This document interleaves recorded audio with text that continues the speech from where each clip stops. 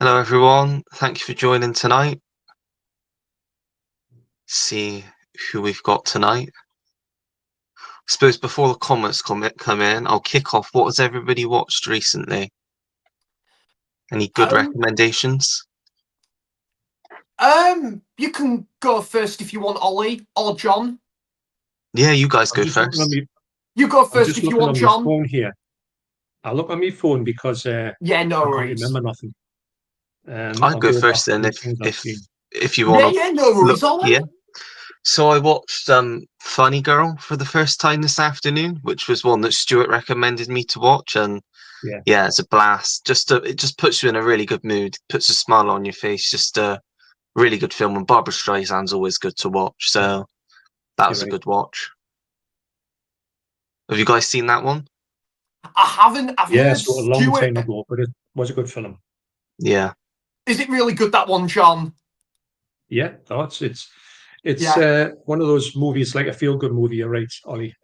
yeah, It's a film you can stick on, and it can just be, in a happy place. So yeah, I'm all for it. I haven't seen it for a long time, but I remember it used to be on the TV all the time back in the day. yeah. It was a good watch. And then last night I watched The Swarm, which is like a cheesy 70s disaster film, which again Stuart said was Yeah. good. And I thought for what it was pretty enjoyable. It's very cheesy, but and obviously technically it's probably not that well made, but I enjoyed it. I thought it was a lot of fun. Yeah, yeah, so that again back in the day as well. Really good film. Like you say, it's just cheesy fun. And Yeah, sometimes that's what you want out of a film, isn't it, really? yeah, It's not going to exactly. be brilliant, but it's going to be enjoyable. Yeah, that's exactly it, John. Like, there's what is it? This probably be well up our street here, John. There's that. I think there's that Popeye's Revenge that just come out, and then there's Peter Pan's Never Ending Nightmare. I think it's the same studio that did Winnie the Pooh, Blood and Honey. Lots in it. Yeah. I haven't seen it, but I saw the thumbnail for that, and I didn't know it's one of those trailers. It wasn't a real trailer, but so it's a real film. Wow. Yeah, Jordan went to see him, Popeye's Revenge. I think he said it's not too bad, but if it's Okay. anything similar to like Winnie the Pooh, Blood and Honey, then yeah, sign me up for that. Yeah, I haven't seen that one yet, by the way. Yeah, I'll have to the get, first have to one get it watched. is so bad, but it's fantastic at the same time, man. And the second one takes in a more serious tone, like because I think it had a bit more of a bigger budget in that, but it's still good though. I enjoyed it. Oh, yeah. Yeah, I'll get them checked out one of these days. Definitely. I like stuff like that. Oh, me too, man. so what have you guys watched? Anything good? You go first if you Um, want, John. yeah, I've got my list here of what because I put my stuff on my phone because when I've watched a film, I usually forget straight away. So if I don't write them down, I'll never remember them. So I can go back over them. But what me and Deborah have been watching recently is the Mission Impossible films because we're going to get ourselves ready for the next one coming out in a couple of months. We haven't watched the previous one yet. We're going to watch that close at the time, so we've done that. We enjoy them all. It's just a good action film, and we like that type of thing. And we're also seeing Captain America. Oh yeah, the new one. Yeah. Yeah, we'd enjoy it. I saw my son in IMAX. We had a good time there. Like I say, what I told you about this, Sam. We had them young Yeah. upstarts in the cinema, so I went and got my money back at the end of it. So, but anyway, me and Deborah went again, and we watched that, and really enjoyed it. I mean, it's another one. It never gets a good review, superhero movies anymore, but we had a good time with it. And like I say, we don't critique the movie. We just sit there. Have we Yeah. enjoyed it? Yes, we have, and we'll move on. We never go and sit and have a cup of coffee afterwards and say, right, let's get into the nuts and bolts of it. We'll just say, was that good? Yeah, great. So I really enjoyed that one. I've been watching the Russ Meyer films as well. I've enjoyed them ones. Vixen and Super Vixens. Wow. And I've watched some of the stuff I've got from Vinegar Syndrome, like Street Trash and The Amazing Transplant and The Carpenter. Just really daft horror films or Yeah. low budget things, but I really get a blast out of them, and I I think I personally enjoy them more than any big blockbusters these days. So Yeah. just a bit of just daft fun, really, when I look through the list, but enjoyable stuff. I'd like to check out that film at some point, John. The Carpenter. Funny I said The Carpenter and John at the same time. Yes, it is, isn't it? Yeah, Yes. so I did that. You need to check But, out The yeah, Carpenter, John. Yeah. lol. But yeah, John. I was eyeing up the VHS of that a little canny while back, to be fair. And did that get a Blu-ray release over here as well, John? The film Well, The The Carpenter. Carpenter. I The don't think it's been Carpenter, out on yeah. Blu-ray here. I've never seen it at all before, ever. For this one, so I don't know if it's ever been out in the UK. I wouldn't have thought so. It doesn't ring any bells with me, but it's a good. If you get the chance to see it, if it does come out Yeah. here, do get it. You have a good laugh with it. Very gory. Yeah, I need to check that out, mate. And to be fair, I need to, because I need to check out just what, like, and we were talking about this as well a couple of weeks ago with Marcus, that there's just a lot of these like bizarre, obscure horror films that I've just never heard of, and and it's like really low budget, and it's like I've got to get like some of that in my life. It's good fun. Yeah. It's just harmless fun and just mindless drivel. Some of them, but they're that bad that they're great. I get a blast out of them. Always have them. That's brilliant. What's your thoughts on The Exorcist II, by the way, John? Well, speaking of bad films, that's so bad it's bad. So bad it's awful. So I saw that once and never again. That's my thoughts on that one. Yeah. I really don't think I want to put myself through that, man. Don't bother. It's awful. It really is. It's just total trash. Yeah. Well, even if, John, I try and go in the similar mindset as I did with Batman Forever and Batman and Robin, it's not even at that level, is it, John? Is it just really god awful? It's totally awful. I mean, I like the second Batman, the third and fourth Batman films. I think they're really good. I mean, my son was at an age when he watched them just all the time, and Deborah watched them all the time with him, and I think they're great. I've got no problem. Me too. Sorry, you John. can rewatch them, but you can't rewatch The Exorcist II.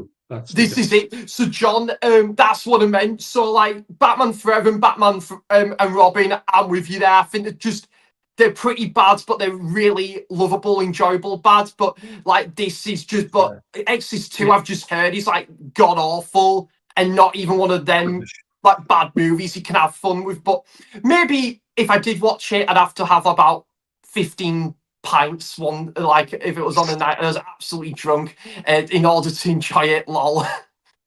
Well, you need to be unconscious to watch it to get any enjoyment out of it. So have as many drinks as it needs to knock yourself out, and you have a good time with it. I can't believe that's been released. Like it got a proper release. Our 4K, yeah. Oh my god. They just want to do something else. To me, all right, they could release it because it's a film that people talk about, but my god, unless they've done some kind of super recut on it, but no, terrible. Yeah. It sounds like a masterpiece, and I'll have to. Thanks for the recommendation, John. I was watching your video on Vinegar Syndrome, like your new video that you've put up. Is it mainly, because I'm not too familiar with the label, I'm guessing it's an American label, is it mainly like obscure horror films then? Well, I didn't get into Vinegar Syndrome, but I heard about them a lot. And every time people were talking about certain films and they were coming out, they're really obscure, great films, and then they mentioned Vinegar Syndrome. So I thought, right, I'll have to look more into this. And basically what I've come to know about them is they do release some really obscure stuff. I think what they are is they're like a company that's they go and find the films and they remaster them themselves and they put them out. They kind of stop them from being lost. That's their goal. And the stuff they put out, you wouldn't believe what they've got in their back catalogue. The most ridiculously obscure stuff, but sometimes it's really good. So when I've been doing the subscription thing, I do get stuff from them and stuff that I haven't heard of. But also on the site, you can get great sales and that, and you can pick up stuff that I've been after for years, and it's on there, so I can pick these things up that are still in stock. So it's more the more like they do everything. They're like it's all in house. They remaster their own stuff. I've got a team that do it. They don't farm it out to anybody, and they go and get the best available resources, and they'll go and remaster them, put them out, put them gorgeous slipcovers on, the best slipcovers you will ever see in your life.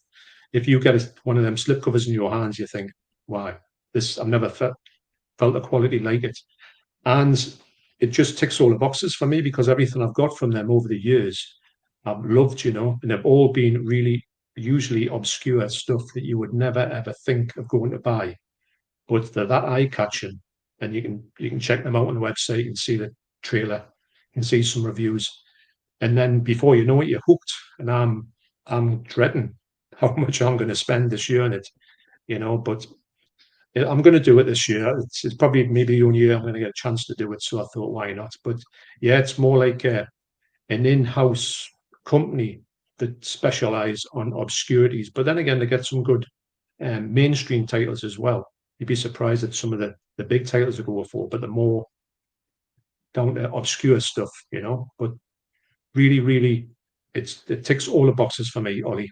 That's how I can put it. Yeah. Well, the one I saw on your video that looked interesting is I can't remember what it was called.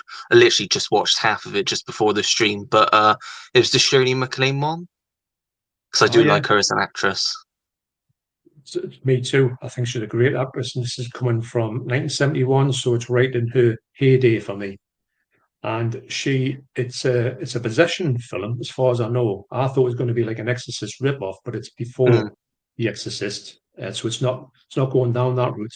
I think it looks really interesting, but again, I've never heard of it before, and now I've got a 4K of it with a great cover. So I'm really excited to see it because you're getting introduced to all these like really weird stuff. It's more mainstream, but it's got these big actors in it. And Shirley MacLaine, like I say, she's everything I've seen of hers is always good. So exciting title. Yeah, definitely. Yeah, Sam, you watched Rocky IV the other day, didn't you? I did. Yeah, sort of stuff. So I told you as well, John. Yeah, I watched Rocky IV for the first time, and I loved it. I thought it was really good. They seem to be like one of the most consistent film series out there to the Rocky films. I think so far the original is my favourite. Funny enough, I'm going to see that in Sunderland with Ryan tomorrow, like at the Omniplex, John. Yeah. The Omniplex cinema in Sunderland. Really nice cinema actually. So I'm seeing the original Rocky there tomorrow, and it was only last month when I rewatched it. But seeing it on a big screen, it'll just be like the chef's kiss. It'll be an amazing experience. But absolutely, man. And I'm sure they're going to re-show it again next year as well for the film's 50th anniversary. But Rocky 2 was awesome. I think Rocky 3 is probably so far my favorite of the sequels. I just absolutely loved it. It goes through like so many different phases and so many emotions, and then it's kind of like seeing that different side to the chemistry of Rocky and Apollo Creed in comparison to the first two movies. It's just so interesting to see that other side to it. It's brilliant.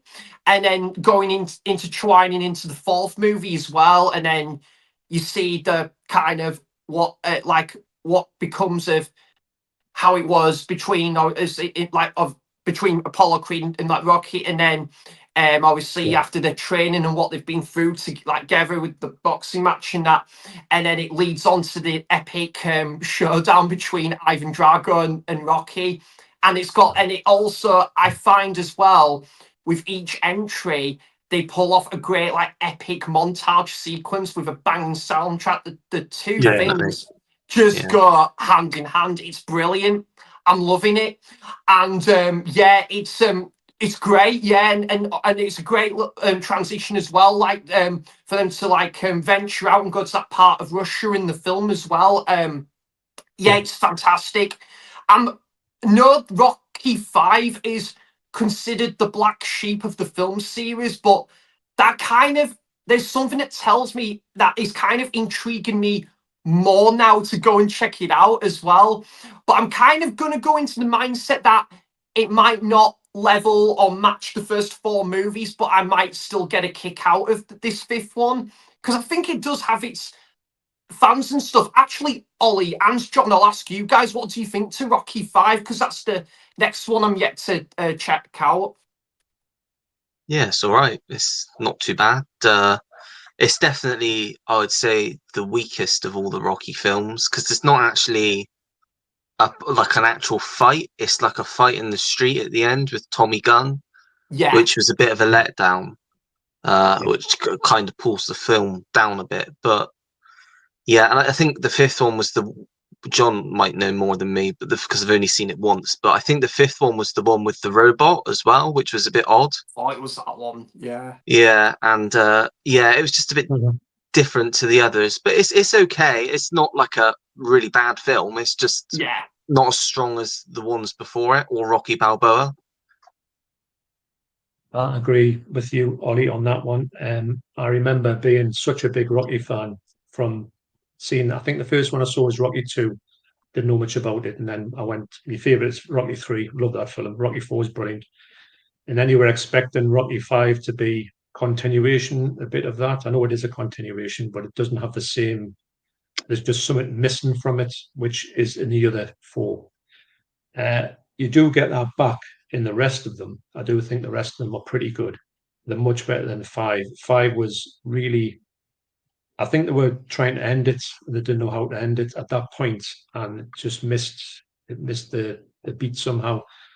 I think I haven't watched it for a long time. I will get to watch it, but is the new one out there? Is this like a new cut to Rocky 5, or is it? I know Rocky 6 has a new cut, or Rocky 4. I'm not too sure, but Rocky 5 is definitely the weakest. But I think you should watch it because it does Yeah. springboard you into the rest of them. So, but The yeah, new cut, John, do you reckon that would be included on the 4K? Because did they release 5 and Rocky Balboa on 4K recently, didn't they? I Yeah. think all if they've got your new cuts on the films are all on the 4Ks. If Hmm. 5 has a new cut, it will be on the 4K. Yeah, because But Rocky 4, I watched the director's cut of that as well. right. Yeah, that was the Um, last one he did. I think that is it. The Drago cut. okay. I think he did like 2 or 3 years ago. Yeah, it was that one, mate. Yeah, that I watched. Like I say, I'm not too. I haven't got them actually on 4K. Believe it or not, my son's got them all on Blu-ray, and I haven't watched them for ages. But I will watch them again because I do like them. I think they're great, especially 3.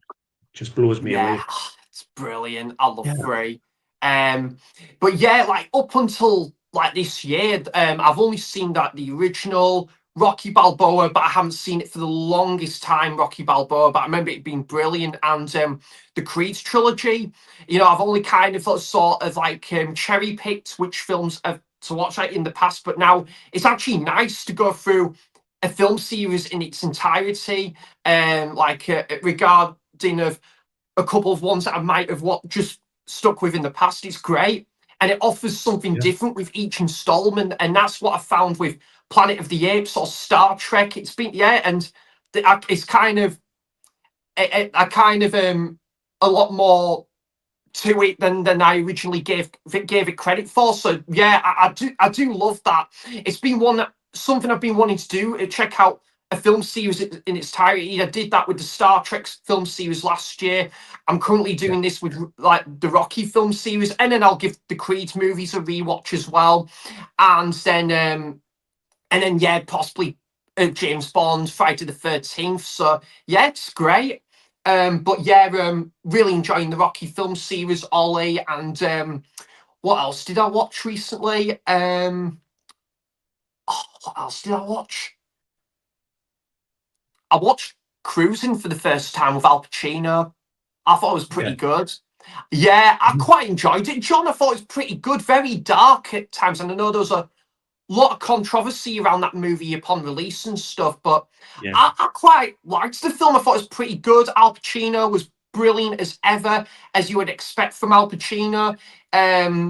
but yeah, it was pretty good, and it was good to see another film by William Friedkin, because a lot of his filmography is a bit of a blind spot for me, because I've only really stuck with the original The Exorcist. But I probably similar to you actually, Ollie, I probably should in like for the both things of checking out more of William Friedkin's filmography, but also because we sadly lost Gene Hackman last week, I'll definitely need to check out The French Connection at some point as well. Yeah, I was going to bring that up. That was one of the topics I've written down about Gene Hackman. Yeah. Obviously, yeah, really sad that he's gone. Well, obviously, great age to go, but obviously, we still don't really know what happened. But I just wanted to see if any of you guys have any underrated or underseen films from him, because I have one particularly in mind called, I think it's, I'm pretty sure he's in it. My memory's a bit foggy. I know it's a Paul Newman film, but it's called Twilight, and it came out in the mid-90s, and it's about a private detective, and I'm pretty sure Gene Hackman plays like a bodyguard or like head of security or something for this rich family, and Paul Newman's a detective trying to investigate this murder. It's also got a really early performance from Reese Witherspoon. I want to say maybe James Garner's in it as well. It's got a terrific cast of like veteran actors, but it was one I think I caught on Prime quite a few years ago now, and I remember really enjoying it. And yeah, I'm pretty certain that Gene Hackman's in that one. He's stuck in my mind for some reason in that one, but yeah, decent one, that one. Yeah, I've not heard of it, Ollie. So thanks for recommending me that. Have you seen that one, John? No, I've never heard of it actually, but it sounds good. I'm loving the cast in it. That's for sure. Thing is with Gene Hackman, when it's one of these actors, when he's in it, you know you're watching a good film. I've never seen a bad one. I've seen all of his films, but I know that like I say, I've never seen a bad film he's been in.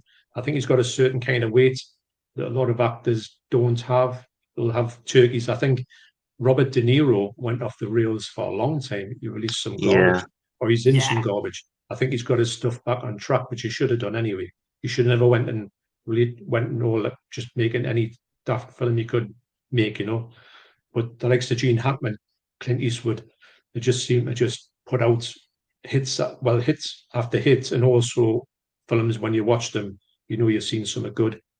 So yeah, the big shame that I remember when my wife told it, Deborah was sitting in the, she shouted us through from the kitchen, said, "You'll never guess what." And I said, "What's going on?" She said, "Gene Hackman's dying." And I was like, "Really?" You know, not thinking too much of it. And then we're looking on the news to see it was like such a sort of strange scenario that we do really want to know what's happened. And it's what a sad way to sort of end up, you know, and after all his life of, you know, in the public eye. But we still don't know what's happened. And it's just a tragic thing all around. I know 95 is a great age, but it's still, you know, you wouldn't want that to happen to anybody. Yeah, there's quite a lot going around at the moment, because I know originally, well, when I first heard it, the first thing that came to my mind was carbon monoxide poisoning. But then you hear that there's two dogs that are still alive and healthy, and the bodies have likely been there for possibly up to 2 weeks and had started decomposing and were partially mummified. And then apparently the maintenance guy that obviously did the 911 call, they said that they found the door was like partially open, and that around his wife's body there was a lot of like scattered pills. So it's just a bit dodgy. I mean, whether it's like a robbery gone wrong, but then again, we probably would know by now because there would be stuff missing, or I don't know. It's just really odd, the circumstances. Like, they've used the word suspicious. It is quite suspicious. And going into that, another great film he was in, really under the radar as well, was called Under Suspicion, where he co-starred with Morgan Freeman. I think it came out in about 2000, and I'm pretty sure it's set in Spain or somewhere like that, or Mexico, or somewhere like a Spanish country. And I think he plays like the mayor or something, and Morgan Freeman's like a detective trying to catch him out for corruption, I think, or is it something to do with a murder that's gone on? Yeah. And yeah, I remember really liking that one. I remember it being like quite a tight 90-minute thriller that obviously Yeah, two powerhouse actors going head to head against each other. It was just, yeah, stayed yeah. with me for a bit, that one. So that's another great one. I'll have to check that out. Ollie, can you get that one relatively available on Blu-ray, that one? I don't believe it has a UK release. The best bet is probably Germany, because I would have thought Okay. they would have put Yeah. a film like I'm the same with Twilight as well. I'd have thought, because Yeah. Germany does a lot of those sorts of titles. I think Twilight from memory is a Paramount title, and I think, like I say, Under Suspicion was like, I think it was like a French production or a Spanish production. So I don't know who released it over here or over in America, but again, I can imagine that you'd probably get a fairly cheap Blu-ray somewhere for both of those. Yeah. Mm. No, thanks so much, Ollie. I've not heard of both of them movies. Yeah, that's really cool to hear. I've the one that comes to mind for me that I feel is it's not really well like unknown, I would probably say, but I feel it's one that is still a little bit underrated, if that kind of makes sense. I probably, and because it's obviously got Gene Hackman and Al Pacino, who I talked about earlier, but the film called Scarecrow, which I think is excellent. I think it's so Yeah, underrated. It's like, like Al Pacino, I think, plays someone that I think he's trying to get back home to his family, and Gene Hackman, I think, is trying to go to Pittsburgh, I think it is. But yeah, it was pretty good. So, like road trip between two powerhouse actors playing two characters that are trying to go Yeah. to two different places at once, and it's brilliant. Have you seen that one, Ollie? no, that's not one I've seen, but I know it's on the premium collection, probably long out of print now. But yeah, I believe, if I remember, because I wrote down all the Al Pacino films that I've not seen. I believe that was one of his very first ones. Might have been like his follow-up from The Godfather, I think. Early 70s, I think, but definitely. Yeah, I think you're right, mate. I think it was 1973, so I think it Yeah, was year after. still a time to Serpico, and then there was Dog Day Afternoon and Godfather Yeah. Part 2 that came out Yeah. 74. I've still not seen what's it? I keep getting it mixed up with the other title.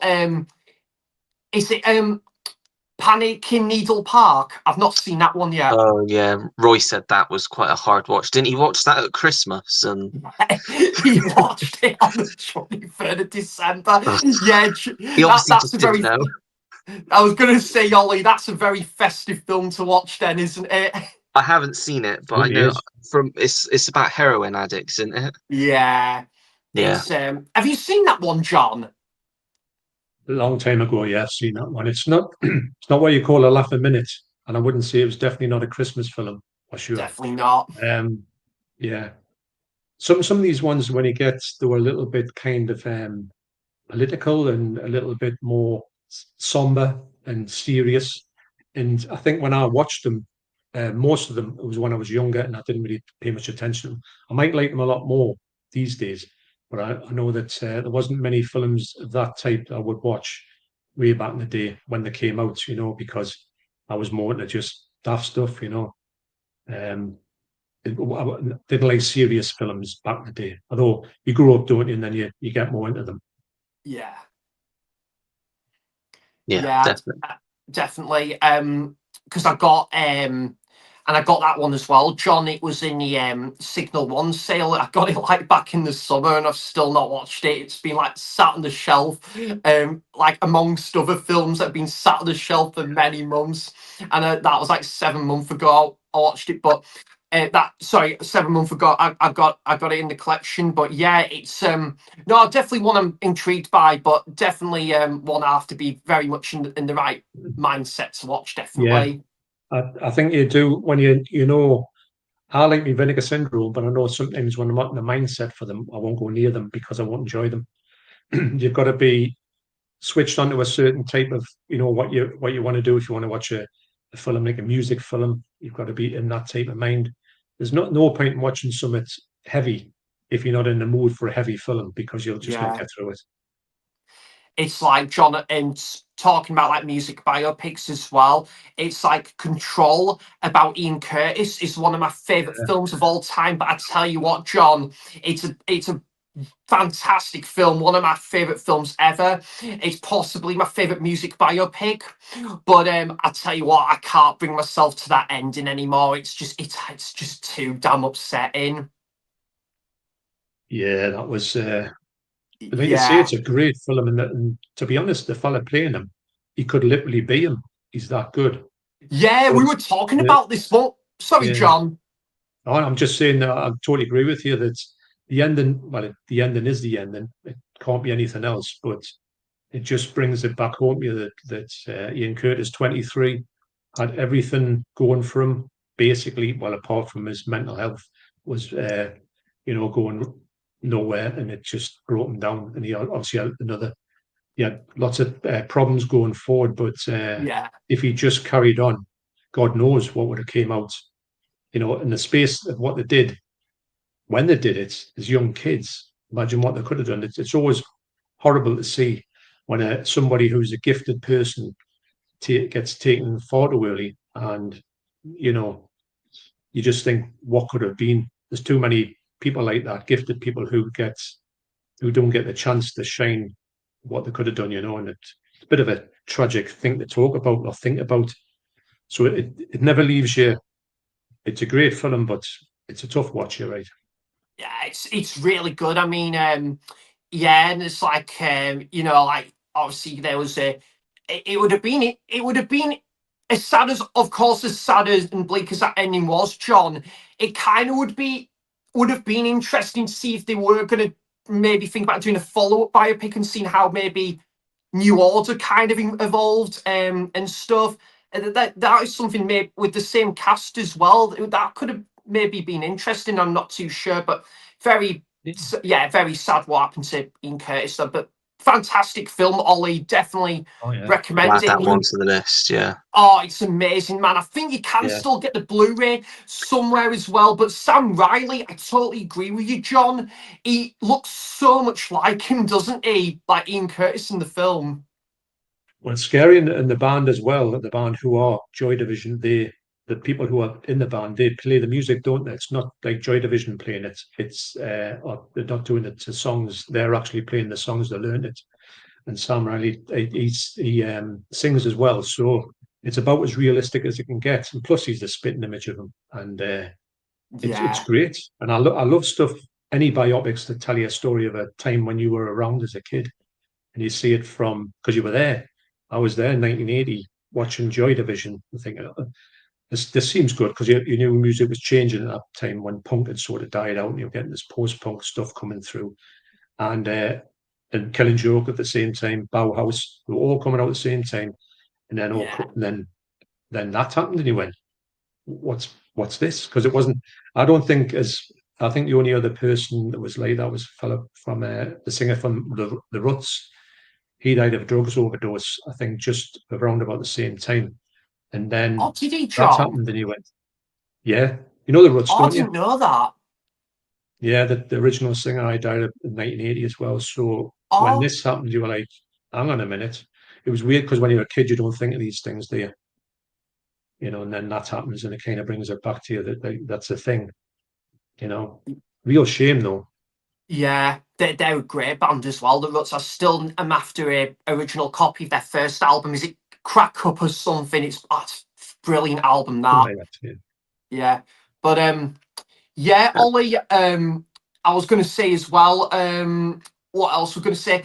I did watch, because I've been trying to get more into like the Hammer horror, which is a bit of a blind spot for me. What did I watch? I watched for the first time The Reptile. I Mhm. really enjoyed it. I Yeah. thought it was very good. But I'll tell you what, John, I don't know if I've ever told you this. I've got a massive fear of snakes, especially cobras. I just can't stand the things. Yeah, I think you have Um, actually. Yeah. yeah, oh mate, I've been frightened of those things for many, many years. And there was one scene in that film where the guy in the house, he walks through the door and there's a close-up shot of one of those things, and even though the thing wasn't real, it was like, it just came out of nowhere. And yeah, but it's a pretty good film, that, and definitely would make inroads into more like Hammer horror. That's something I'm kind of trying to get into the swing of as well.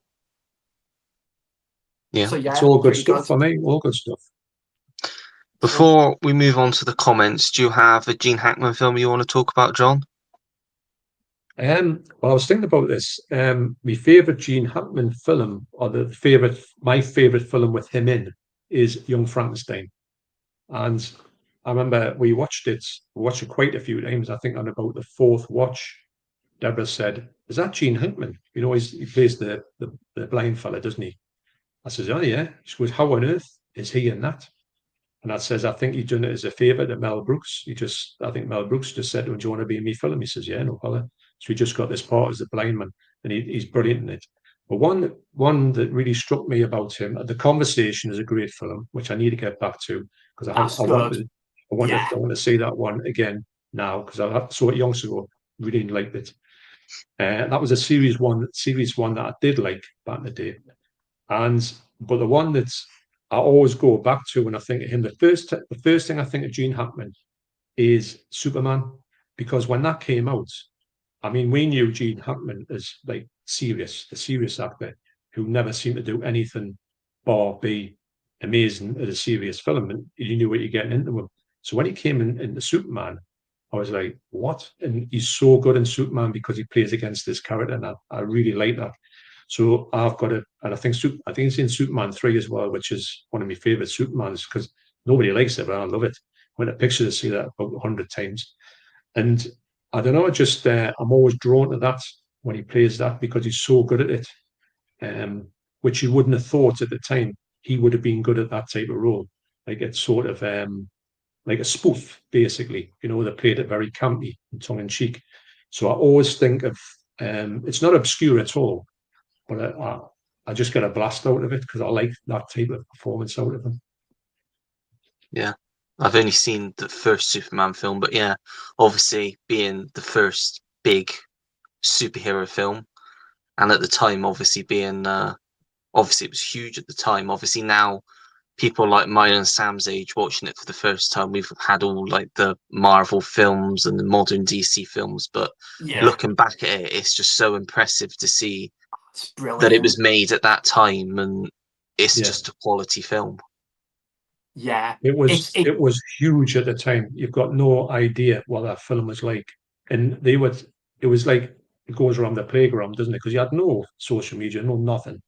Nobody would know anything about it apart from the fact that somebody would have said, you actually see him flying, and we thought, well, I can't do that. So when you see it, I mean, the effects are pretty good, and they've got this rig that they put him in, and you can't really see the wires, all that type of thing. He just flies away. And for us, we were totally mesmerized, and it was unbelievable to see that, because you've seen people flying in other films that are all rubbish. You can see the wires, and they're just dummies on a bit of string. Well, this was next level, and it was a real blockbuster at the time, and there was a blockbuster every year, and that was the blockbuster of '78, which everyone went to see at least 2 or 3 times because it was just mind blowing. You know, I mean, these days them effects are 10 a penny, but when these were coming out for the first time, it was something else. It really was. It's something I would love to go back to and look at and appreciate with fresh eyes now. And just think. I mean, I loved it, but you know, when you just think, the first time when you saw that, when he took off, it was unreal. Yeah. Right. Let's get started on the comments, because we've probably got quite a few to go through now. So first off, Adam. Hello, Adam. Good evening, gents. Hello, Adam. Hope you're all doing well. Welcome, John. 3 great YouTubers co-hosting Enjoy. Yeah, right. Hope you're doing well, Adam. Thanks for joining.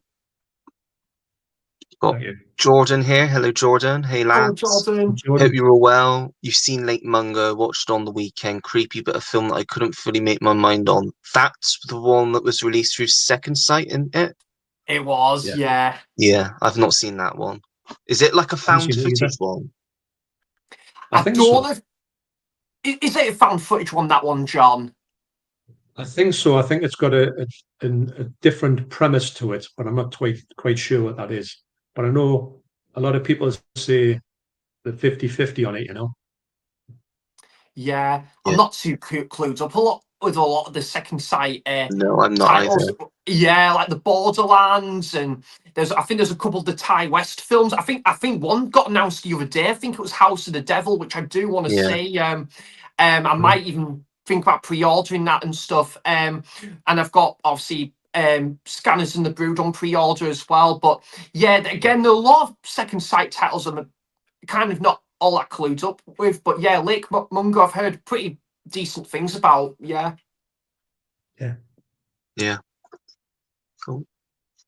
Evening, Sai. How are you? Hello, buddy. Right, Si?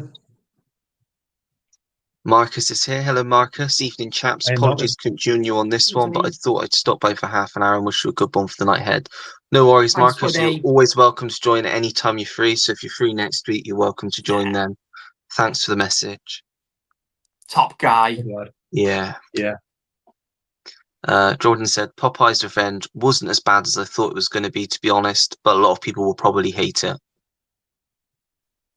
Yeah, I think with that one, Ollie, I'll probably just go into the similar mindset as I did with the Winnie the Pooh Blood and Honey films, knowing that they're not, like particularly great or good movies, but just kind of have fun with it and stuff, as I did with like the other two movies. So yeah, it's one I'm quite intrigued to check out, and I know there's that new Bambi horror film that's coming out later this year, which I'm sold already. Looking forward to that one.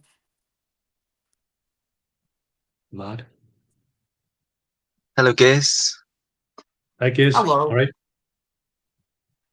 Jordan said, I just went to see Cap America today. It was okay, I thought, but one of my least favorite MCU films. However, still enjoyable though. Yeah, I'm with you there. It's I'd say there are definitely worse. I would definitely put films like the Marvels below it. Even the last Thor film.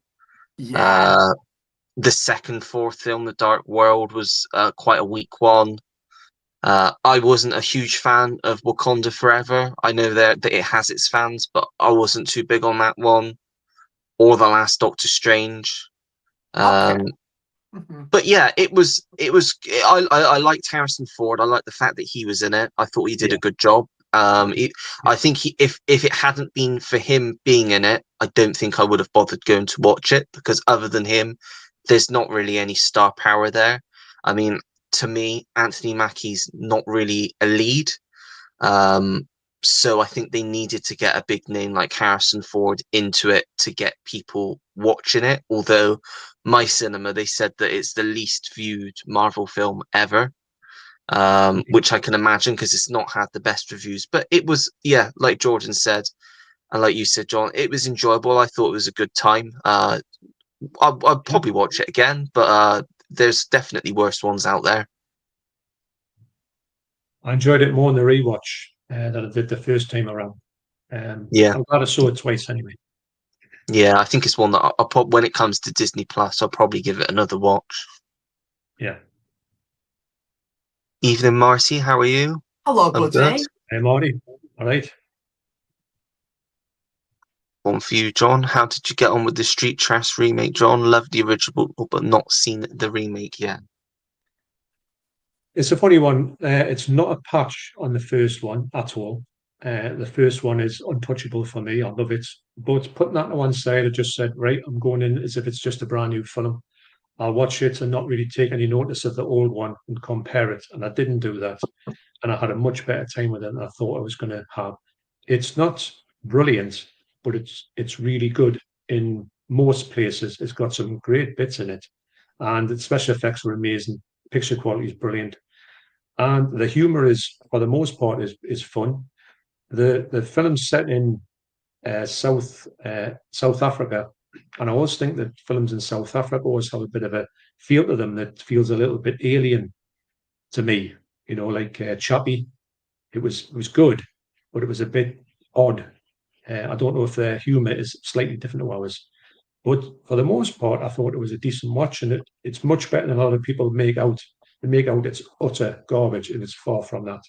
It's enjoyable, but don't think of it as street trash. Just say, I'm going to go into this film, and it's called street trash, and that's really how much in common it's got with it. Yeah, I think thought it was pretty good, but I know a lot of people don't like it. But it's up there. I think it's just up to yourself. If you like that sort of thing, give it a shot. I'm glad I did put it that way. I was sitting on the fence a long time with it, but I eventually thought it was in the sale. I thought I'd get it cheap and just see what I like. But yeah, it was all right. It was better than I thought it would be, but I could understand if somebody thought it was utter garbage. Hello, Nathan.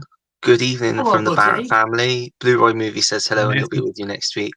Thanks for dropping by, Nathan. Cheers, See you, mate. buddy. I watched Popeye's Revenge this afternoon. It's a bit like the first Winnie the Pooh Blood and Honey.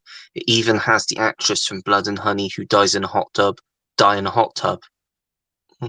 Wow. Well, yeah, I can't say they're films that I'm particularly interested. They probably would go in for me in the same category that I would put the Terrifier films in. That they just don't interest me. I mean, I know they're That's not fair, probably yeah. they're probably not as over the top gory violent as the Terrifier films, but I just think as films and just the way that they're obviously taking these iconic Disney franchises, I'm sure they definitely have their fans out there, but just for me, it just doesn't interest me. There's a lot, I could put hundreds of other films on a list that I would rather watch before I ever wanted to watch those ones. I'm similar to you.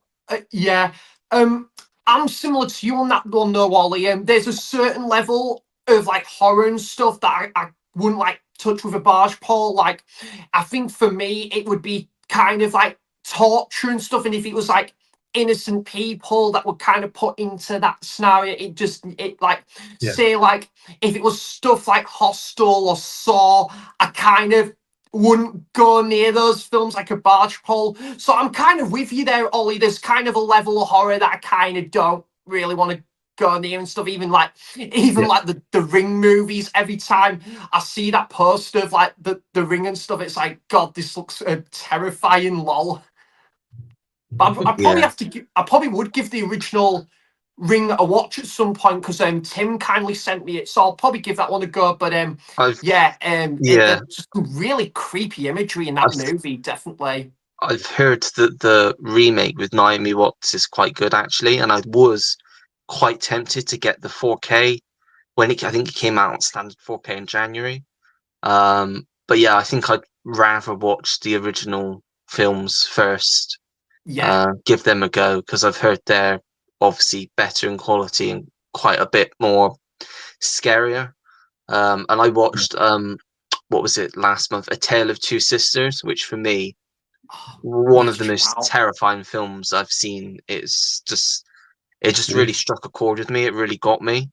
It might be because like I'm a bit of a wussit, but just really effective, I thought. And the Koreans are just so effective at horror and it's just great. Have you seen that one, John?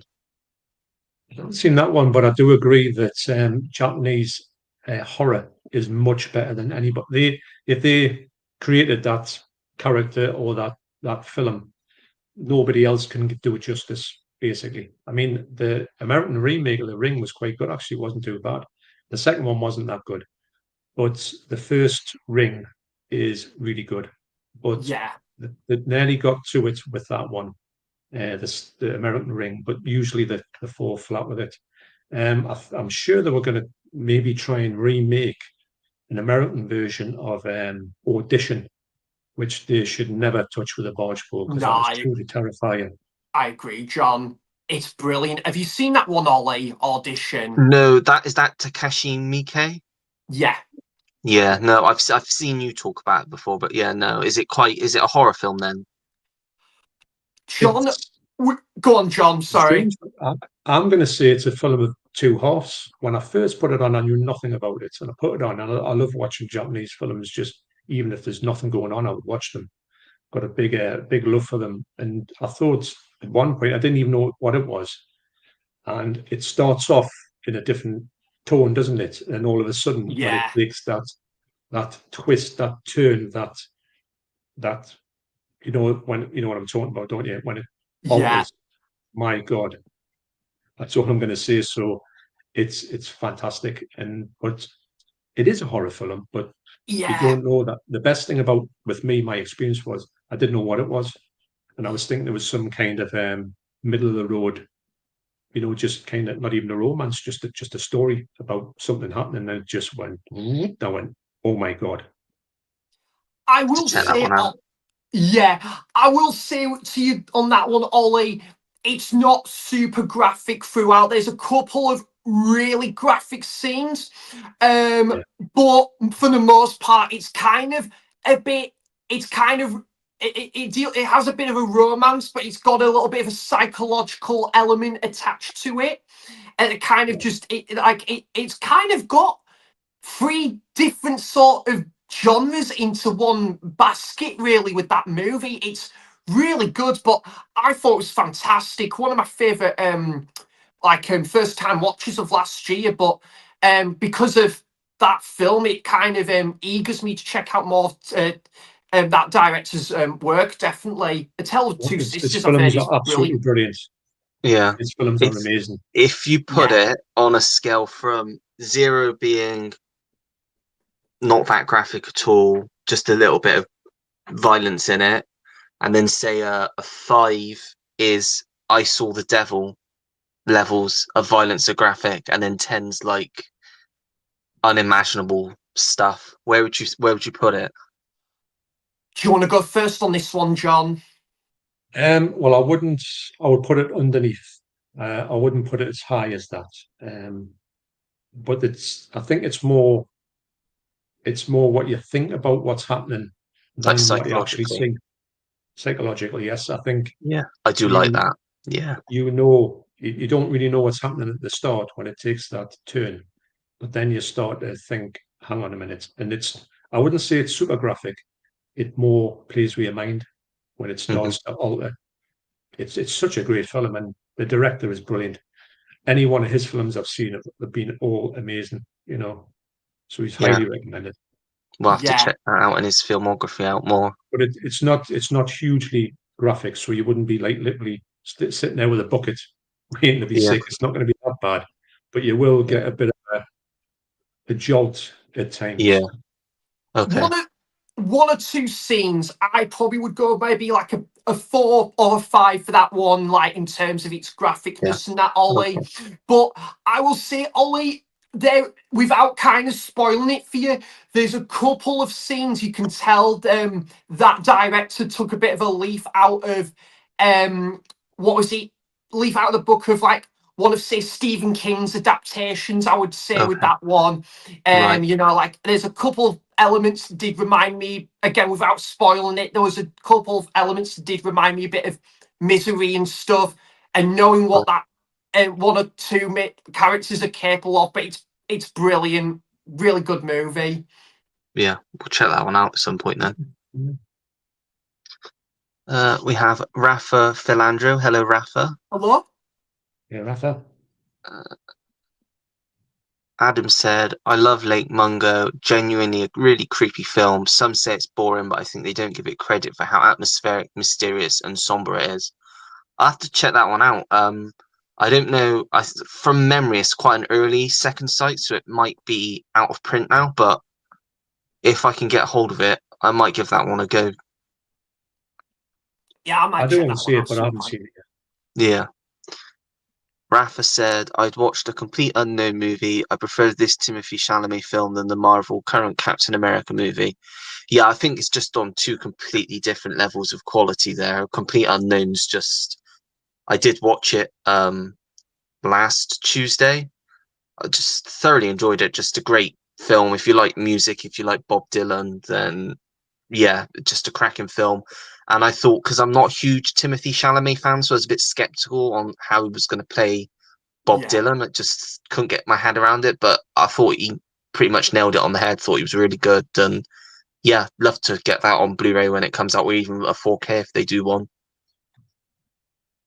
Yeah, it's really good. And I actually was interested to see a biopic of kind of showcasing like his evolution as a songwriter and moving from Afterwards, yeah. acoustic to electric guitar. And honestly, I'm with you though, Ollie. I remembered that being announced when it was Timothy Chalamet's Bob Dylan, and I was kind of just scratching my head thinking, oh, is this going to work? I wasn't too sure, but then really good word of mouth came out, and his performance is brilliant in it. And yeah, James Mangold obviously is capable of doing a really good biopic before, so he was a kind of a trusted name, I would say, with directing this one. Because obviously, I think it was Walk the Line. That was Yeah. brilliant about Johnny See, Cash. to me, I didn't know why, because I did read. I think he did actually approach, or at least had in his head to start with, of bringing Joaquin Phoenix back in to play Johnny Cash again. With obviously they'd have to have either a lot of makeup or do some sort of de-aging to make him age him down. But I thought the guy that played him, I think it was Boyd Holbrook, wasn't it? Because he was in Logan and he was in the last Indiana Jones film as well. I thought he did a pretty good job, even though obviously he's not got a huge part in the film. But I think the parts that he did have, I think he did pretty good at. Yeah, I thought, just thought really good film. Yeah, I'd be even up for kind of a potential sequel to that, Ollie, as well, where it focused on the 70s part of his career. But having said that, I know it's kind of based off a book as well, which I think is the book is like around the 60s side, 1960s side of his career. But that would be interesting as well, like, because he's got such a fascinating career and stuff as Bob Dylan. I have seen him live as well at Nottingham Arena in 2017. I'm a big fan. So yeah, that was definitely probably so far, Ollie, this year. I'm going to even say possibly the biggest surprise at the cinema. I would even go with that. Yeah. It's really good. I'll definitely be checking that one out again. Yeah, I think I've got it at 4 at the moment, maybe number 4. I can't remember what my top film is. It might be Nosferatu, actually. Yeah, I think it's Nosferatu at the moment. You saw that one. Oh, sorry, Ollie. No, I was just going to say I'm looking forward to the Bruce Springsteen biopic, which I think might be out the end of the year or early next year. But that'd be interesting because it's during the 80s, so I think that's the best time to do a biopic about him. So I think that one's going to be a good one. Yeah, that'd be brilliant. I saw Bruce Springsteen back in 2016 at the Man City ground. He was really good. Yeah, I think a biopic of Bruce Springsteen is long overdue as well, with him being one of the most acclaimed artists out there. So that'd be brilliant. I'll ask you this, Ollie and John, actually. Which artist would you love to see a biopic about? It could, or even could be about anyone, music biopic or not a music biopic. I'd love to see Genesis and then Phil Collins, like how Phil Collins went from Genesis to his solo career up to now. Obviously he's basically retired now, but I think that would be a really interesting one because I think as an artist he's just done so well, and yeah, I just think he's great. That would be amazing. And my dad's like one of the biggest Genesis fans out there, so my dad would love to see that as well. Yeah, that could be a really good one. Ollie, how about you, John? David Bowie. If they did a good David Bowie one, I did think of him. Yeah, because they did that crap one. Was it called Stardust? I didn't hear good things a few about years that ago, one. and apparently it was because they weren't actually allowed. They didn't get given the rights to use any of his music, and they were only allowed to tell his story. Like they weren't allowed to. It had to be like before a certain time. So, and I heard the guy that played him didn't do a very good job. So, yeah. No, I'd like the look of it, and I thought, oh, I'll get that one. Then I heard some reviews, and I thought, oops, I'll keep it well away from that, because I think if you're going to do something like David Bowie, you've got to do it well. Got to be big. You Yeah, it's can't got to do be big as anything well. with his thing half-hearted. And if you've got Yeah. to use the music, what's the point? Well, yeah. Yeah. Yeah, definitely. There's the, what is it as well, Ollie? If they got the Beatles biopic out sometime Yeah, this or next year. they're doing, so I read recently they're doing 4 films. They're all going to be directed by Sam Mendes. They're all being written by different people. It was originally going to be 2027, but he said they're too, because of the strikes and stuff, they're still quite far back. So it's now looking like it'll be 2028. They don't know how they're going to release them yet. Personally, I'd like to see like one every few months to space out, because I wouldn't want them all to come out at the same time, because they'd then all be competing, and then that wouldn't be fair on, say, because everyone, the obvious ones would be Paul McCartney and John Lennon that everyone wants to go and see, and then the other two would kind of be in the shadow. So I think giving each of those films their individual time to get seen, get an audience, make some money, will be quite good. But I'm quite pleased with who they've cast, because I think, I don't know who's playing who, but I know they've got Paul Mescal, Joseph Quinn, I think, is it Barry Keoghan? I think, or however you say his name, I think he's been cast as well. And I can't remember who the other one was. Was it Harris Dickinson? I think. I actually remembered who the cast was because it got announced a little while back. Yeah, it was late last year. I think it was, yeah. I think it was those 4, but I mean, they're all good up and coming actors, so I'd be interested to see where they take each of them, and obviously they'll all be in each of the films, like in the background. But it'd be interesting to see how that works, because I can't think of anything that's been done like that before to that extent. Obviously, we had like the Lord of the Rings, which was filmed back to back, but that was like a year between them all. Yeah. So yeah, be interesting to see what that's like. Yeah. I just hope they do it well, because there's nothing worse when you do a biopic and it's just wrong, and you just think, Yeah. especially with a big stuff, and it doesn't work, and it's a wasted opportunity. Because if they do a bad job of it, the chance of them doing another Beatles one better will be way down the line. So they've got to really get this one right, because I haven't done many. Well, I've done a few Beatles things here and there, but nothing big like this. Yeah. So they really do need to get it correct. Because they did that Midas Man last year, which was about Brian Epstein, obviously their manager, and I think they had small roles in it. And obviously then there's that Nowhere Boy about John Lennon as a young man, which I've not seen, but I've heard good things about that one. But yeah, you're right. I was trying to think of any that like kind of missed the mark in terms of music biopics. I can't think off the top of my head of any. Can you guys think of any? To be honest, about the fellow who died, you know, there was a Beatle who died, didn't he? Way back when. They did one about him. It was all right, but it wasn't, you know, much of a film. Oh, Backbeat. Yes, that's the one. Yeah. I've heard of that one. I think maybe the cast was not as good as it could have been. Yeah, I heard it's some Americans. It was like was it like produced by America, so that like it was mainly Americans in the roles? Yeah, it missed the trick, you know. And I think the casting it, especially with the Beatles, it's got to be somebody who can do a Scouse accent brilliantly, or be from Liverpool, you know, to give it some credence. But I just remember watching it and thinking, yeah, because usually when you watch a good biopic, you're kind of transformed and you think, right, that was great. I do think though, a really strange route, because the one that I thought was going to be great, and it could have been great, was the Ian Jury one. When you saw the, you know, what's he called, the fellow who played Gollum, he was, you know, playing Ian Jury, and he played him brilliantly. But the way the structured was that sex, drugs, and rock and roll. Is that one? Yeah. Yeah.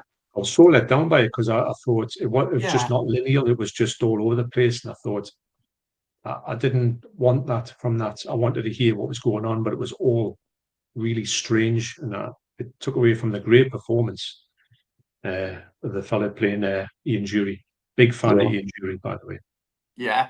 I was going to say, because it was what was it, John? Andy Serkis who played him, wasn't it?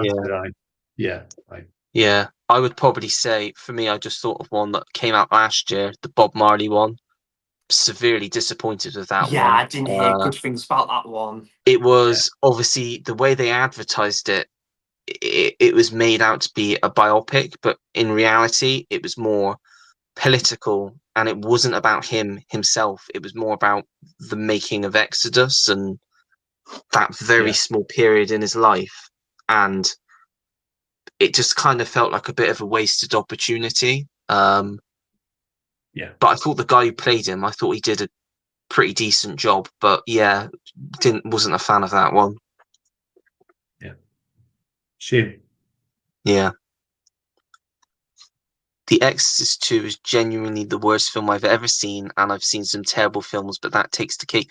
So what I'm hearing from everyone is that I've seen The Exorcist, I've seen The Exorcist Believer, which I'm in the very much for the minority, and I enjoyed that one. To skip over Exorcist II and go straight to Exorcist III. Yeah, because if you miss Exorcist II out, you're not missing anything, because it's awful. Plus, as well, Exorcist III kind of is the sequel to it. Okay. Exorcist. I know it's called Exorcist III, but that to do that for obvious reasons. But I don't know what they were thinking of with Exorcist II. Ironically, I saw Exorcist II before the first one, because I couldn't get my hands on the first one in the video shop, because it was kind of taken off the shelves. But the second one was there, and I thought I'll just get that one, because obviously it's going to be as good. I couldn't believe how bad it was. So it made me. I did see The Exorcist maybe a year or two after that, and I was thinking The Exorcist would be laughable like the second one was. But what a shock I got when I saw that one for the first time. So give it a miss. You'll only regret it if you watch it. Yeah, it'll spoil your journey. There's some dodgy Exorcist ones out there. I think that there's loads of Italian rip-offs which are laughable, but they're much more better than Exorcist II. Exorcist II is the worst Exorcist of any description you can ever see. Yeah. Or not. Okay. Got it.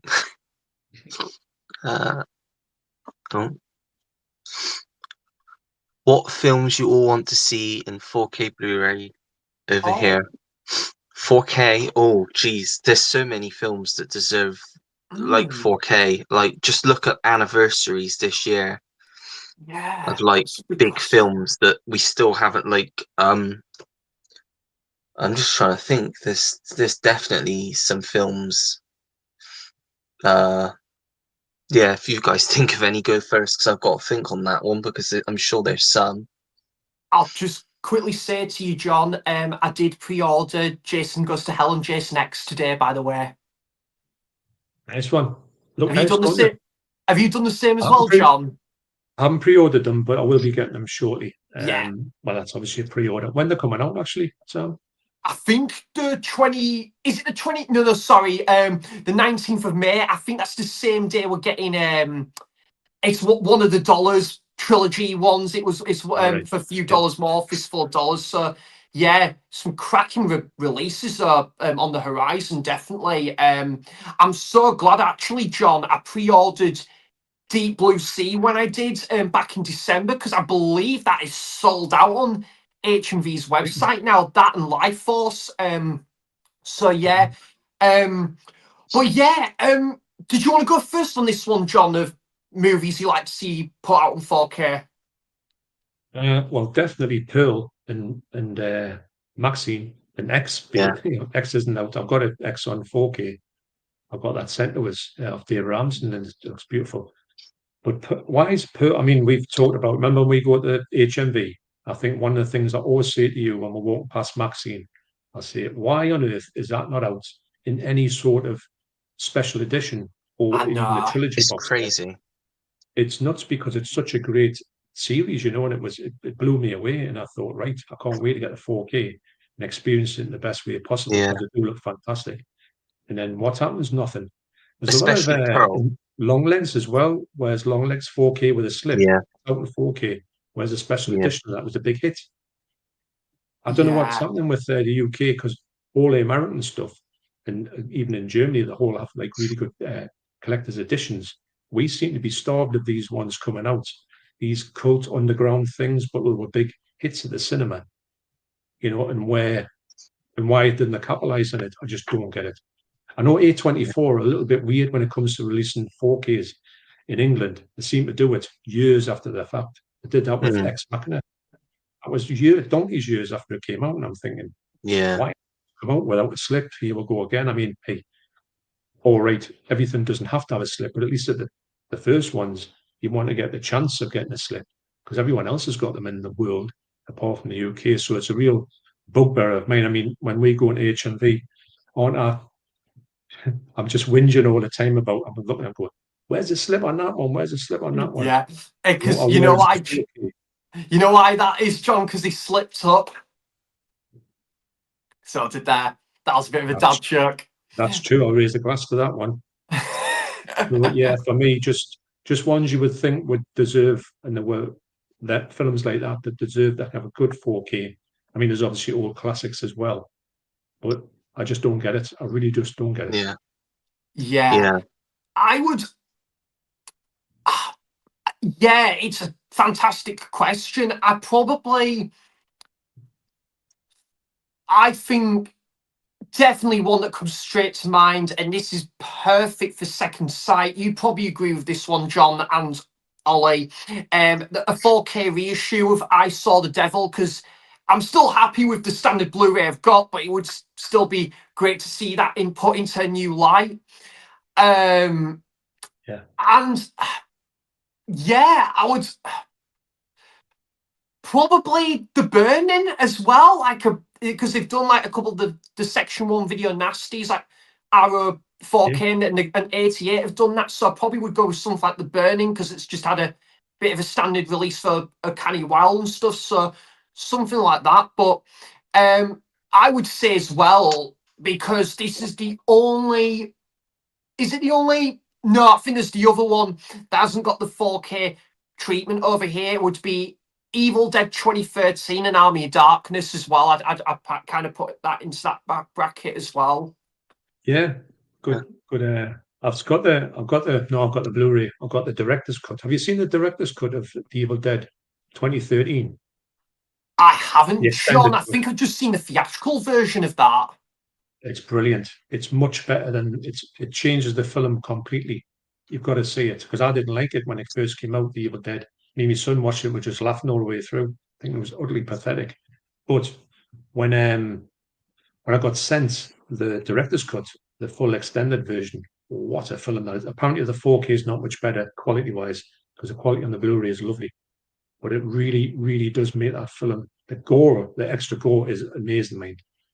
So it's great. Yeah, I think the 2013 one's fantastic, mate. When I watched it, I really enjoyed it. But yeah, definitely, if I can get hands on, like, if someone comes up to me and says, like, when I say like there's a film that I absolutely love, thought it's fantastic, and it's the theatrical cut, you know that it's going to be, it could even be even much better with like other like like kind of other extended bits or a couple of things that could even add that extra spice to it. So yeah, John, thanks for telling me that, because I actually didn't even know that one got a director's cut, that one, the 2013 remake or reboot, should I say.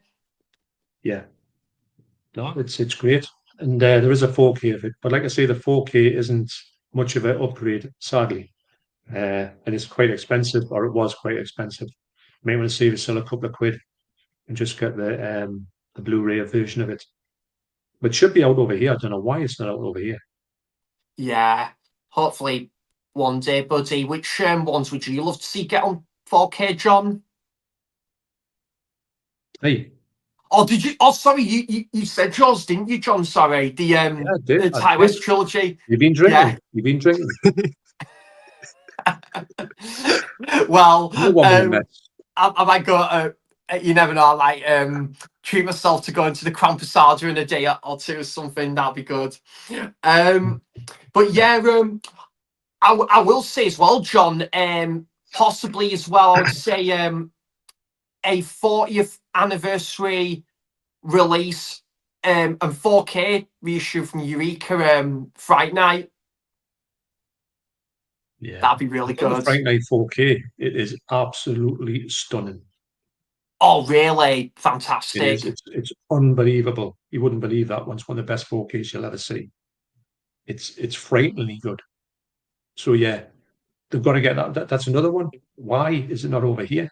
I just don't get it. Mind you, the States have had Fright Night on Blu-ray years before us, and then they've had the 4K years before us. So hopefully, it's got to come out sometime. Really has to. Especially this year, man, for the film's 40th anniversary. It's got to be there for the taking, for sure. Where's Fright Night Part 2 as well? That'd be good. That'd be a really good shout, because the DVD is super rare, and no, like, shouldn't be.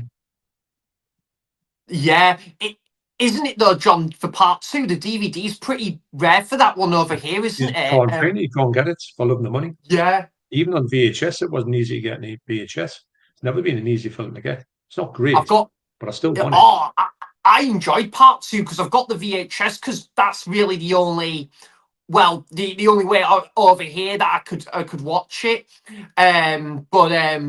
Yeah, even like, yeah, like that'd be brilliant for the film's 40th anniversary. Do like a Blu-ray or 4K like edition of Part 2 as well, which would go nicely in order to celebrate the film's 40th anniversary, but then on the on the spirit, like, kind of like with the celebration of that, kind of give it gives chance to give Part 2 put into new light as well, with like Blu-ray and 4K edition over here as well. Definitely.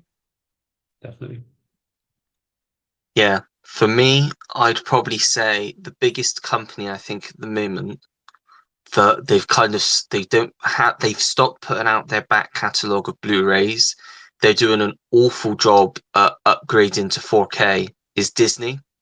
So I'd say two big ones that, why haven't we got a 4K release anywhere in the world of them at the moment, is Con Air and The Rock. I think they definitely are long overdue a 4K release. Yeah. But yeah, I just think Disney are awful. They're awful. I think because we only just got The Sixth Sense and Signs on 4K, or even Willow. Like, how's it taken them that long to put it on 4K? There's so many films that we could have had on 4K, like classic Disney, like aren't Disney films, like the Touchstone films. There's even some Touchstone films that we haven't got on Blu-ray yet. It's like, why did it take them so long to put True Lies out? Like, we didn't have a Blu-ray release for that ever. So yeah, I think there's just so many Disney back catalogue films that we desperately need. I mean, even going back a few years, there was one I saw at the cinema called See How They Run. Great little murder film. Sam Rockwell. Never got any physical release anywhere.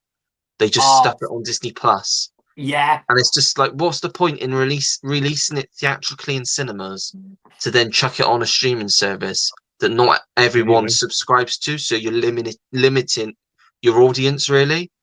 I mean, even just putting it on DVD, at least people can get a copy and watch it then. Yeah. I just think Disney are just awful. Barbarians, another one. Where's that? Yeah. That's not got a physical release anywhere. It's ridiculous. Like, what are they doing? Well, I would like to say, if they as obviously they don't have any in-house people to do their stuff for them, they're not bothered. They'll just stick it on streaming because it's so easy. Fair enough. But I think when it comes to the point of put it in there for a year or two, fair enough, and get the money from it. And then when it comes to the fact of releasing it, just farm it out to Arrow or somebody and just say, Arrow, would you like to have this? Or Vinegar Syndrome? Anybody who can actually remaster stuff. And, maybe they might do not a bit more, but they might say 88 might put the best sort of like package together for it. And they say, right, you can do that. We're limited to like 8,000. You release them. We get a good cut of that. So they make a tiny bit of money off it. And then when it's gone, fair enough. But at least we get the chance to actually physically own it. But they won't even do that. I don't know what Disney. It's ridiculous. Just seem to be so. They don't cater to their fans. That's what I think. It's all about making money. It's like, but weirdly enough, the opposite happened. They chucked Prey onto streaming on Disney Plus, and then 2 years later they gave it a 4K release. So Yeah, I I've don't not know got. what they're playing at, but I think they're Yeah. just trying to make as much money. They're not a company that wants to, because I believe they sold their physical media rights last year over to Sony, who have now sold their physical media rights over to Elevation Pictures, I think, who are releasing all their Blu-rays now. But because I think originally, from what I read, one of mine, and I know Sam loved the film as well, films from last year, All of Us Strangers, they weren't going to give that a Blu-ray release at all. But I Yeah, think Yeah. then, because Sony has picked up the distribution rights of all of their films going forward, so like now every Disney film that's released is technically released through Sony. Um, we did eventually get quite a nice edition on Blu-ray of that. Yeah, Um, I got that on release day, Ollie. Yeah, yeah, really good so did film, I. that. Yeah, yeah. Yeah, But fantastic. it's just weird that there's so many films out there that one day they're just going to disappear because they're just not going to be available to purchase on any format anymore, and you just can't rely on streaming because they can just take them away whenever they want to. That's why I think Yeah, physical media is always the best way forward. oh, it massive. it is. And you've always got it there for when Yeah, you want to handy. watch it. This is it. Exactly. You're never going to have to feel the pressure. Oh, I've got to watch this on streaming before it Yeah. leaves. Oh, when is this going to get taken down? It's always going to be there to stay, and that's what I love about physical media. Don't get me wrong. You get some good exclusive shows to watch Yeah. on like streaming when you don't have the option of having it on physical media, you know, like with Squid Game Yeah, and Stranger Things. But yeah, if I can get it on physical media and it's a film that I really, really like, I'd try and go for that option like any day of having yeah, it in my hands on physical media than like kind of choosing to just watch it streaming when one day it could be a blink and you miss it kind of moment. But mm, yeah, Ollie, I totally agree with you. Like, it's so frustrating that even some of the best films, like we said, that came out, was it last year, or the year before? Like, we had films like, what was it, The Whale, or and what was it, even like not just Disney, but Everything Everywhere All at Once, Best Picture winner, and it's I like, know. you know, it's no, it's it's just America gets it bonkers. and we don't. It's like This is it. I had to import both of those because they were both two of my favorite films from that year. Yeah, And yeah, I waited and waited and waited, hoping that we would get an announcement at some point of even just a Blu-ray over here. And then when we didn't, I was like, well, I think I spent almost £40 on the 4K for Everything Everywhere All at Once because that was the cheapest you could get it for at the time. But it's like, mhm, I want it in my collection because if I don't, how else am I going to watch it if it just disappears? Because no streaming service at the time, no streaming services had it at all. Same with The Whale. It's like, how else am I supposed to watch this other than yeah, importing it? yeah. no, And I even with like we were saying with Disney as well, like The Menu, absolutely Yeah, brilliant film that just never disappeared. saw the light of day on Blu-ray. It's so It got sad. announced though. The UK Blu-ray Did release it? was yeah, it was supposed to come out Wow. because was that 2023 that came out or two? 22 on it for that one, So wasn't it, buddy? yeah, Yeah. so I think from what it was January of 23 that it was supposed to come out because it was on Blu-ray.com and everything, Yeah. and they must have just cancelled it at the last minute for some reason. But it's strange. really frustrating that it's mainly Disney that do it. They have these good films like The Menu, See How They Run, and you just don't get them at all on physical media over here. It's just it boggles my mind, really does. It's bonkers, mate. Like, they'll choose to, cherry pick some films, give them the Blu-ray treatment, which is brilliant. I'm all for that.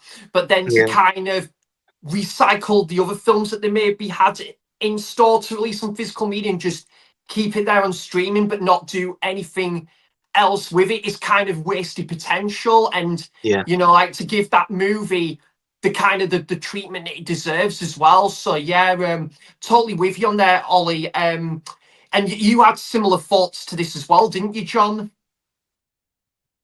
Well, yeah, it's just a simple case of if you see a film like Everything Everywhere All at Once, and we actually, well, we had enough Paul 4K chef.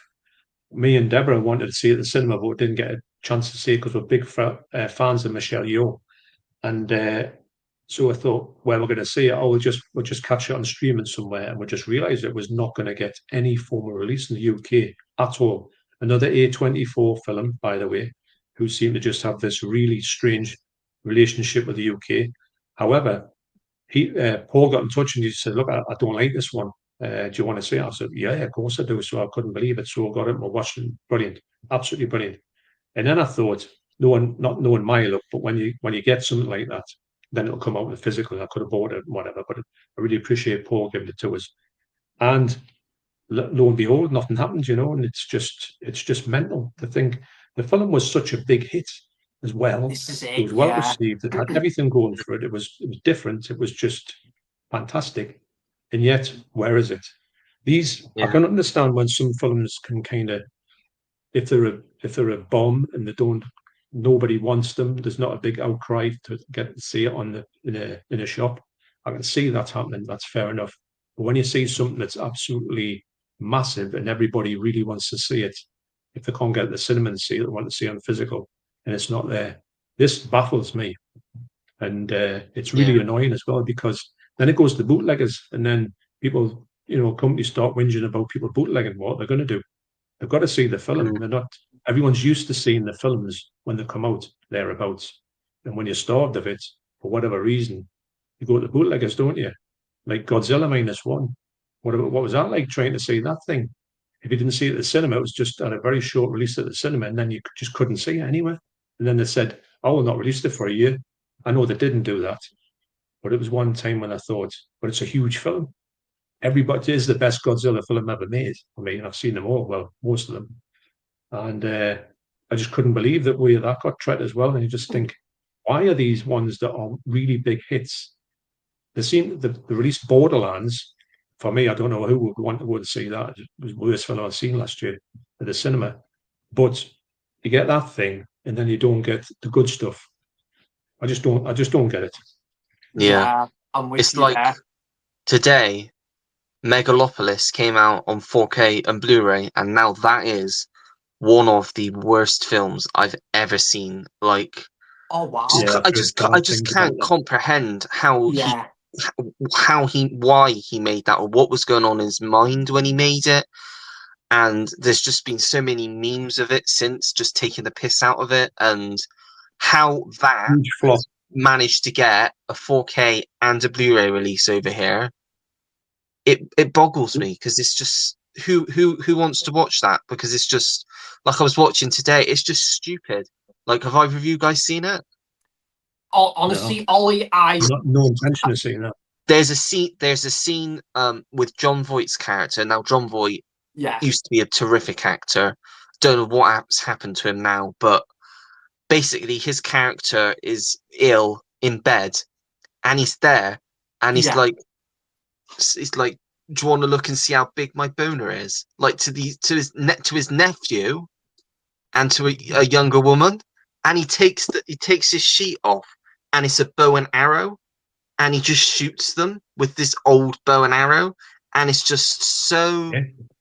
It's crap. It's crap. I don't know. Nothing is explained. There's no story. Even the acting's appalling in it. It's just like, and you got some terrific actors in it. You got like Dustin Hoffman, one of the greats. You've got who's wasted in the film. Anyway, he's hardly in it. Talia Shire, wasted. She's hardly in it. Adam Driver, but he's crap in it. And it's like, I don't know how a film like that can get made and get released on all formats. And like we say, we've got all these other great films that everybody's been raving and talking about that are nowhere to be seen. This is it. It's madness. It really is. Yeah. But honestly, Ollie, I had Megalopolis is kind of one of my most anticipated releases. The so did I. Just looked Yeah, the trailer just looked spellbinding. It looked absolutely sublimier to watch. But then, yeah, the reviews came in, and I was like, oh, I didn't okay, even want to give it half a star when I reviewed it, because there's just nothing there. There's just no. I always, when I watch a film, I always try to find something Yeah. that is just a little bit of light in there to just talk about. To say, I like this about the film. The only two films I've ever seen is that I just can't say anything good about, is that and Morbius. Just just can't find any good to talk about with either of those films. yeah. Did you I'll stay fancy well watching away that? from it. Did you fancy watching that one, John? Megalopolis? No, I looked at it when it came out, and when we saw at the cinema the trailer, I thought, oh, that looks good. You know, the actual look of it. And then Yeah, after that trailer ended, I thought that looks like one of the worst films I could possibly see in my life. And I don't usually get that from a trailer. Usually, the trailer makes it look pretty good. And then I heard the reviews, and I don't really take any notice of reviews. I want to go and make my own mind up. But all the reviews match what I saw in the trailer, you know, me vibe from it. And I thought, I'm not wasting my life watching that thing. And no, I think I was right doing that. And I will never yeah, go to it. It's got, for me, I don't even know what it is. It's got couldn't nothing that explain it will to you. appeal. I don't Honestly, mind couldn't explain getting the films plot. that you can't understand. I mean, I love David Lynch. I'll watch his films all day, every day, and I can't understand half of them, but that's irrelevant because of what you're seeing on the screen. But this one looks like you can't understand it, and what you're seeing on the screen is just rubbish anyway. So Yeah, why go there? but it's just like he had the cheek to say, and this is a director that's considered one of the greatest directors of all time, and he had the cheek to say that he thinks it's the best film he's made in his entire career. When you've got films like The Godfather, Apocalypse Now, Yeah, which I know I'm not personally a big fan of, but they're considered fantastic film, like some of the best films ever made. And he's saying that this literal piece of shit that you could set fire to and nobody would care about is the best thing he's ever done. Like, unless there's something going on up there, I don't know why he said that. no, I beg to differ because he's made some great stuff in the past, and some of the stuff. I mean, Apocalypse Now took me a long time for it to connect with us, a long time. Yeah, I I think think it's it's going to great be the now. same for me. Yeah, I mean, I've watched that countless times, and it's a struggle. But it clicked on the final watch, the Yeah. 4K. I've watched it twice on the 4K. And I really enjoyed it. But the I don't know what it is. It's just his all his other films have sort of connected with this either straight away or in a certain way, but Mm. not that. I don't even want to even give it the time of day because I can just tell I will get nothing, zero out of it. So why But bother? it's like the last 30 years, what's happened to his career? Like, I think the last 20 years, it's all been self-financed films, and they're probably all films that nobody's ever heard of. Like, I can't say I know of any of his films in the last 20 years. And then he went through like a period in the 90s where he made films like Jack with Robin Williams, which is supposed to be awful. And I I quite know like that one. you Ollie, like I've got that a bit of one. a soft spot for that film. It's not the best movie out there, and it's got a couple problems in it, but it's not too bad. I quite enjoyed that one. Kind of has a similar trope to what is it with Brad Pitt, Benjamin Button. That Okay. would probably make a bit of a companion piece of that film, but Yeah. it's not bad. I quite like that one. But Francis Ford Coppola, oh yeah, he's made much better movies. Yeah. There's one I watched. And sorry to interrupt you, by the way, Ollie, but I'll That's all quickly right. say, yeah. I was just going to quickly say as well. There's one film I did watch last year. On the Eureka label, it was Rumblefish, which I thought was very That's good. supposed to be good. Yeah, that's supposed to be a good one. That's like a companion piece to The Outsiders, isn't it? I've not Yeah, seen The Outsiders, but I've Which heard that's again, really good. I'm pretty sure it is just me, but of all of the Francis Ford Coppola films I've seen, I haven't connected with a single one. I saw The Outsiders, which my mum was raving about because obviously it's a film of her time. So we put it yeah. on, and I just didn't get it. I just did not get it. So I don't know. I'm guessing it's just Yeah. I'm struggling to just connect with his way of telling stories. But all of his films, like I've still got The Outsiders in the collection. I've got Apocalypse Now still. I will keep The Godfathers. I want to watch like 10 years down the line just to see if I feel any different, because there are films like that where you watch and you Yeah, just don't get on with, and then you watch years later and you're like, how did I not like that? yeah. Yeah. Oh, you're right there. Definitely. So definitely, yeah. But Yeah. Rumblefish is absolutely brilliant. I love that film. Really good in it, John. Great soundtrack, and I think it just suits being a black and white film. I don't know if that would have had the same effect if that film was in color. I think, and it's got the luminous fish in it. It's really good, that one, and a great cast as well. Which Francis Ford Coppola, with the great Yeah. films he's done, has kind of mastered that as well. Definitely. It comes across slightly like a bit of a David Lynch film.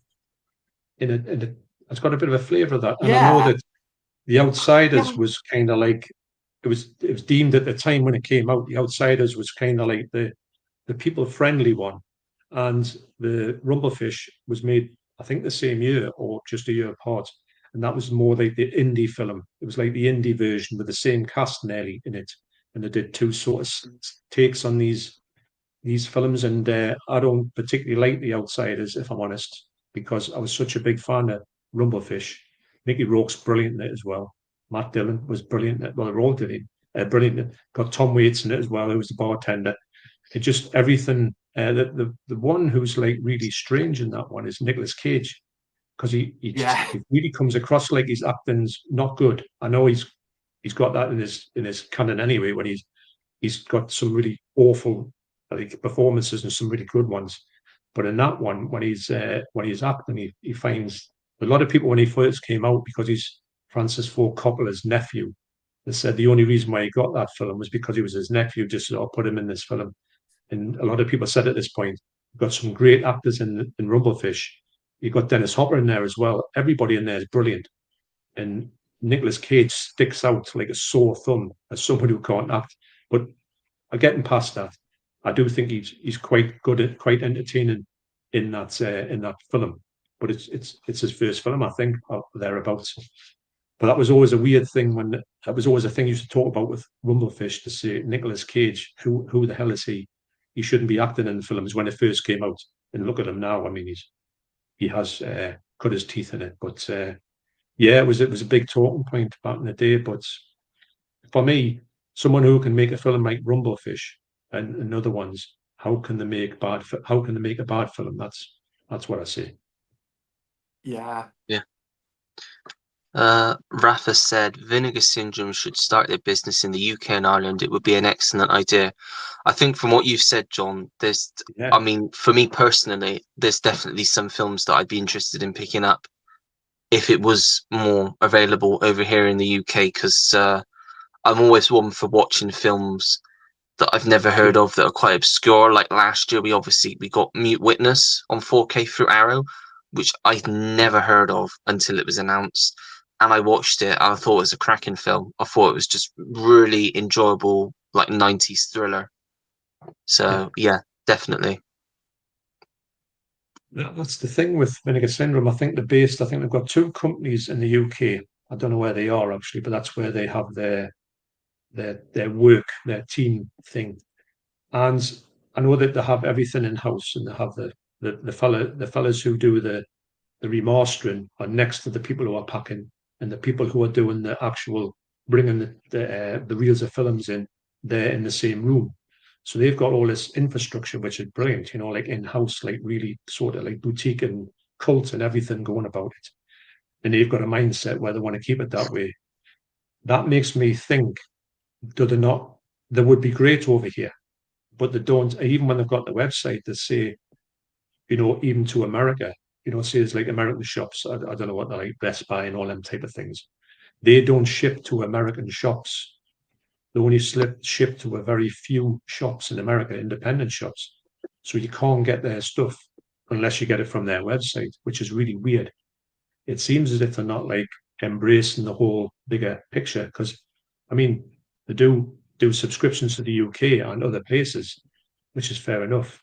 But if you're not a subscriber, these things aren't cheap. I know I'm paying a lot of money for the subscription, £1,000, but I am definitely going to get my money's worth of it. And even if I bought the whole lot, watched them all once, and sold them the next year, I'd double my money easy. So it's a kind of winner-winner. On the back of that, you would think it would be better for them to say, hang on, the UK is desperate for this stuff, even though we can't get our hands on it. Why don't we set up some kind of similar thing in the UK, see how it goes, and put the stuff out there? I think they would have a really big, it's worth a try. That's what I'm saying. So I do agree with that. But it seems that they're so insular and they don't want to, it's a weird setup, but a really good setup. There's no one else like them, put it that way. You know, it's what I would love to see them do in the UK. I would love to see them being big. I would love to see them in the shops. But they Yeah. don't, even in America, I don't think they're in the shops. That's the way I'm picking it up. Mm-hmm. Agree, Exorcist 2 is genuinely awful, but really like Exorcist 3, which again several people don't like, but it has several genuinely scary intense scenes and that jump scare. Yeah. Yeah, Yeah, I check think that it's out. great fun. Yeah, I think there's the Legion cut as well, which is meant to be kind of the definitive version of that film as well. So yeah, I might have to give that one a watch. Probably later on in the year, definitely. There's actually not to give it's not a spoiler. This I'll not talk about the jump scare. That would be a spoiler. But Mogwai. They've got a song called "Ceiling Granny," and I went, Okay. that's definitely off Exorcist III because on the Exorcist III, you've probably seen the trailer actually when I forgot his name now, but he's walking along in this hospital, and there's a granny crawling on the ceiling, which is so creepy. You know, it really freaked me out when I first saw that, and it is from that the Mogwai have taken the title from Ceiling Granny from Exorcist III. That's cool. It's interesting when you pick up, like, say, something like before, and then you think it's got like a similar tune and similar vein to it. It's like, I'm sure Spirit did a song or a track where it had a little tinge of a Stairway to Heaven.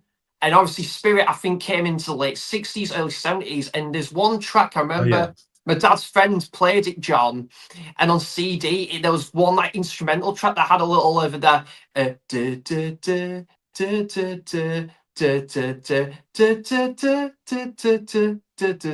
had a bit of that I'm sure, yeah. like similar I've to heard in that. one of the Yeah. tracks from like obviously from that album from Spirit. Yeah, so it's interesting sometimes.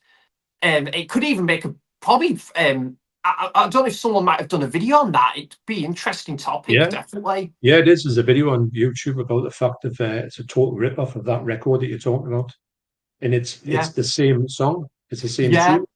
A minute, yeah, crazy, isn't it?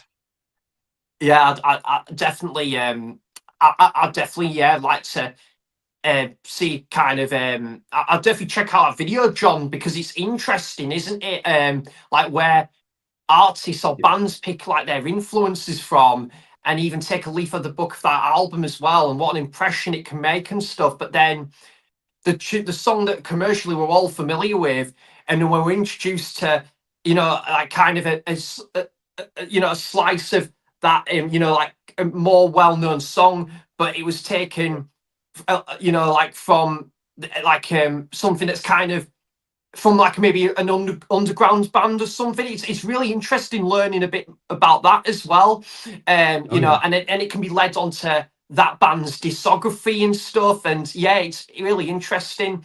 But yeah, I definitely like to check out more of that band's Spirit. I've got one of their albums, and actually, John, just quick on Led Zeppelin, I'd love to check out that documentary as well. I've heard that was amazing. yeah. That seems to be quite interesting. Yeah, I love documentaries about bands, probably more than biopics, if I'm honest. Yeah, I'll tell you what I definitely. did watch, which I thoroughly enjoyed, and I don't have any time for the music or the band in any way, shape, or form. The Boyzone documentary. Has anybody watched that? I haven't. Someone was telling me the other day, I can't Absolutely remember who it amazing. was. Oh, it was my stepmom. She said that, yeah, she said she had no interest in the band itself, but she watched it, and she watched it back to back, the 3 episodes, and she said Me it was too. incredible. So yeah, I might be one that I have to watch. I'm not too big Don't on turn it off. documentaries, but I think, Yeah. yeah, Oh, it's got. I mean, I knew the story. I've grown up during the story. Never took any notice of them at all because they're not exactly anything I would navigate to in any way, shape, or form. I thought all the stuff they had was pointless.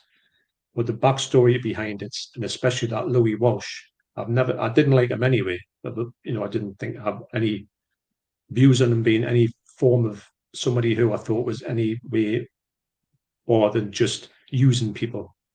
What a piece of work he is. And he comes across like, Yeah, I I don't know, heard.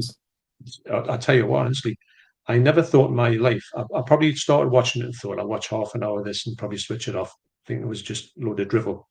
Couldn't take my eyes off it. It's the best thing I've seen on TV for a long time. Fascinating, it's weird, isn't it? That you, but yeah, it's got such a good story actually.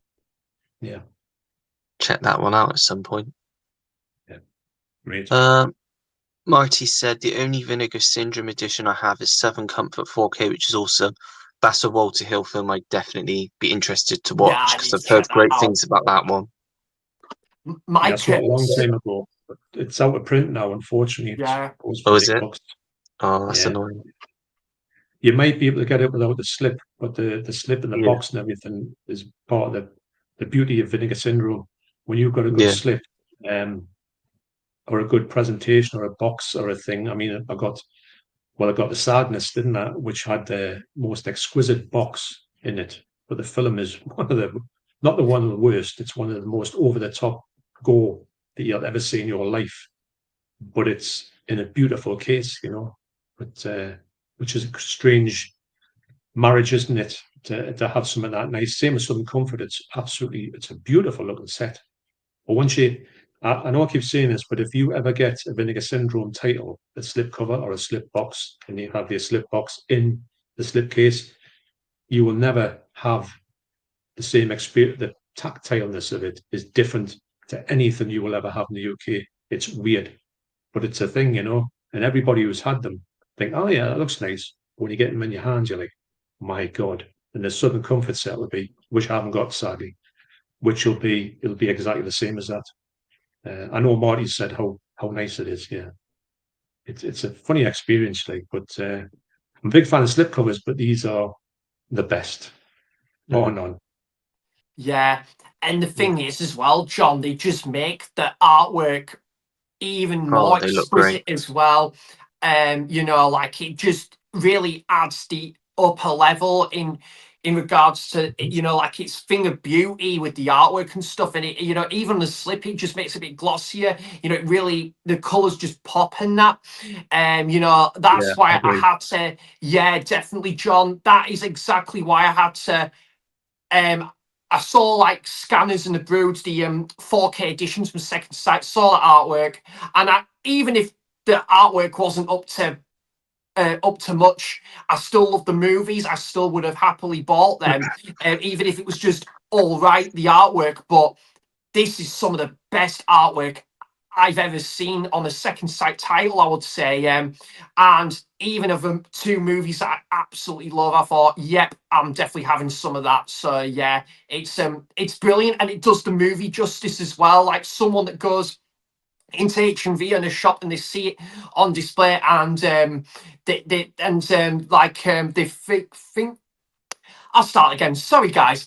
And they they've had this movie on their radar, or they've been somewhat familiar with the movie. Sometimes that artwork can make that extra impression, and especially with it being a limited edition as well. And sometimes you go with your gut feeling, and you want to get that title in the best way and best fashion possible, and then it can make a and the film can turn out great, and it's a winning feeling. Get that great limited edition puts the film into beautiful light, really. So yeah, it's great. It's great what some of the artwork can do and make an impression. It does the movie favor, but it does the audience and people that buy it, and it makes them Happy Go Larry as well, definitely.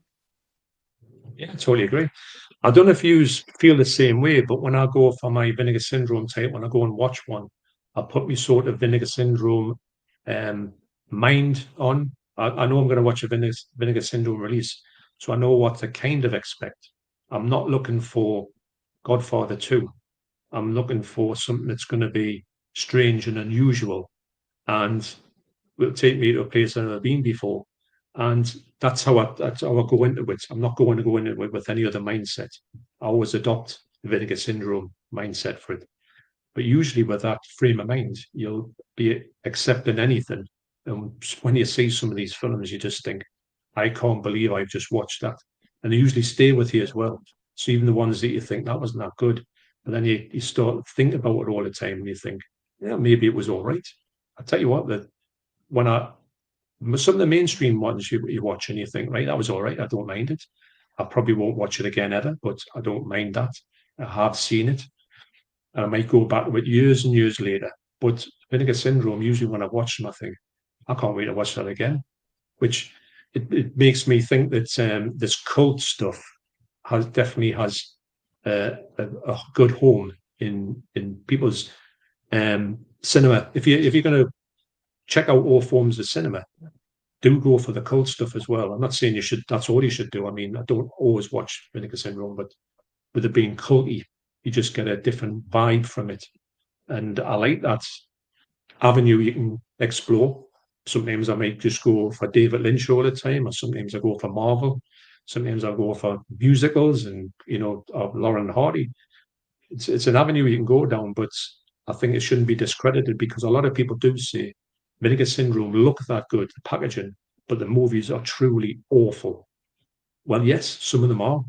But if you have that mindset to think, I'm going to go and see something different here, I don't mind how bad it is. And when you have that, the movie isn't bad because you're going to expect something out of the ordinary. And you can get away with more stuff, just an open mind, basically. Yeah. Yeah. I totally agree with you as well, John. Like, especially like say when it comes to a film series. So like we were talking about Batman Forever and Batman and Robin earlier. I know like they would never match the level of 89 or Batman Returns or even the Dark Knight trilogy in that matter, or Batman 2022, which I think is absolutely amazing. But I could say we've still got these amazing, really good Batman movies that we've had before. And whilst Batman Forever and Batman and Robin might not be getting them that didn't get the best reception, or like they get frowned upon because like they have been in the past really compared to like Batman 89 and Returns, and then a lot of people maybe were left a bit a sour taste in the mouth. But I would say you've still got those really great Batman movies that come before it, but Joel Schumacher like wanted to do like his own vision with his own thing with his own vision of Batman, and some things might not land in that movie, but it's still really damn enjoyable. If I want to go to like a really great and nitty-gritty Batman movie, I could go to 89 or Returns or the Dark Knight trilogy. But if I want to go for a more fun, cheesy, wacky, bombastic side to Batman, I could go to Batman Forever or Batman and Robin and even watch it with a couple of friends, have a couple of drinks and make a really fun viewing out of it. It's it's interesting how that can work with a film series as well, and doesn't it, John? I think you're right there. It's just having a certain mindset, just be open-minded and just thinking, right, I'm in for what I'm in for, and don't think you're going in for anything else.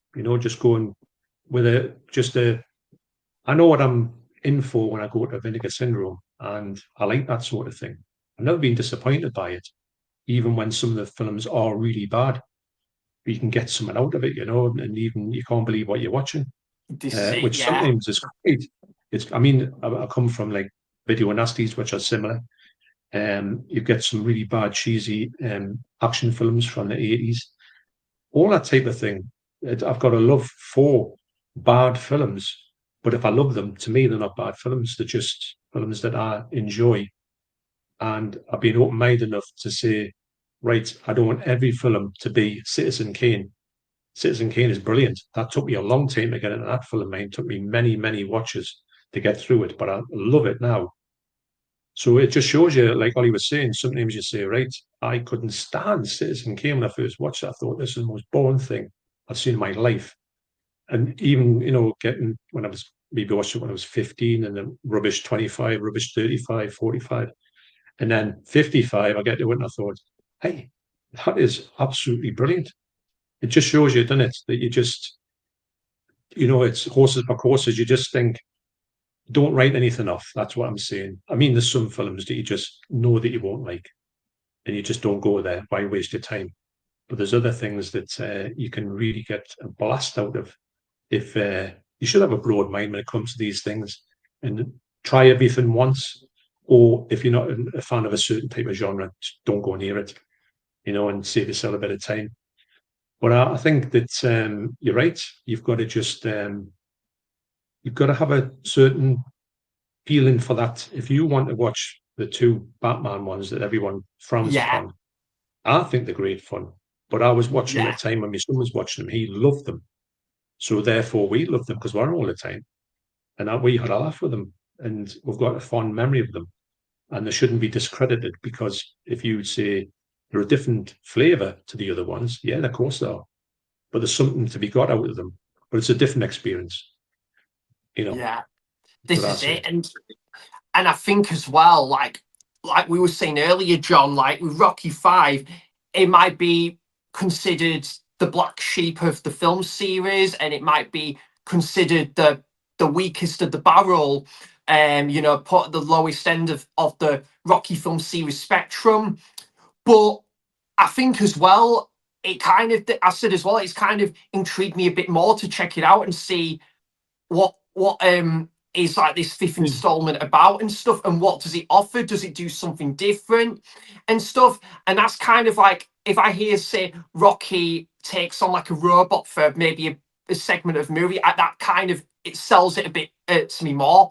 So yeah, because it does something maybe left field and different to the first four movies. It might not Yeah. match the quality of the first four movies, but if it does something on its own accord and does something different, I said to myself, I had a fun time with it. It wasn't brilliant, but I found it really damn enjoyable.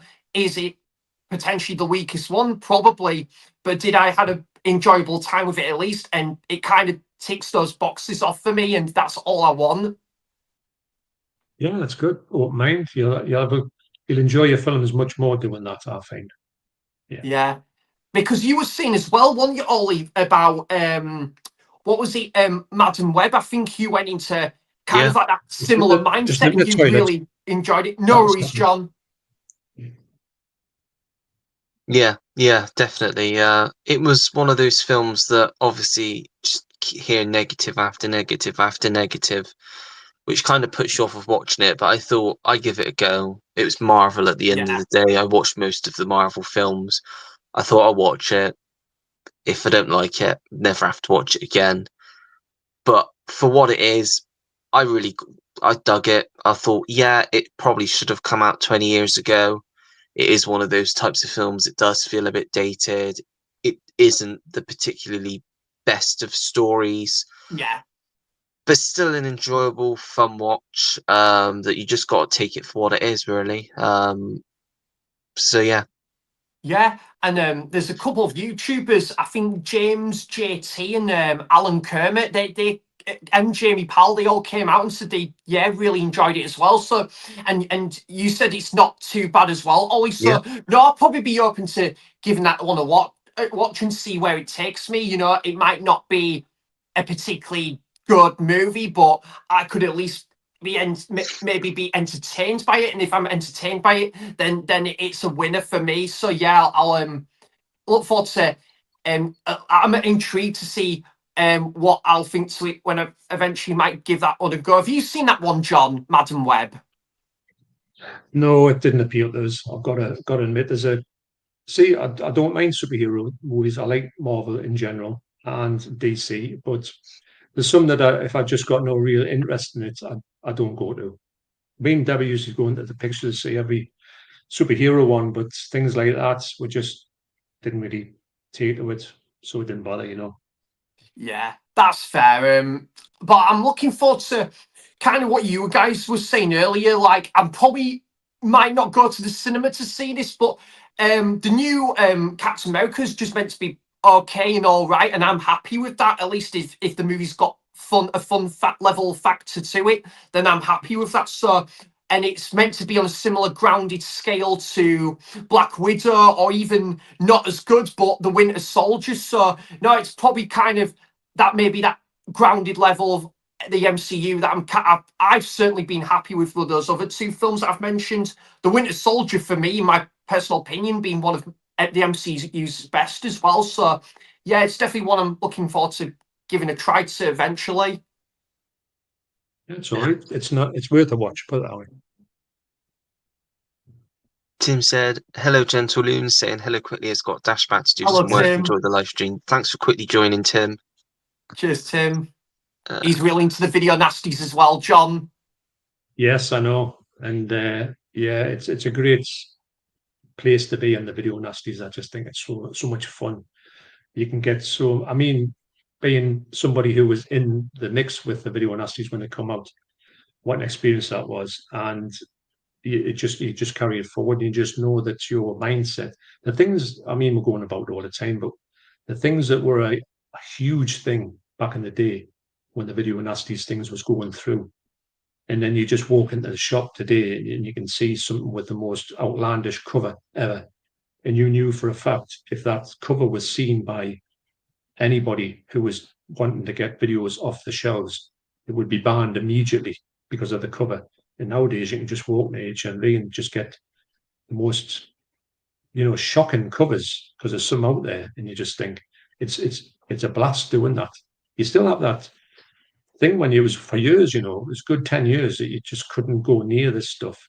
And if someone was a whisper that you had access to something, you were you had to watch your back, because if somebody knew you had necromantic in your house, which wasn't banned, but it was frowned upon to have it in the country, and you would if you imported it and you were found importing it, you could be prosecuted for importing indecent, material through, and you could receive hefty fines. It was just so weird, but it's not a thing anymore. The stuff you get, I mean, half the stuff I get from Vinegar Syndrome, you would never get that through the country. You'd never get sent to you. You would be prosecuted for having it in your house, but it's not even a thing. It's mad. But yeah, video nasties. Times has changed, mate. Definitely. It's you had to be there to know the full impact of it. You just couldn't watch anything. That's why if someone said to you, "Guess what I've got? My dad's got I Spit in Your Grave in the house." A whole lot of the school went round to the house to watch this film. It was nuts, man. But a good time. But I'm glad I've lived through it and experienced it. But I'm so glad it's not a thing anymore, because I couldn't put up with that if that was the same thing as it was back then. We wouldn't have access to all these fantastic films.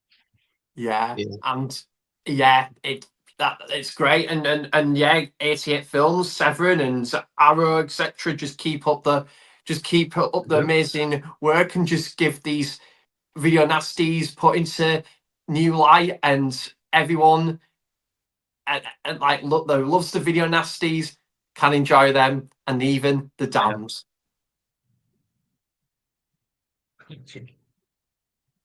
Rafa said Umbrella Entertainment is releasing in June 2025 in all mainland Oceania and its territories the new French extremity horror films High Tension, Frontier, and some others. Yeah, I think both Umbrella and Imprint are two labels that have intrigued me for quite a while now. And yeah, I've got one Imprint title. I got The Gift before obviously Arrow released it over here. Yeah. But great film. But there's just so many titles in their catalogue that I'd love to get. It's just so expensive because obviously they're coming from Australia. It's so expensive to get them over here that I'd love, much like Vinegar Syndrome, if they just started releasing them over here, like in batches, so we had the access to them, because a lot of them are titles that, again, you can't get them anywhere else. They are only available on that label. So, yeah, there's just I agree. so many Yeah. labels out there that I just love to see films get released over here. I think that Umbrella and Imprint are kind of, I don't know if they're in the same, company, the sort of Mm, subsidiaries of each other. I don't know. They seem to be. They are releasing some fantastic stuff, and some of the British stuff they're releasing, and some of the TV series are outstanding. But you're right about the price of them. The price is mm. ridiculous. Yeah, it And is. if I think the only thing I'm going to say about maybe why they don't is because for them to send them over here, it's literally, if they did have like a partnership with the UK, I think it wouldn't be cost. I think it would cost them that much to send their shipments over. Say if they, I don't know, sent a big, container full of them all. I think the price it would have cost them, it wouldn't be worth the while. I think Yeah, that's why it is. And I know that there's not many Australian YouTubers now. There used to be a couple brilliant YouTubers when I first started on looking on YouTube. There was this couple, and they were great. They don't seem to do anything anymore, which is a big shame because I used to watch their stuff. Used to get loads of stuff from the UK because they were starved of it there, and they used to pay big bucks to get there. So they've got the same problem as us. The Arrow stuff that we have, they look at it with like an awe because they want all of that, 88 and everything. We can just walk and pick it up and get it for practically nothing in sales, and they have the same bothers we do with Imprint over here. So I think it's just a case of, unfortunately, this it's just because it's the other side of the world, isn't it? I think it's yeah, always going to be a problem for the price, unfortunately, because they release some fantastic stuff. I would love to get, if you could think of a company would like to buy everything by them, I think Umbrella and Imprint would be one of them same. because the stuff, Yeah, the box sets are unbelievable. yeah. I think Ash has got a few of them.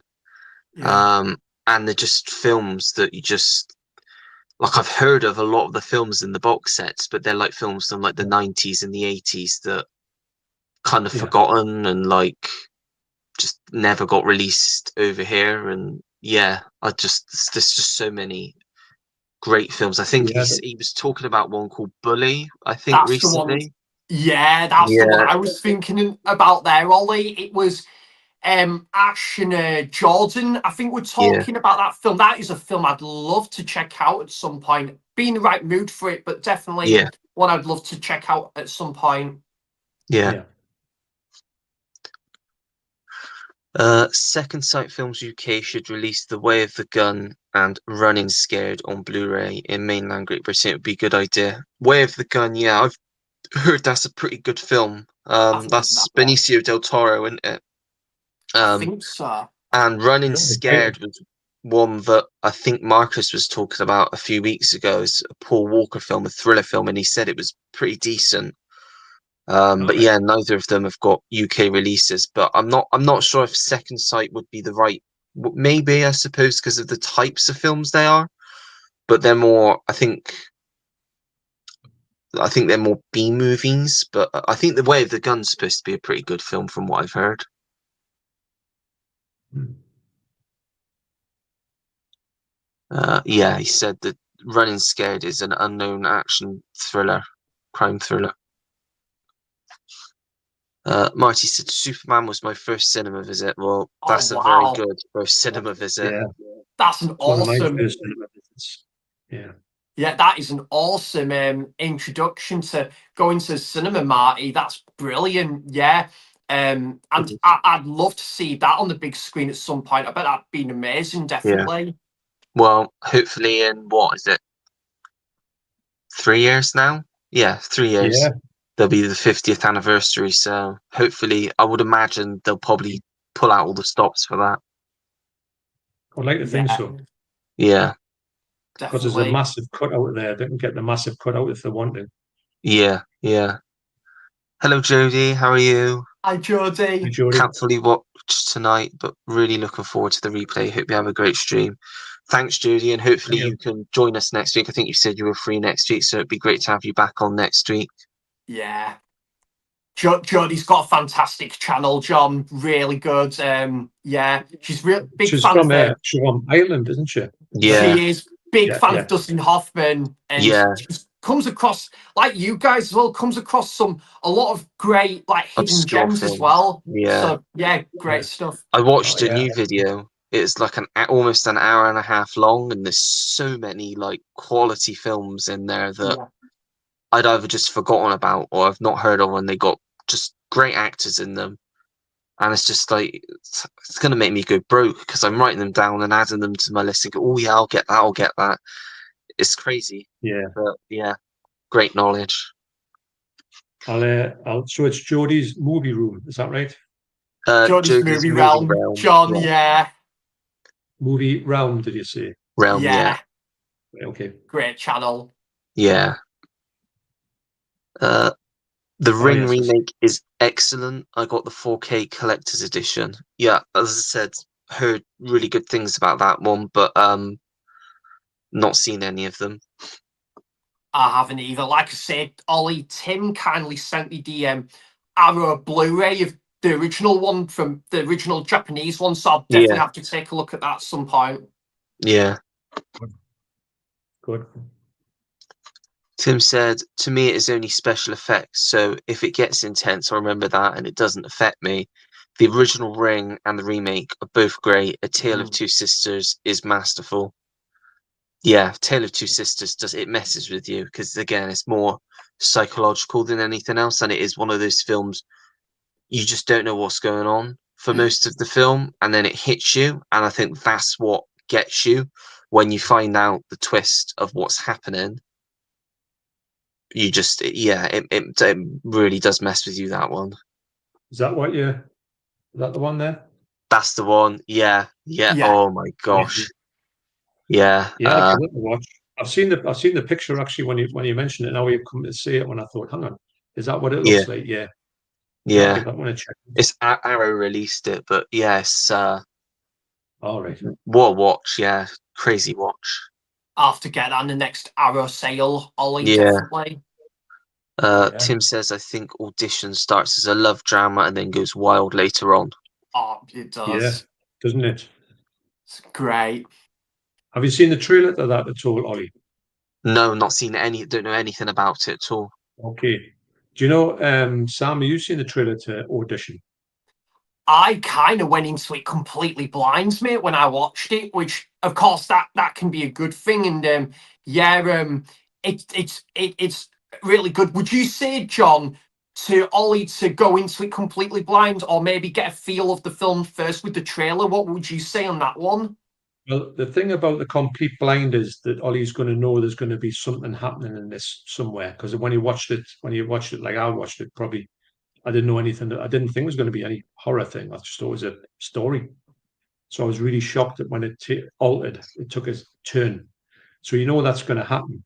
But if you watch the trailer and you don't, and I don't know, it's the well, I can't speak about what happens in it because I would say don't do it because you'll get a flavour of what to look for when it happens, and you're better off not knowing that the initial thing that happens, which when you've seen it, or you will talk about it and you'll know what I'm talking about. But yeah, I don't want to go into that because it'll take some form of thing away from it for you. So don't watch the trailer. But the trailer actually gives you a good representation of what to expect. But okay. don't do it. I don't know why I mentioned it, actually. Yeah. I'll put it this way to you, Ollie. Yeah.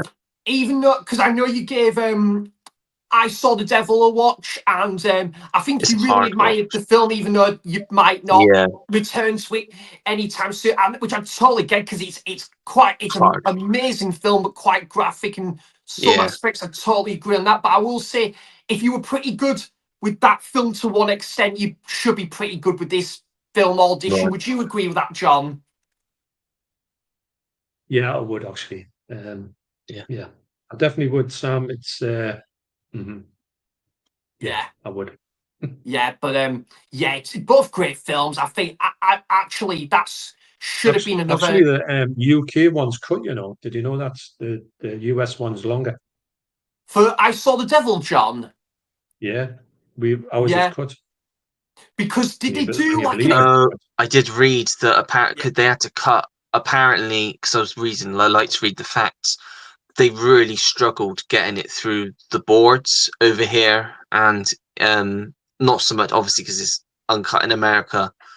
Like they've really struggled to get it to be able to be released over here, just because of some of the scenes and the violence and the nature of the film.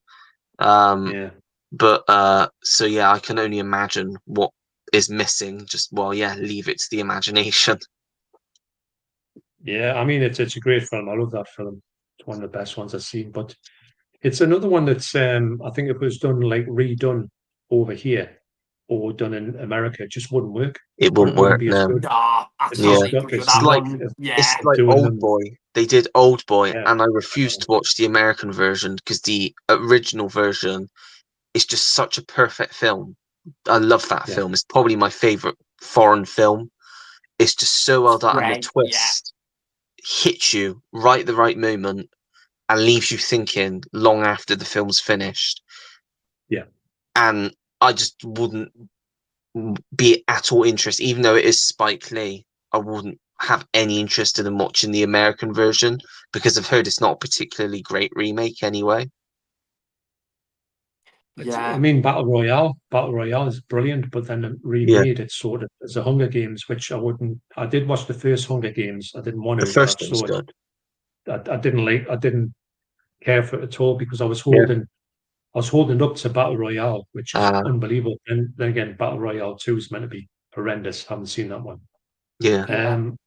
I just think there's just some things. I mean, there's Japanese ghost stories that do in the 60s that are absolutely mesmerizing. And I just don't think, even if they were like made, brought up to date and do them now, they just wouldn't work. Just there's something about Yeah. Japanese ghost movies are just brilliant. I mean, they're not brilliant, but they do that thing better than anybody else. And I love watching them. You know, it's a really good genre. I think I'd watch anything Japanese with a go. If you like a Japanese ghost witch in the woods, I'm there. Crazy. Yeah. Yeah, I remember, John, when you recommended, or you might, I came across it through your channel a couple of years ago. Was it, it wasn't so much horror, it was kind of more fantasy, but it had a couple of horror aesthetic to it. What was it? The snake girl and the silver head, which I thought that was Oh yeah, fantastic. what a brilliant that. Brilliant. That I was love really that good. film. That's Yeah, fantastic. Yeah, really yeah. good. If I see anything that's Japanese, I'll give it a go. You know, and I usually have a good time with it. Yeah, same here. Some of my favorite films ever, John. Foreign language films as well. Like I get a lot more love and appreciation out of a lot of horror, a lot of foreign language films than I do with a lot of big blockbusters that come out these days. I mean, don't get me wrong. There's the odd home run when it comes to like a big film and stuff. Obviously, we had Anora and The Substance last year, which was absolutely amazing. But yeah, it's great. I think it's great that they do something a bit different, like Korean and Japanese films and world cinema as well, with like Yeah. great original ideas, and it's great thing to delve into, definitely. Oh, definitely. Yeah. And there's so much stuff to go to. Yeah. Yeah, definitely. I'll ask you as well, John, quickly, what was your thoughts on the Oscars, by the way? That was another one of Didn't my topics to talk about. Yeah, I didn't I didn't watch it at all. I don't know who's won what. I never ever do. And the only time I ever find out about it, someone makes a fluff, you know, like when they did with La La Land when did they say the winner's La La Land, but it wasn't them or vice versa with something else. What That's the only time I happened hear about it. I think it's basically? oh right. What had happened with that is I've only found out recently what exactly happened. So Warren Beatty and who was it? Faye Dunaway as well that presented the award that year. I think so. Right. They were essentially they were given the wrong envelope, and the envelope Okay. was actually for Best Actress. So on the envelope it read Emma Stone, La La Land. So obviously they're both seeing La La Land and Emma Stone, and I think from what I heard, they knew it was wrong, but they just didn't. They just had to go along with it. Oh, So okay. they were very confused. So he said La La Land, and then by the time they realized, like everyone else had realized, well, that's not the right one, and they'd come up onto stage, they had to like say, no, no, no, this is wrong. But yeah, it's always Yeah. good when the Oscars has like something like that because it's memorable, and it like the slap around the Yeah. world, memorable. Oh yeah, the slap. Yeah, That was great. But I don't pay any attention to them because I usually find that I'm not that interested in who wins what. yeah, Personally, it's never been anything I've been that bothered in, personally, yeah. I think everything this year I was pleased with. I think everyone. The only thing obviously because I didn't see the film was animated feature, which went to a film called Flow, which I've not seen. I've heard it's good, but I've not seen it. I was expecting it to go to the Wild Robot, but yeah, I think all of the main, like, obviously Kieran Culkin won every single award he was nominated for A Real Pain, which I Yeah, think he deserved. The only one that I really don't get, and I don't think anyone will ever yeah. understand, is Zoe I Saldana for Amelia Perez, which is again, one of the worst films I've seen in a long time. Just incomprehensible. And when I explained it, I think I had to explain it to like my nan or something. Just try explaining it to like a nearly 80-year-old woman what the premise of that film is, and yeah, it's ridiculous. It is ridiculous, and how it's got this far when generally everybody says it's a crap film, and it is a crap film. Even the music's not good in it. It's just, yeah, beyond me. Oh, wow. Yeah, that really did raise a lot of eyebrows, didn't it, Ollie? Yeah, That was honestly could not believe. Did that get more Oscar nominations than The Brutalist, even, didn't it? possibly. Yeah, it's just crazy. Like why she wins for that when she's done much, much better performances in the past. And personally, if I Yeah, was to choose who won in that category, it would have been Ariana Grande because I thought she did a fantastic job in Wicked. Um, Plus, I haven't seen The Brutalist, so I can't comment on Felicity Jones, and I can't even remember who the other people that were nominated were. I don't know if Yeah. you can, but yeah, I can't yeah. remember. Was Monica Barbaro nominated for A Complete Unknown? I know she was nominated for a BAFTA, but I don't know if she was nominated for the Oscar as well. I know A Complete Unknown was like nominated for a few Oscars, Ollie. I think Yeah, Best Picture included, but I'm not too sure if any of the actors were nominated because Timothy Chalamet, was he nominated in that, yeah, he Ollie? was 'Cause nominated. he was Yeah, one. yeah. Did that win anything actually? Complete Unknown. I don't think it did. I don't think it won one award actually. Yeah. But yeah. Yes. Um. Go on, John. No, I'm just saying crazy when something that's put forward for so many just don't get nothing.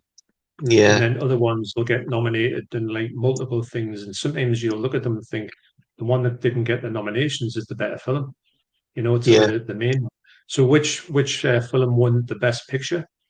It was Anora. Which one? Anora. Anora. Oh, right. Did it really? Oh, wow. It did. Yeah, Yeah. John, I can't tell you how amazing that film is, mate. It is I've heard good absolutely things about it. it's a Yeah. it's flipping it's a incredible. journey. It's a journey. It's like a whole journey you go through on that. It's Yeah. just it starts off as one film and then it gets to a point and it completely turns into a completely different film.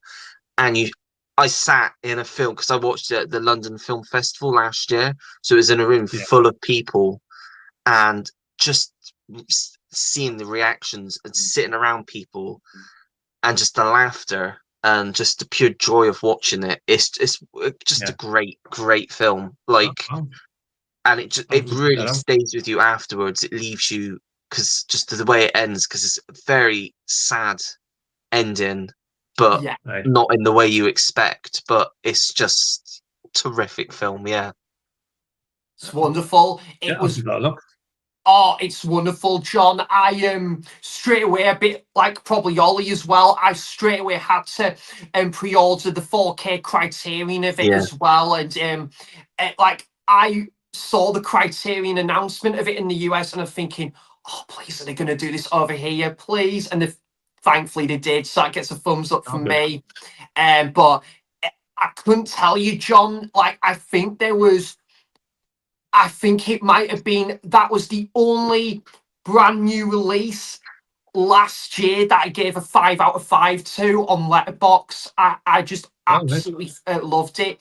And I'm so pleased. My second favorite film last year, The Substance, is finally getting put out on like movie physical medium Blu-ray as well, because I think it comes out the same day as The Brood and Scanners on 4K from Second Sight. So this month is just looking absolutely fantastic for physical media. Yeah. Yeah, I think, every month seems to be getting better. You know, the yeah. last month or last year seemed to be amazing, and then this year seems to be better. So it seems to be increasing. I remember maybe I can't remember exactly when it was, but you know when you used to get like a special edition. I'm going back quite a few years actually. And when they started to make Blu-rays, basically in the 90s, sort of like 2000s, and you were getting Blu-ray special editions, and it was sort of like getting better and better, but it was like few and far between. So maybe the ones that you wanted was maybe you were looking to get maybe 5 or 6 a year. That was like, you know, excellent. And then it started to get bigger and bigger. These days, it's massive compared to what it was. You can't physically buy everything that you want to buy in the year because of the amount of stuff coming out. It's coming out in the best possible way. So it's like it's kind of for me, it's going up over with the amazing stuff going out, and long may it continue because this stuff needs to continue. You know, it can't ever die off. It won't die off. I know for a fact it won't die off. But if you judge it from what it was like, say maybe 15 years ago, it's massive compared to then. You know, the amount of releases. I could Yeah, keep up with the absolutely. releases every year. I cannot do it now at all, even if I wanted to. Yeah, Which is it's great. just it's great. And it, John, like even it was upon a time ago, it was brilliant with, you know, like obviously the evolution of Blu-ray and obviously transitioning from DVD to Blu-ray. And I only started collecting Blu-ray in 2021 myself, but it's great to see that us involved and put into kind of, you know, like put into a bit of a new light and stuff. But then to Yeah. see it evolved into like being picked up by these at the time brand new companies like Arrow and Criterion, and you know, give it that extra spice and stuff with like a limited edition and stuff, and you know, like do other things with it, you know, like and it's brilliant. It's great to see how far that has come, and especially with movies that once upon a time ago, the longest time weren't the easiest to access it, but then like Arrow or Criterion came to that film's rescue and to give it more recognition and stuff, and it's brilliant. No, Yeah, it to is. see that. Yeah, amazing. Needful Things 1993 is a bad horror film, but enjoyable. That you should get a Blu-ray and 4K over here. Got the discs in USA by Kino Lorber. Yeah, that's a Stephen King adaptation, I think. I know it's Ed Harris, but yeah, one that I'd be interested to check out. But again, we've not got it over here, so it would be an import. I've not seen that one. I've got it, but I haven't watched. I have watched it years ago, and I thought it was quite good. But I've got it. I've got it now to watch on Blu-ray. Got it off Keith actually. Keith sent it over across to us with another few Cool. Stephen King ones. Yeah, a while ago. So I will get around that. Actually, I looked at it the other day and thought I need to get that watched. I like Stephen King books, but they don't have a good ending. The books, unfortunately, I found. Yeah. Yeah, like it's like John The Shining has got the book has a different ending to how the film ended as well, definitely. The book ending is ridiculous. There's a lot of books that I've read. I mean, you read The Stand, and they've got like 1,000 pages. So it's a great story. The Stand was a brilliant story, and then it just didn't go anywhere. And what was the other one? The Dark Half was awful ending. Misery was good ending. I used to read them, but I was really disappointed because I used to think I've read a couple of 100 pages and this is the ending I'm getting for it. You feel cheated, I can't remember about the ending of Needful Things, but it's the shop, isn't it? It's got the stuff in that everybody that you want. Yeah. Yeah, definitely. Good ideas, but great ideas. Yeah. Brilliant. Yeah. I'd be interested actually, John, because The Shining's the only Stephen King novel I've read, to boot.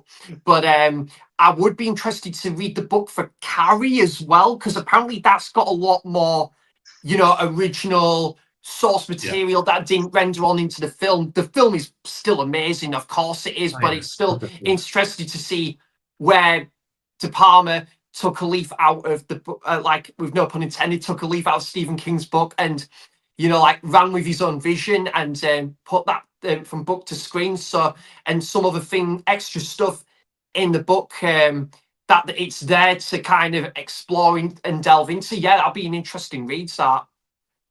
I haven't read the book of Carrie, actually, funny enough. Yeah. And if it had it, and if I kind of kept getting round to it and getting round to it, it'd be a right Carry On.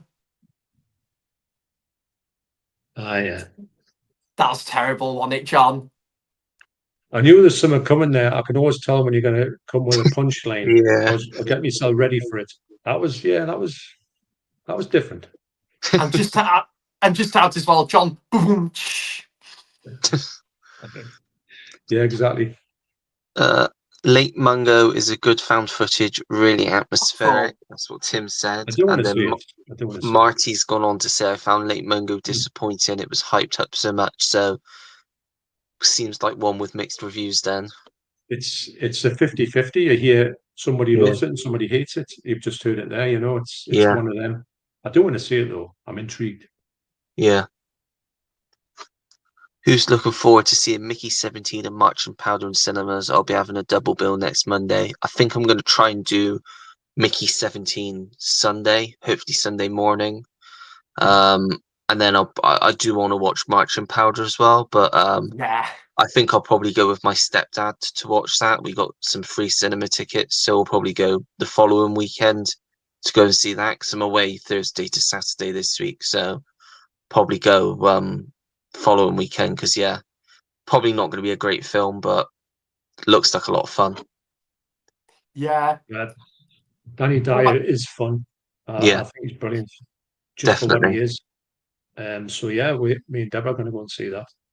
I think me and my son are going to go and see Mickey 17. I don't know if Deborah's into that, but I'll definitely go and see Mickey 17 either way, so they're definitely that's wild. Yeah. I'd go and see Mickey 17, but I need to see the first 16 films yet. I knew that was coming, Yeah, that was coming at some point. I reckon part 15's a letdown though, so don't bother with that one. Yeah, miss that. Cheers for the heads up, John. Mickey 17. Yeah. What would it even be a trilogy? What's a 17? Z? Oh yeah, 17th. We got the 18th one coming next year. It's all Mickey 18. That's right. Yeah, I that one. Yeah, I would as well. 101 Films released a found footage British horror film named The Last Horror Movie, directed by Julian Richards. It is disturbing 2003 UK indie funded footage horror independent film. Can't say I've heard of that one. I've heard of it. I've seen the cover. It's got a quite good cover, but I haven't. That's all. I don't know anything else about it. But I remember the cover coming out. In the box. You get the box set. Before it gets put on standard release from 101. So I haven't got it, but I don't know if it's good or not. But I'm aware of it. Yeah. I've not heard of it, Ollie. I will quickly say as well, because I got a bit distracted by when I was doing my puns there and that lol. Ollie, I'll quickly say as well though, Mickey 17, I'm hoping to see that possibly sometime next week and stuff, and it's Bong Joon-ho's first film since Parasite. So, and he hasn't made a bad movie as well. That director's had such a consistent filmography. Everything I've seen from that director is fantastic. You know, either really good 8 out of 10 and then beyond another level. So yeah, I look forward to that. And Marching Powder, quite liked that from the trailer as well. And I haven't seen Danny Dyer in anything in a canny while, to be fair. Yeah, I think I think Okja's my favourite Bong Joon-ho film. Love that film. That's good. Yeah, really got like that film. I think that's got a Criterion release as well now. I've got it, mate. Yeah, it's really good. As soon as I found out that it got announced as a Criterion Blu-ray, I had to jump on it, and it's really good. And I've got the Bong Joon-ho Blu-ray box set with most of his films in. So but he's a fantastic director. I think it's like him, Robert Eggers, and who was it? Sean Baker, even like Edgar Wright. Yeah, definitely some of the best directors working in Hollywood right now. Definitely. Yeah, not bad. Yeah, I'd love to see a Keith Moon biopic. It would be good. That'd be great. Very interesting. Mickey 17 looks interesting. Yeah, definitely looks like an interesting one. That one. Yeah. This is a funny one. Tilda Swinton would be perfect casting for a Bowie biopic, and you know what? She probably could actually pull that one off. Could be interesting. Yeah, could be a watchable film. Yeah, I wouldn't say no to that. No, yeah, definitely. The Last Broadcast 1998 was released by 101 Films UK in August 2022. It's a rare found footage horror film that was lost for years. Okay. Cool. Right. Not seen that one. I'd love to see a Fright Night 4K. Yeah, definitely say. It is brilliant. If it comes out here, just get it. Because it is one of the best 4Ks I've ever seen. Plus, Fright Night is a brilliant film. And it's just everything about it is perfect. Black levels, the sharpness, the colours. It's just great. Yeah. Amazing. Have you seen that Ollie Fright Night? No, I've seen the remake, which I actually quite enjoyed. Probably not considered as good, but I quite enjoyed the remake. But yeah, I've not seen the original yet.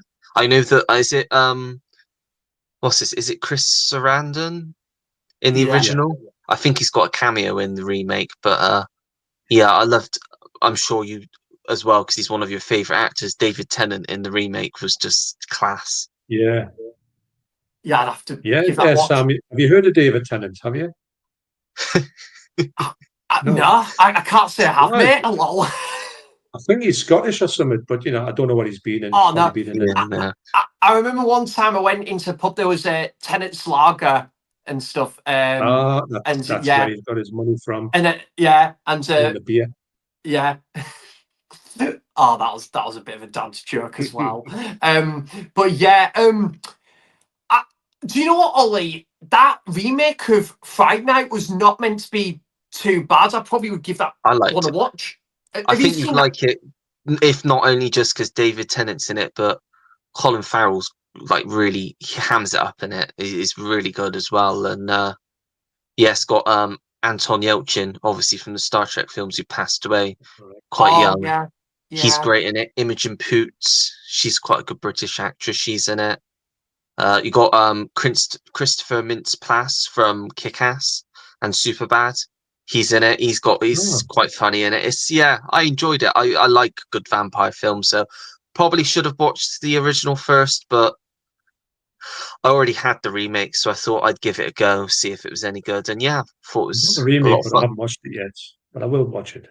Yeah, it's a lot of fun. The first Fright Night is like a proper 80s film. It's just all about the 80s. It just like Gremlins. Absolutely. It's proper 80s. Yeah. Yeah, it just defies what an amazing decade for both, like horror, but just like pop culture in general in the 80s. It's brilliant, like for music, for film, and all that media, it just 80s and those things just went hand in hand. It really did. And, you know, Fright Night's just a prime example of, you know, like, of a really great, like, 80s, like, horror film, but also do something different with the vampire subgenre. And that's Yeah. what I love about what 80s and horror did something completely different to a lot of the horror movies from the 70s, which a lot of them are still great. So yeah, I'm really hoping we get a 4K reissue of Fright Night. And like we were saying, John, part 2 is long overdue of getting a long overdue Blu-ray and what did I say, 4K or 4K like reissue or first time release over here, definitely. Yeah, I agree. I Friday Night 4K, got it from America. Yeah, it's brilliant, Marty. Really is. I mean, Great. 40th anniversary 4K special edition, yeah. Gotta happen. Dawn of the Dead 2004 remake should be on Blu-ray in UK, especially by Arrow Films. I have the. I don't think it's in reach. Otherwise, I'd get up and get it. I can see it, but I'm not going to get up and get it. I got the shout release of that from America because I love that film.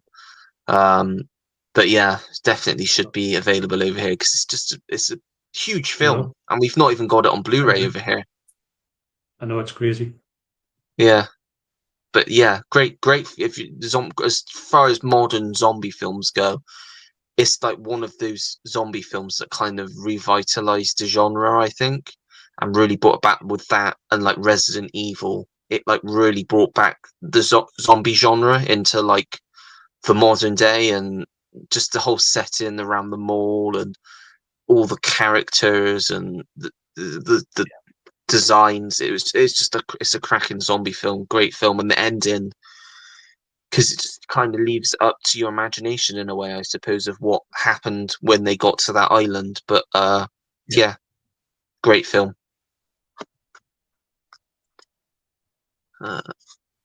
Hello, Larry. The Hello. release schedule for 4K is what is and is not released on 4K makes no sense. I know it is ridiculous. We should just such a gap of films that we should have had years ago on 4K. That some have been announced, some have been rumored. Like what's Yeah. going on with the I think they got the steelbook coming out this month, but Panic Room. What's going on with that? Again, it's one that we never had a Blu-ray for, and I think they've only announced a 4K steelbook. But Oh, yeah. where's the Blu-ray? Where's the 4K slip? Like, what's going on with that? It's been announced for years. I know. Crazy. It's madness, really. Yeah. You wonder who's in charge of all this. Yeah. I know. As well, Ollie, like we were saying as well, Taxi Driver, I couldn't believe it, like a steelbook, and that's it. It's just that, like I was hoping we were going to get a standard, you know, like edition as well as a steelbook, but it was such a crying shame that was. The biggest film, Lawrence of Arabia. I mean, one of the biggest films ever, and we just got a steelbook, and that was it. And you can't even get. I did a video today that will go up tomorrow, and I was like, how has a film of that scale not got a proper 4K release?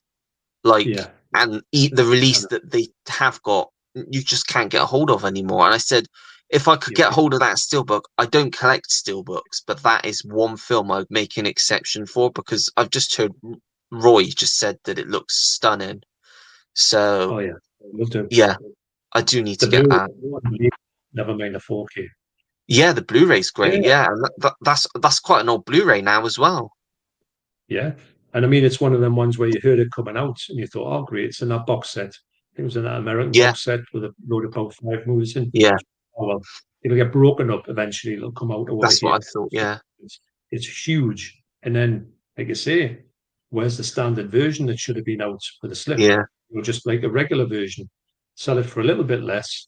Give us 2 options if you're not a Blu-ray steelbook collector, which I'm not. And I will get it if I've got to, but it's not my go-to. It's not my first protocol. And then where is it? It's nowhere. This is crazy, because just another thing, on a business point of view, how much money would they make if they just did that? Put it out for 20 quid. It would fly off the shelves I know. because there'd be a lot of people after it because they would know they were in for a 4K. Yeah. I Just don't know. look at the other films in those sets. Like you got Oliver, Kramer versus Kramer, Yeah. Jerry Maguire. They've not done Mm. anything with them. They put them in the sets, and that's it. That's the only way you can get them. It's ridiculous. Why bother doing the 4K issue of it if you're not gonna make it more accessible to people other than put it in that sets, which really not a lot of people have got because they're stupidly expensive, and some people don't want all of the films in those sets. Well, that's another point, isn't it? There's a few ones that came out. I think End of the Dragon came out one of them sets, and I hoped it was going to come out separately, which it did because it had to because it was Bruce Lee.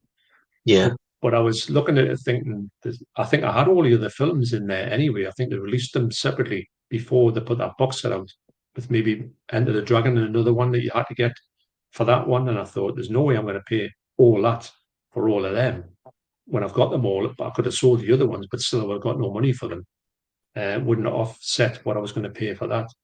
And then, but these other ones that I can understand when they bring out like a limited edition box set and everybody who wants to get it gets it. It's limited to whatever.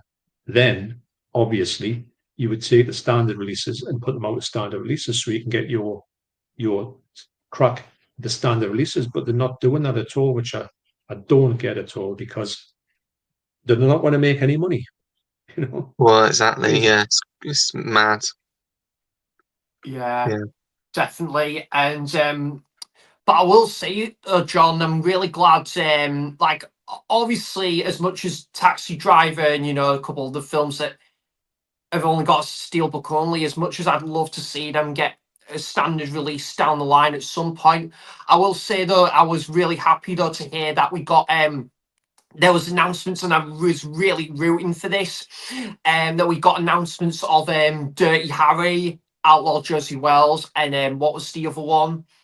Pale Rider, wouldn't it? Pale Rider, yeah, and that got standard 4K editions as well as the steelbook because I wasn't sure if it was going to be steelbook only, but thankfully, yeah, it's getting standard release with the slips similar to Terminator from last year, so that's really good. All right, brilliant. Yeah, that's good Yeah. news.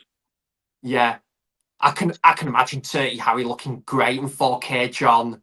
Yeah.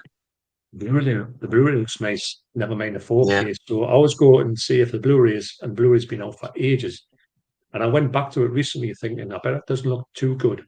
And I put it on just to check it out, just to have a bit of a revisit of it.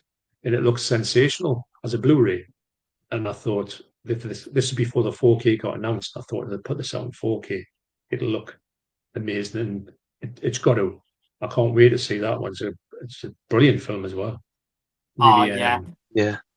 I've only seen the first Dirty Harry, mate, and that was about 10 years ago.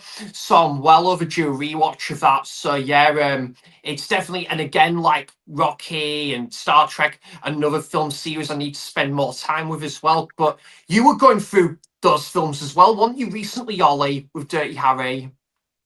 Oh, I saw them a few years back. Yeah. Because I Okay. originally had the box set before I got my big Clint box set.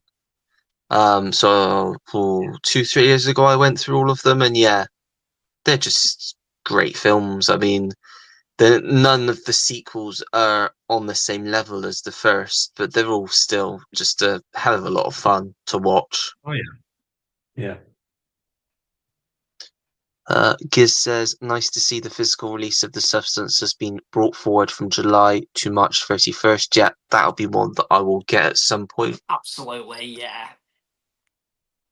Larry says, my manager in HMB reckons if he receives 12 copies of a 4K to sell, no more than, say, 4 of them will be supplied with slipcovers.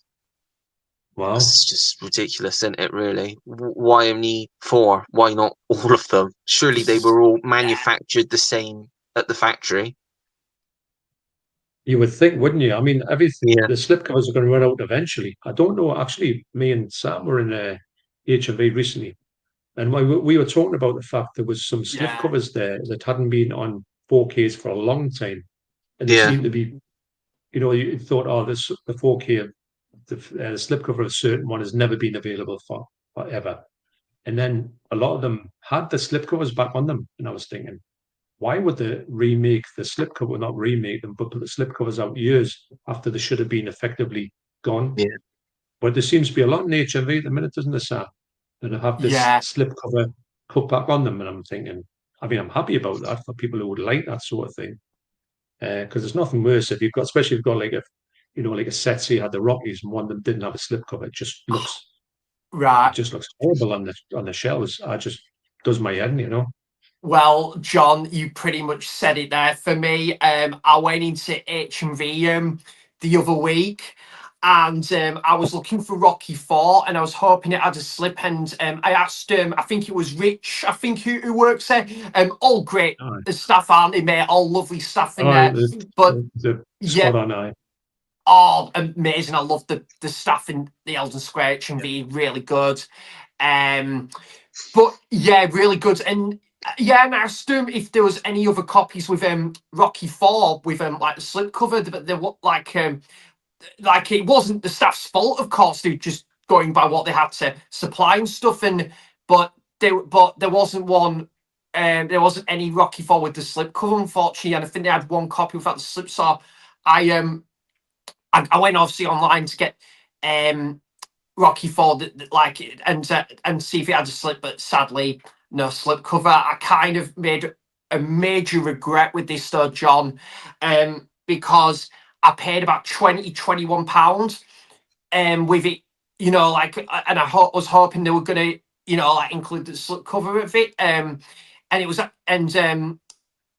it was off like another like a website where I got it. It was Amazon, but yeah, it didn't have at the time, but it didn't have like the slip cover because I was wanting it the next day. I probably should have held on and got it from HMV's website, but I was hoping to get it at least the next. Like I was really in a mega rush to watch the film, and regretfully, I kind of at that time made the decision of getting it off Amazon, and like next day delivery, and it came like without the slip and stuff.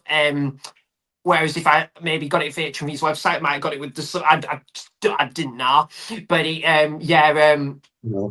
but There's yeah, nothing it's a worse. shame. It was. Sorry, John.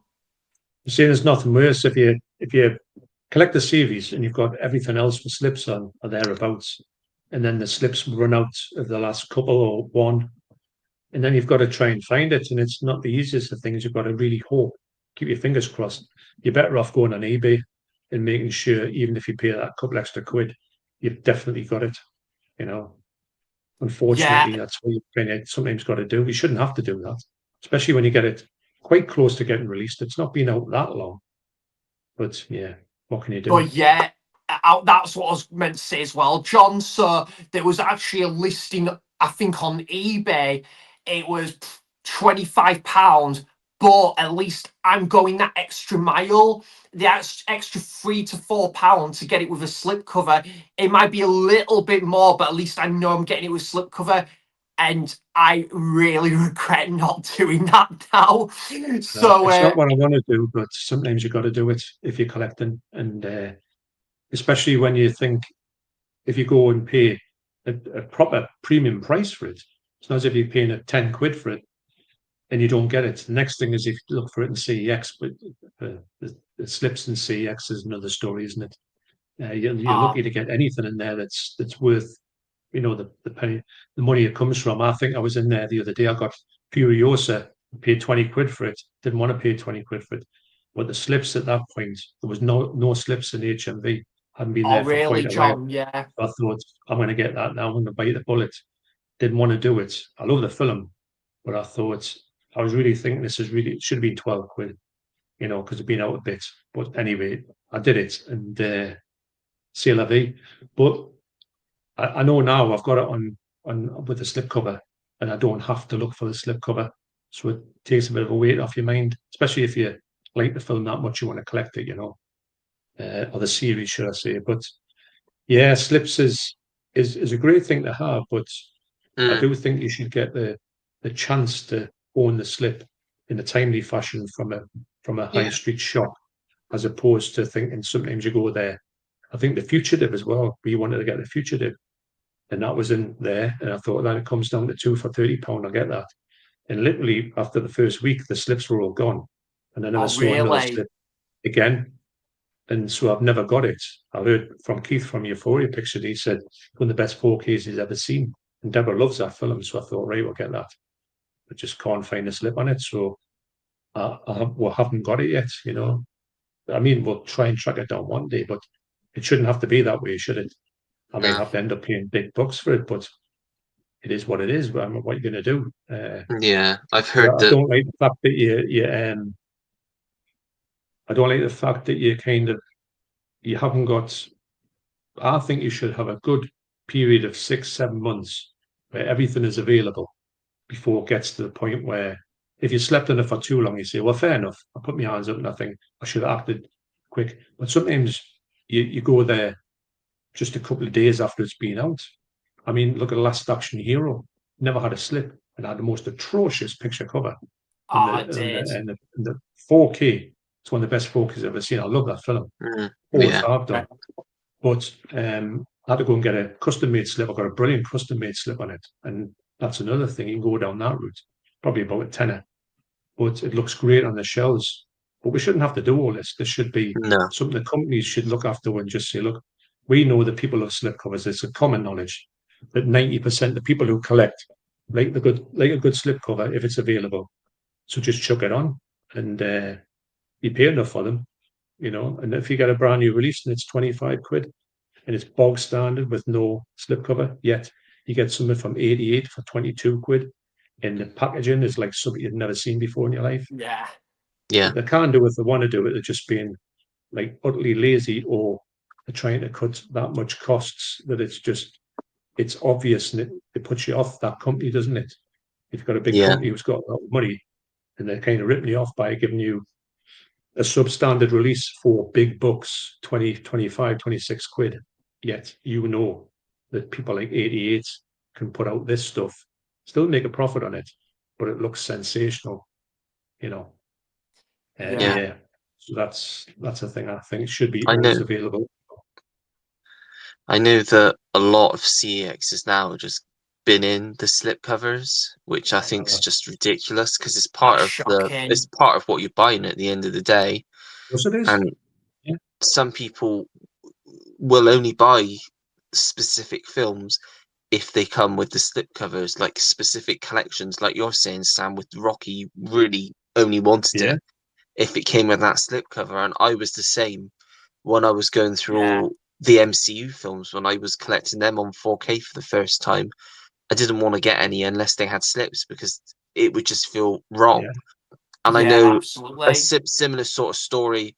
James was saying last week he had the Dirty Dozen on the premium collection, and he got it from CEX, but it didn't have the box.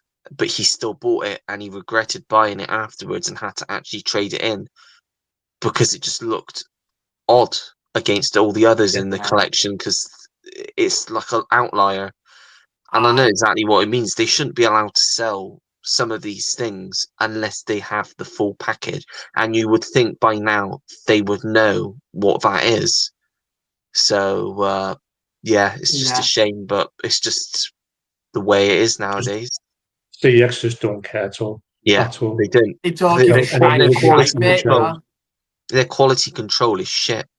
I mean, I'd Terrible. be don't afraid care. to buy DVDs from them anymore because they probably take coasters nowadays and they'd be like, yeah, we'll take that.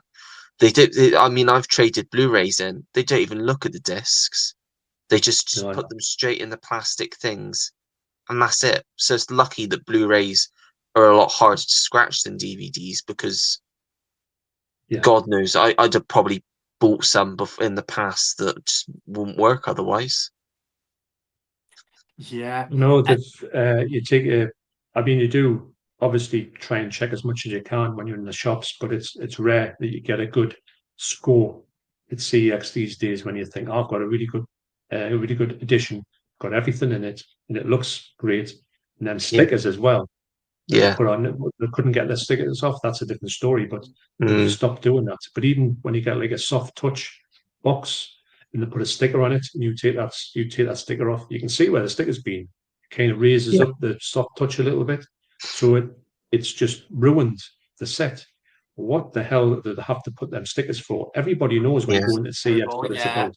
You don't have to put another thing to say, oh, by the way, if you don't want this, you can bring it back. No, like you said, well, it's obvious, isn't it? Everybody knows that.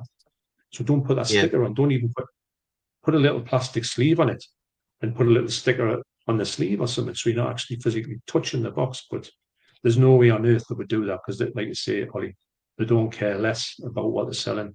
They just want to turn a quick profit. Sometimes the prices of some of them are Crap. unbelievable. I think they Yeah. had True Lines in there when it first came out for 35 quid. Yeah, you could go get on it cheaper in and get it for HMV. 22. Yeah. Oh yes, a lot of things on. It shouldn't be that way. It's all second hand. Yeah. Ridiculous. I just can't get my head around it either, John. Like, you know, like they'd either charge a bit more than what you would get as a brand new copy in HMV, or they charge it as the same price. And, you know, like, I honestly would rather, you know, like, go that extra bit mile, like pay the extra £2 to £3 for a brand new copy, than, you know, like have something that's got, you know, like that hideous sticker on it that could do a bit of, you know, somewhat damage to the cover and that. It's but it's crazy. But yeah, they should have kind of, you know, like ditched that idea with the stickers like years ago. Really, it's like it just doesn't do the case and that justice at all, doesn't it, John? Well, it ruins it, you know, to a certain extent. You can have had plenty of things from CX, and I took the sticker off and it's ripped what's underneath. Lost count of times how many times that happened, you know. But that makes me not want to go to their shop like a whole lot less. I'll go there and have it hardly CX now, but when I go, I'll only get something I know is going to be a good deal. And even the ones we used to go and get them for 50p and all that, they're all £4 now. And you go, I'm not paying £4 for that, because I know that it's kind of like a trash film, and I only want to see it and watch it, or like £1 or something like that. But if I'm paying £4 to £5, I want something that's like maybe like an Arrow. Arrow should be £6, but they're all 10 or £12 now. Never used to be. Silly, And innit? because when you get the sales, you can get them for that in the sale, brand new, with all the boxes, the slip covers, everything. And it's just like rubbish when you get it from them, you know. Plus, the people who've got it probably don't look after them at all. And then, of course, when you get them to put the discs into the box, and they pick the discs up with I don't know where they keep their fingers.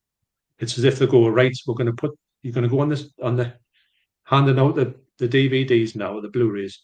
So you've got to go in the back, get yourself a bit of butter, do that with your hand in the butter, and then go. And when you go back to the things, you go like that. Yeah, all over the that's thing.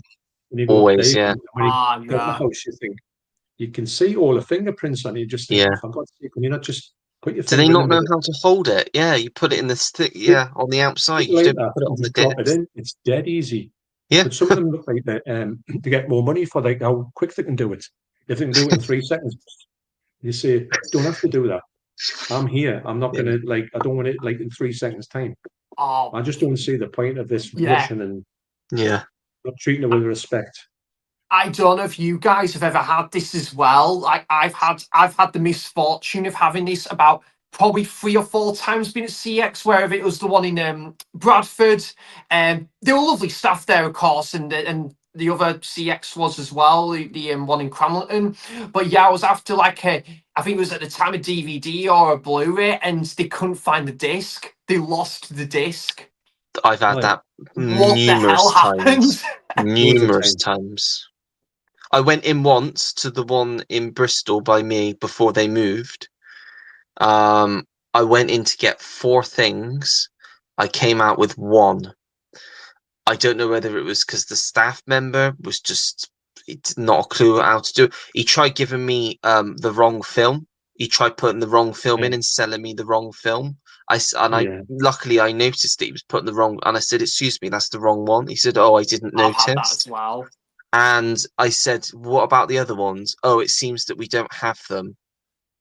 Well, yes, you do, because you've got the case on the shelf. It's the fact that you've put it in the wrong place, or you've not looked properly. So yeah, I ended up coming out with one, even though I'd gone in for four, and it's still, when I left, I checked on the app, and they were still showing us there. So it wasn't like they just sold, and well, they couldn't have, because I had the case. Well, I think two of them, the cases weren't on the shelf, but they still said that they were in stock, and the other one he just couldn't find. He tried to put the wrong disc in, but it's ridiculous. Like, yeah, how they've not got it when they clearly have somewhere. Also got it. Have you noticed Yeah, how they'll say, right, if you want something that's like a B movie, it's like under the B yeah, section. So they'll say, right, say if you wanted like, I don't know, Batman. So you'll say, there's a thing, and they go, all right. And they go to the B section, they go like that. So yeah. that's not there. You go, could you do that a bit slower, please? Because you're Yeah, going so fast. There's they no go. way on earth you could possibly see what that is. Yeah, they go And with then their you just thumb. They go. go, yeah. You think, Yeah, take your time with it. I'm here, yeah, and I want to, because you go, how can I find it? Well, and it's then they say, not like if I says, well, can you look again slowly? They look at you Yeah. like yeah, you're mad for even yeah, asking that. So we just go, all right, okay. I was in there one day and I was looking for, it was Fast and Furious, the 10, whatever that one was called. And I had it in yeah, there, and it was a really good price. It was 10 quid for the 4K. And I thought, oh, with a nice slip, because I couldn't get one from HMV. I thought, job done. I get that one. I was really pleased to get it because we love the Fast and Furious yeah, series. Unbelievably. It's just, just stuff fun. So they went through it and they haven't got it. And I went, I said, by this point, I really wanted this one. I said, you sure? I said, because, it's here. So I don't know what's the matter. So they did have a second look, not properly. And there was two of them looking, and were getting in each other's ways. That was rubbish.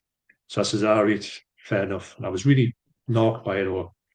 So I had another couple of things there, waiting to, I think I'd actually, they put the discs in. They were just daft little things I was just getting for like literally pennies, But I thought I'd check them out. Don't even know what they were. So he says, do you want them ones? I says, no. I just walked out the shop. But he was looking as if to say, how dare you say no to them? And I thought, if you think I'm going to buy them, bits of rubbish, because really I wanted the good stuff, which was the Fast and the Furious. And I just saw it. yeah. Well, I'd never been in the shop again. I mean, not that I'll ever remember that or anything, but I thought it does leave a bad taste in your mouth, doesn't Yeah, it? it When you does. think, Ah, I did it on the last uh, one. yeah, My last visit to CEX. I had a pile, and the first one she picked up was the Amityville Horror, the '88 films release, which is from last year. And it was the first one she picked off, and she must have looked at the disc 5 times. She put it back. I thought, hang on a minute, that's the right film. They'd marked it up as the 2005 remake on the thing, so she couldn't put two and two together that it'd been marked up wrong, and she just assumed, even though the picture on the disc is exactly the same as the picture on the cover, she thought it was the 2000. And I had to explain to her. I said, no, that is definitely the right one. I want that one. Because yeah, otherwise, if I hadn't have picked that up and noticed, she'd have ended up putting it back and saying, sorry, I can't find this one. And it was yeah, one of the ones that I, again, like you with the Fast and Furious one, I really wanted yeah. it because it's one that I've wanted to watch for a while. Yeah, I know it just I've never known a shop like it where they would say if you went to like I don't know, a bookshop and you wanted to get the latest Stephen King book and you got like a lovely hardback book and it was like say 20 quid and they got off the shelves and they go, is this what you want? Oh, I can't find it, and they were looking in the wrong Stephen Bing or something, that's not in there. Oh, Stephen King's over there, you're telling them the job. So anyway, they get the book off and they go, is this what you want? And go, yeah, that's the one. They take the cover off it, the dust cover, rip it up and hide in the bin. You say, right, there you go. It's Yeah, because they're kind of doing that with the thing. You go, I'm not paying that for that. And yeah, like, or exactly. if you don't have one of the dust cover on, they say, look, we've got one here. It's only a five. It hasn't got the dust cover on. And I think it's the same with slipcovers. I look at them like an extension of the release. If they're Mm. available, you wouldn't go and buy a brand new book if you collect books and say, well, I hope they haven't got the dust cover on, or you haven't got the chance of getting them on release with your dust cover because they're part of the book, aren't they? They're part of the collectability and yeah. the feel of them and everything about it. So these people in CEX haven't got the fit. It's as if they must get them off the street and say, right, You've got one thing. Do you know anything about physical media? I haven't got a clue. Right, you got the job. Because if they give it to the likes Yeah, of us, if we all worked there, if we got a job there, me and you, So Sam, and everybody's effective. got a job there, yeah, we would be so spot on with it, wouldn't we? yeah, We'd be getting everything there, and we'd be putting it on for the right price, not putting stupid stickers on it, and just saying, oh, and you'd even like be saying them, well, try this one, try that one. Do you want to get this one? We've got this one in the back. This one's just coming. You'd have a load more business as opposed to yeah, like Yeah. making, especially it's only collectors going in there. Every time I Mm, go in there, I always see people, and they're collecting. It's not as if you just get someone walking up the street and say, oh, "I'm going to buy a Blu-ray for a laugh." It's not yeah. like that, is it? I think But they just sell it to hobbies. unfortunately it's because it's retail, and with Yeah, any like retail shops, anyone can work in there and not need to have any knowledge. It's like going into, I suppose yeah, it's the same as going in, like working in somewhere like game or like say a bookshop. Anyone can work in there, but really, just because anyone can doesn't mean anyone should. It should go to the yes, people that that's a have an good point. interest in what you're doing and what you're selling. And Yeah, sometimes you get a that, half the knowledge. sometimes you Yeah, don't. Yeah. yeah. cool. I remember Ollie, excuse me, 3 months ago, and like again, the staff at the CX Northumberland Street are pretty canny, I will say, but it was so funny. It was a bit like a comedy sketch, and this person who worked there seems pretty canny enough. But it was so funny, Ollie, because I traded in a load of stuff, and I was after, and I still haven't seen it yet. I was meaning to check it out back in December because it's set around Christmas and that. Not a very festive film, but one to at least watch in December. Um, but I got the second sight edition of Inside. I think it was about £2.50 with the CX credit, because I had about Yeah, £27 credit there. This was so funny, and as much as that staff members are like lovely and what have you, but oh John, this was so funny. So the film Inside is like on the shelf, right? And one of the guys went like, and it said, oh, is it there? Is that the one you want, mate? And I was like, no, it's just there, mate. Move it further. Oh wait, is it this one? This one? And it's like, no. So it's just next. It's inside next to House by the Cemetery. Oh wait, oh, just there. I've got it. And yeah, honestly, it took about less than like 5 minutes to like when they finally saw like the limited edition of Inside on there. That's like, again, not me well, having any dig at the staff, because they're lovely staff there, but it was just quite amusing. It took a bit longer till they finally found it on the shelf, and that when I could see like next to say House by the Cemetery, which I did have to say because the poor guy was struggling to find it on the shelf. well, the bit. I know exactly where you're talking about, Northumberland Street. The bit that they've got for the special editions. It's only about that big, isn't it? Yeah, Behind the heads. So it's yeah. not a great deal to go to. And if somebody, I think I was in the other one that's down. Granger I was at Market, is it, next. John? That's it. I was in there one day, and I was like, I had to point at some, but no, I was in the medical centre, and I said, "Can I have that?" It was a narrow thing that come out, True Lies. So I said to him, I says, "Oh," I says, "Can you?" No, it wasn't True Lies, man. No, True Romance. It was a big box set, and I said to them, "Is that True Lies? There is it 4K or Blu-ray? Because you can only see the spine, they have them lined up." Yeah, So they're going. Go True Lies, True Lies. I was going, it's that one there, it's the arrow one. I didn't have a clue what arrow meant because you can see the arrow box, can't you? Couldn't see that. I'm going, true. And I'm going, I nearly had to lean over the counter to point at it. And they're going, this one, that one, this one, that one. I was going, honestly, a bit like what you're saying. And you think, for yeah, God's sake, man, it Yeah. can't be that bad. They must have been there first day, or they must have had glasses on or anything. I just don't know. You just Yeah. think it's a bit of a joke. yeah. And it Yeah. shouldn't be that like that. But everybody who collects has not a great thing to say about CX and their policies, shall I say. Yeah. Big Trouble in Little China 4K would be a great addition to the collection. I think, yeah, I'm not too sure if I don't know if Arrow still have the rights to that. But yeah, I think if they do still, I'm sure we'll get that at some point down the road. But yeah, I'm sure that'd look great. Hopefully next year, Ollie, because that film's turning 40 next year. Yeah, it is. Yeah, hopefully. Wild. A 4K of 30 Days of Night, another cracking vampire film. Yeah, I'd love to see a 4K of that one as well. I need to see the first 29 first before watching that one. So everything with a number on now, we'll have to get the ones before. 400 blows or whatever it's called. We'll have to see your first 399. 300. Yeah. The first 299. Oh wait, I've seen 7 Samurai, but I've not seen the first 6. A 4K of Violent Cop 1989 Japanese noir thriller film classic cult would be awesome. I've not heard of it, but from what you're saying, very basic description, it sounds like it would be good. It's check that out. You know the actor, he's a Japanese actor, it's called Beat Takeshi. And you know Takeshi's Castle, remember that on the TV? Mm-hmm. Remember the bloke who used to be at the end of it when they used to have to try and catch him in the car? That's Beat Takeshi. I can't believe that he actually went in to be on that show. But anyway, he is the star of Violent Cop. It's really good, really gritty. He's a great actor. He's in the Battle Royale as well. I think he's the main boss in that.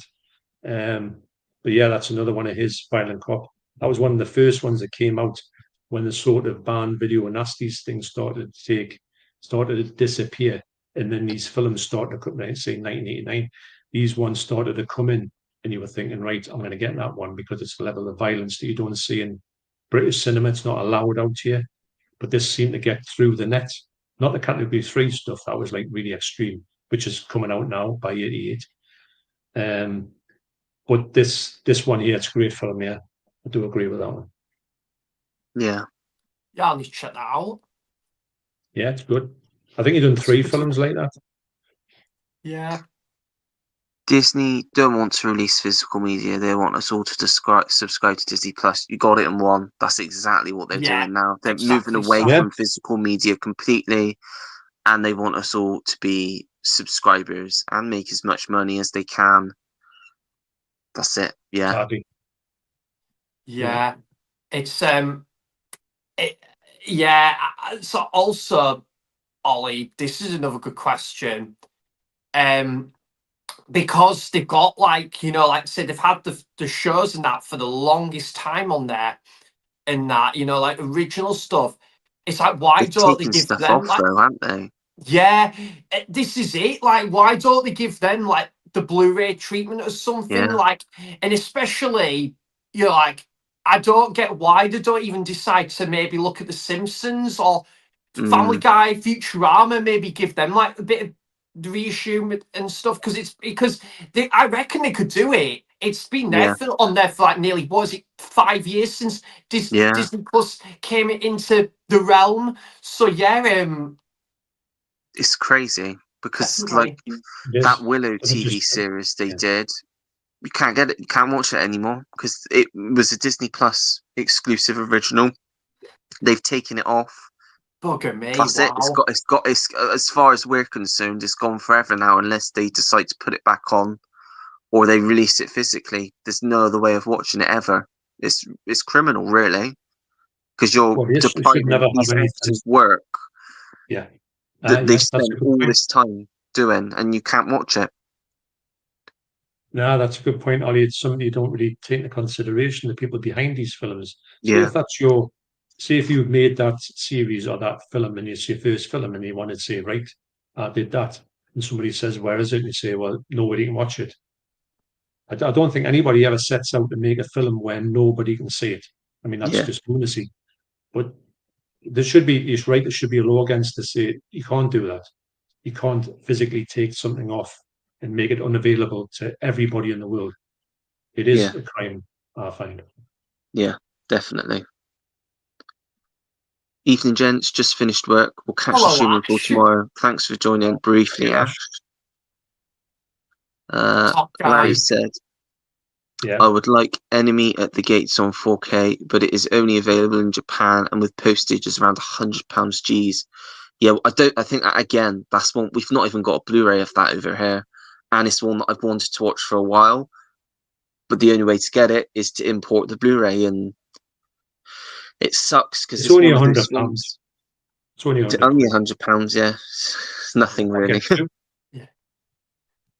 But yeah, Definitely. it's ridiculous. It is. Just But you hear that, don't you? Yeah. yeah. You One of the shouldn't be able to film. hear things like that. Go on, John. Sorry. I'm saying you shouldn't. There should be a law against that sort of thing when something comes Yeah. out there and it gets put onto a site, probably eBay, to buy that.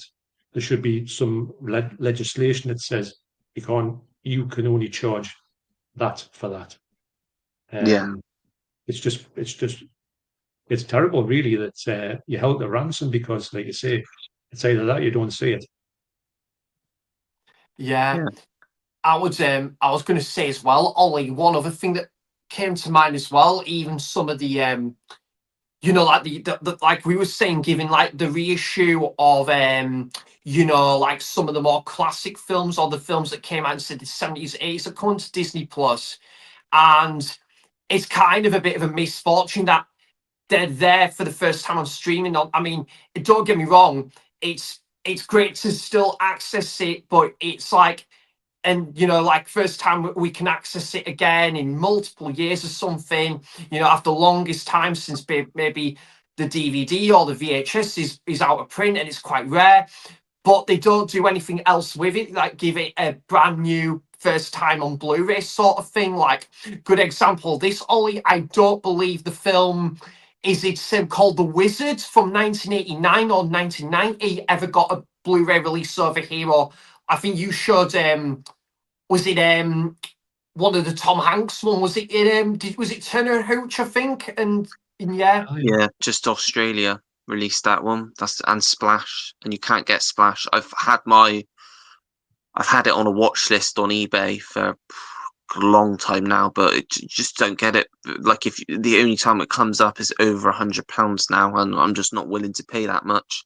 no, no, nothing's worth 100 quid. No. I have a 4K copy of The Keep on order from America, as it's been a must-have film for years. Not familiar with that one. That's decent. I quite enjoyed that. I believe like there's a foretold legend of some sort that film got like one of the longest extended editions. It was there was meant to be something in.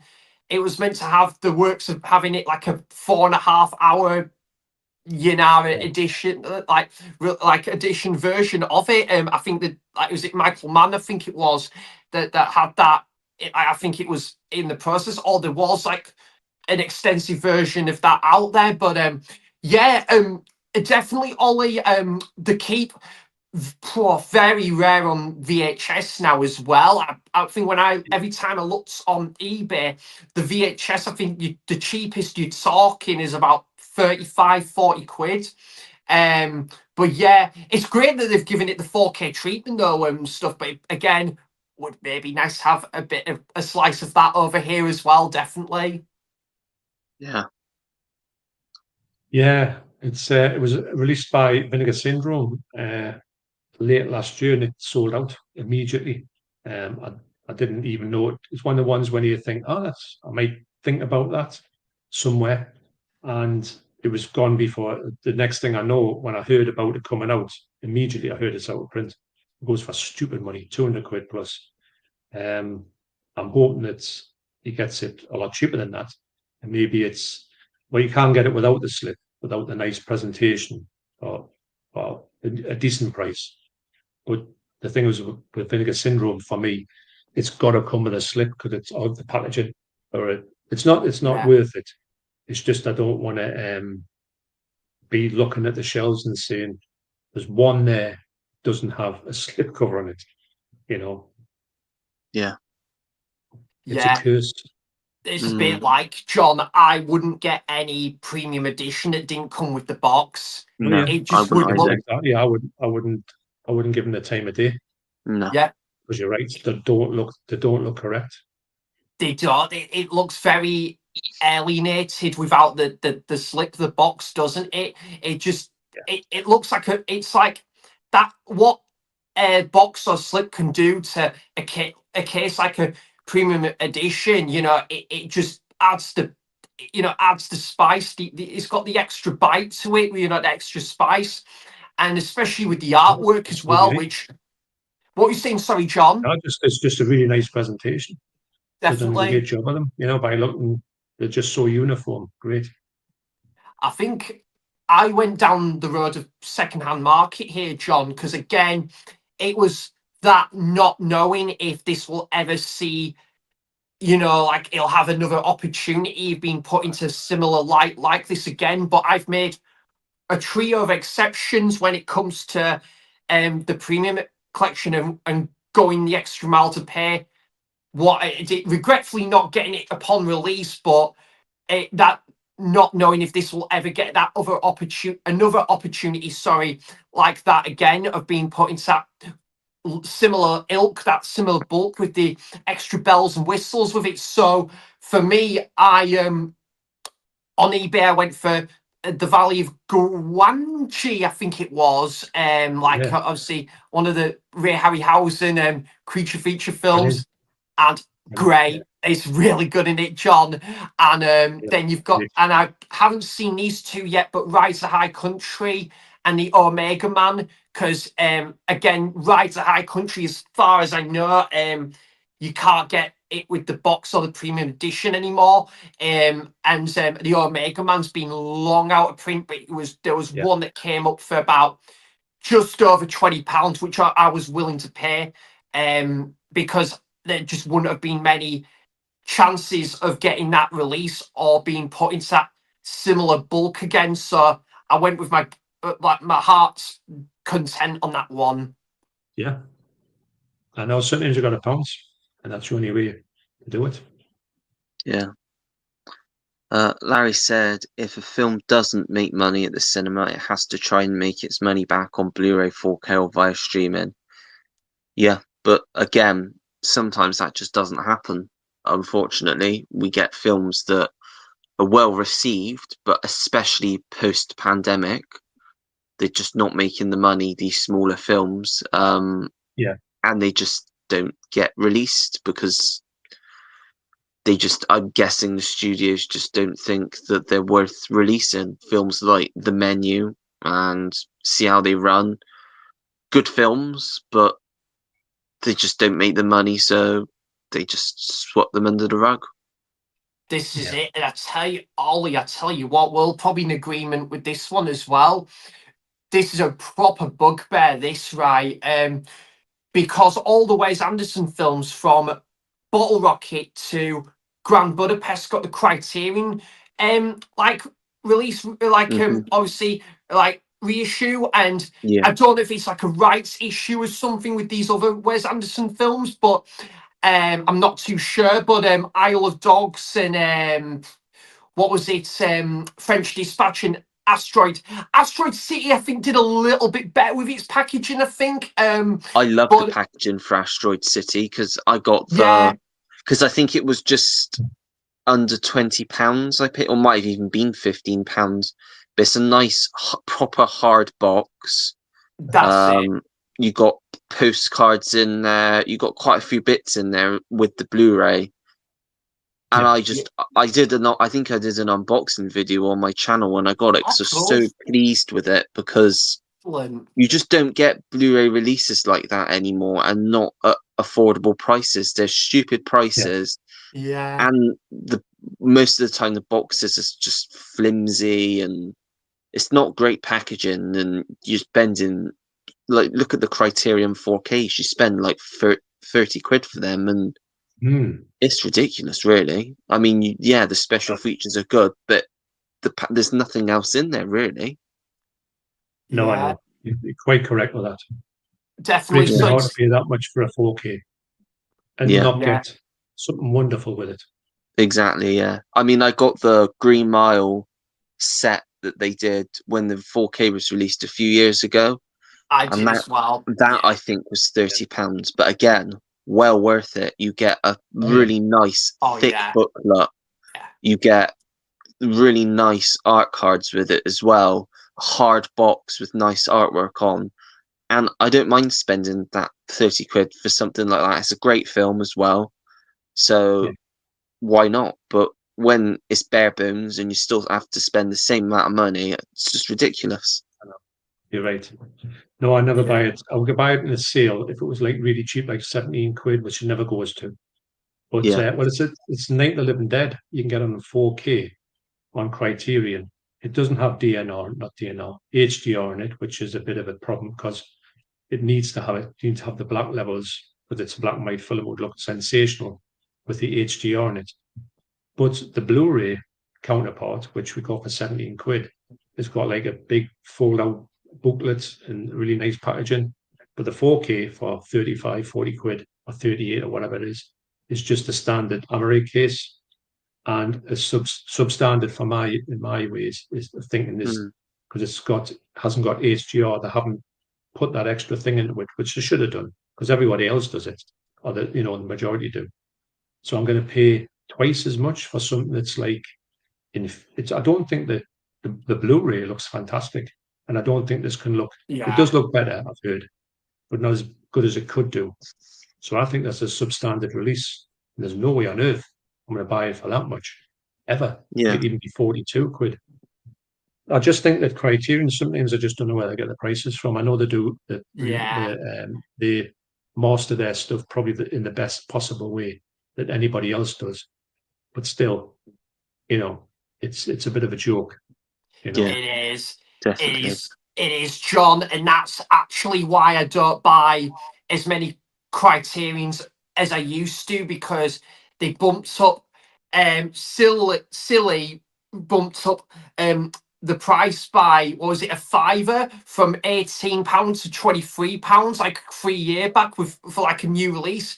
And there wasn't any extra packaging or what have you. I mean, I love Criterion, obviously I do love the releases that I've got and stuff, but I don't buy as many new releases via release day as I used to because obviously £23 at a home stretch, it's just it kind of, it's a bit of a shame that it still didn't stuck with the Too much. £18 original price and stuff. And I will say, I will to put a bit of a positive spin, there was that amazing sale back in November last year. I'll give them that. There was a really, really good sale, but if they can have maybe one or two sales at least a year, it kind of, that'd be really good. But I like Yeah, the last one, not the one back in November, and that was brilliant. But the one back in April, May time, me and Warren, Goose's Movies, were talking about that one. It was a very lackluster Criterion sale because there was only a select few titles that made the cut for the sale. And yeah, that was the first Criterion sale in a year, and it was so lackluster. But the one, I think where it was 10% off or something like that, where it was majority most of the titles that were on sale, that definitely made up for it. But yeah, I just think now that is it, John, the way to go Criterion for myself personally.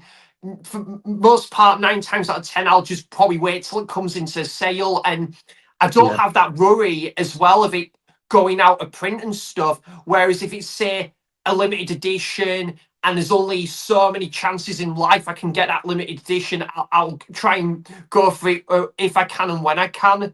But wherever it's Criterion or BFI and Stand Blu-ray, I don't always buy it upon new release yeah. because I don't have that same pressure of it going out of print and stuff. Yeah, I always go for them in sales myself. I very rarely buy anything to do with Criterion full price, well, on release. It's got to be a Yeah. special film for us to do that. Yeah. Yeah, definitely.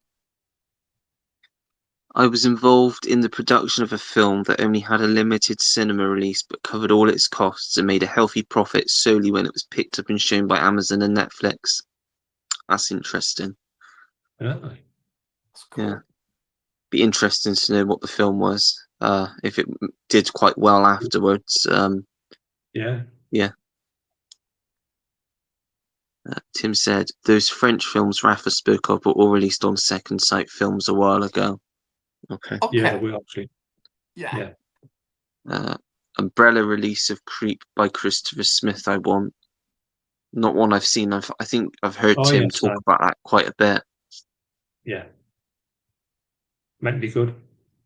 Yeah. And there's the British one in there, John, the one with the train. Is it in 2004 Train. that one came out? Yeah. Yeah. That's meant to be good as well. Yeah. Yeah. Yeah. Hello, Muckman Movies. Good Hello, evening. Jamie. Not man.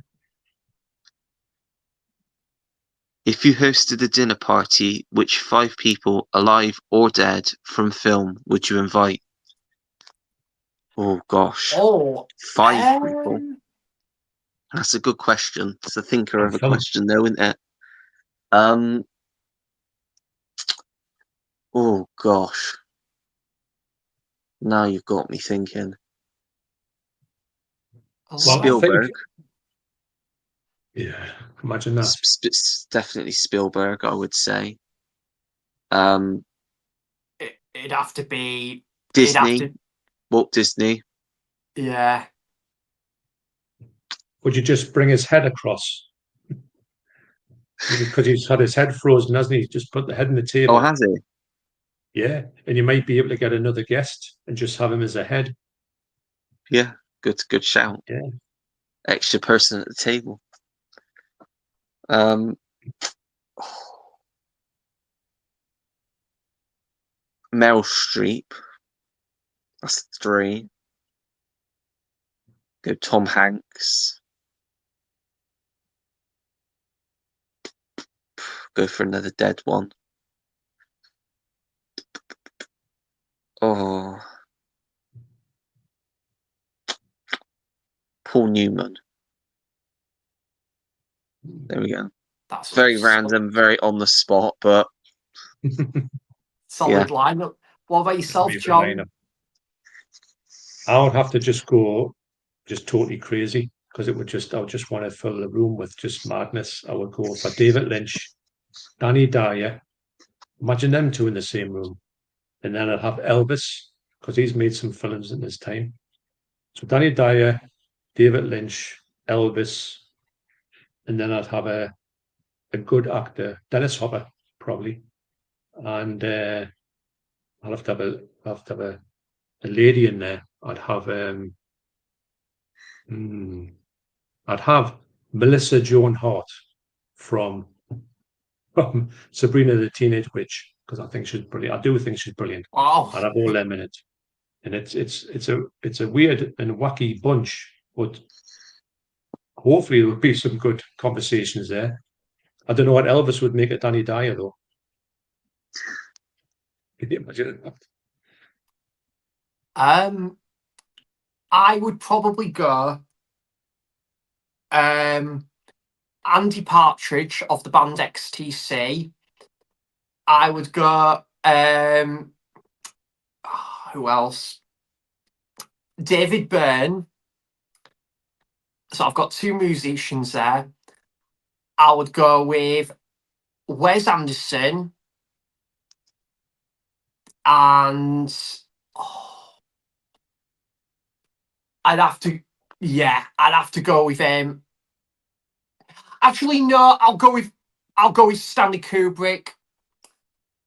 And I think in terms of actress, I'll probably go with Margot Robbie. There we go. Oh, you'd like that, wouldn't you, Sam? Definitely. I'm not always going to say that one. Like who would have guessed it? I know. What a shock. But if she came around and did a BBQ, it'd be a barbecue. See what you did there. Won't tell her jokes like that, mind. I should be out the door. She'll walk out. You're welcome. Oh man, Tilda it's been a great Swinton. stream, man. Oh, sorry, Ollie. Oh, that's all right. Tilda Swinton is my favourite actress working today. She's incredible. Have you seen We Need to Talk About Kevin or Julia? She's brilliant. Not seen either of those. You I've guys seen seen, them? I've heard good things about. We need to talk about Kevin. Yeah, Yeah, me she's a good too. actress. Yeah. yeah, Yeah. that's, yeah, we need to talk about Kevin. That's a good film, Ollie. I wouldn't mind checking out the book as well, even though Ezra Miller, bit of a Yeah. shady guy now and stuff, but Well, I there is think that, isn't there? yeah, there's that. But to separate again, kind of the art from the artist, I guess it's still a really good film and that, like, Yeah. but yeah, it's a bit like what we were saying. Ollie, Perks of Being a Wallflower, one of my favorite films Film. of all time, and Same. despite what Ezra Miller went on to doing, and it was, it's really what wasn't good at all. But to separate the art from the artist, it doesn't take away, obviously, from Perks of Being a Wallflower being an amazing film and stuff. So yeah, I think but as well with the Perks of Being a Wallflower, the thing that gets me is when you know the twist. If you know what I'm on yeah, about, it hits you on a different level because you're sat in the film, watching the film, thinking one thing throughout the whole film, and then you realize it's not at all what you thought, and it's much darker than that. yeah. And it's like you watching like, holy shit, I didn't think of it like that. I didn't even look at it that way. And it's like with one of the characters, and yeah, it hits you hard. It is. It's So what film was that when you're talking about? The Perks of Being a Perks of Being a Wallflower, Wallflower. John. The purpose of a Perks of Being a Wallflower. right. I like the sound of that, actually. It's I like stuff like It's a that. good film, yeah. it's amazing, John. I watch it every 30th of December. I've got my end of year annual Trinity. And Perks of Being a Wallflower is it's like the second to last film I watch like at every tail end of the year. It's absolutely amazing, man. There's Lost in Translation, Perks of Being a Wallflower, and the film I watch like every year to sign off the year is 500 Days of Summer. That's my end of year annual Trinity right there. Oh, well, I'll definitely keep an eye out for that one because it's It's like intriguing. because it is like a feel good film, but it's also like when you realize what these characters have been through at the end, and it's just like it's just really great. And I mean, Emma Watson in it, and she's like really, I suppose, of the three, the biggest star in it because it was Yeah. right at the end of Harry Potter. But yeah, you just oh yeah, and it's sure that's Paul Rudd in it as well. Doesn't he play the teacher? All right. He Yeah, does. And then there's he's great in it. And Joan Cusack as the doctor at the end, she's got a really great small little part in there as well. absolutely. Hmm. And And even the ant, the one that plays the ant, like I say, you just don't know until the end. But yeah, it's just a great watch. I was going to say, John, Ollie will know I'm kind of bantering when I say this and joking, but it is anti, not there's not an actual ant that's in there, like a real life ant, a CGI ant or something. See what I did there? I see what you did there. So Adam and the Hey, Ants that would have were had a part bit of of a it. connection with Paul Rudd, sir, wouldn't it? If Paul Rudd was in the film. You're Ant-Man, right. yeah. Yeah, You're right. lol. But yeah, it's amazing, John. And the Blu-ray you could probably get cheap as chips as About well, three like a quid, I couple of think I got quid a mine thing. for, yeah. Yeah, All Yeah. right. Yeah. Well, if that's the case, I will be on that one. the Uh, book's amazing as well, John. Love the book to that as well. Jason Reese, hello Jason. I'm a DVD Hello. hoarder, over 2,000. I need help. Support group. Yeah, I think we all need help. I've got over one. I'd say near 2,000 Blu-rays now, but 4Ks. But yeah, I don't think I'm ever going to stop because that is what we do. We collect. That's what we Yeah, enjoy doing. So why stop? we keep going. We keep Yeah. going. Yeah. Enough is never enough. Exactly. You've not seen the original Friday? No, I've not. That needs correcting, mate. Get hold of it and add it to the watch pile. then watch the sequel on YouTube. It's unlikely to have a physical release. So does the Oh, first Fright Night, does it have a Blu-ray over here? It does, Ollie. You can get Okay, it I'll try on and get that. Eureka. I think you can get it for Right. about a tenner, Okay, that's £15. good. Can you, John? Yeah, I think it's got a 4K remaster, so it's a lovely Blu-ray. Don't get us wrong, but the 4K is Yeah. next level. But obviously, at the moment, it's not going to be a thing you can get. And it's like I say, it's cheap. It's cheap now. It's been out for a long time, so Yeah. it's a lovely Blu-ray. I mean, I'll I've have still to got get it. that one. I've got the 4K, but I've kept my Blu-ray because it's such a nice set. Yeah. Cool. Yeah. Near Dark is my favourite vampire film from the 80s. Top film. Great Catherine Bigelow Yeah. film, that one. Yeah, I Yeah. think I've heard Jamie talk about that one as well on his channel. I need to check that one out. Near Yeah, Dark. Great film. Oh, have you seen that one, Ollie? Yeah, great vampire film. Bill Yeah. Paxton. It's terrific in it. He is. Yeah, you got what's his name from Aliens? Is it Lance Henriksen? Great Yes. in it as well. Yeah, great. Watch that. Yeah, I need to check that out. But speaking of aliens, Ollie, Not I've seen still it not yet? seen it. Okay, I didn't think you would have. Oh Come man, on. it's You're It's gonna have been to his do it. homework for the last 5 weeks, and he's still not done it. right, Ollie. You're I'll missing tell you out what. because it's a great film. What are you saying there? Sorry, John. I'm saying you're missing out there because it's a great film. It It is, really is. yeah. Yeah, I'll tell you what I'll do, because I'm so pleased I haven't done this now, Ollie. When James Movie Mad said this about the extended cut not being on Disney Plus again, probably another good reason why it's good to see, maybe venture out and get the extended version on physical media. But yeah, I'll say this, Ollie. This month, I'll say at least this month, I'll get the 4K of that, and I'm gonna watch it, because you know what? It's a movie I've heard nothing but amazing things about, and the fact that I'm going to possibly going to see Terminator 2 in a couple of weeks at Cineworld, because it's getting reshown at the cinema, that will even more push me to buying it on 4K. I'm not saying anyone's pushing me to watch it and stuff. Like, they're definitely giving it high praise and say, Sam, you gotta watch this. This is amazing. But yeah, that I might even get that on the same day as I'm watching Terminator 2 at the cinema. So what a wicked day to, like, delve into James Cameron's filmography. Definitely. Tilda Swinton is one of the greatest actresses working today, and I utterly adore her. She was sublime in the Suspiria remake 3 times, and Only Lovers Left Alive alongside Tom Hiddleston. That's Jim Jarmusch, isn't it? I think I'd like to watch that one. Yeah. Big Have you fan seen of that Jim one? Jarmusch. I am No, as well. but it's another one that I've got to watch. But I've got a few of Jim Jarmusch ones that I haven't watched yet. I think he's brilliant. Like, Oh, Yeah. it's one of them. absolutely. Yeah, can't Yeah, recommend. It's one of my favorite directors. Definitely. Yeah. Because I think me and Ollie have seen this one, John, but I don't know if you've seen this one yet, but it's absolutely brilliant. Patterson, have you seen that one? I've got it, but I haven't watched it yet because I bought a Good lot of film. his films and not got round to them. And I've got it, just haven't watched it yet. It's really good. Yeah. And The But Dead Don't Die is really good as well. I really enjoyed that. Good zombie film.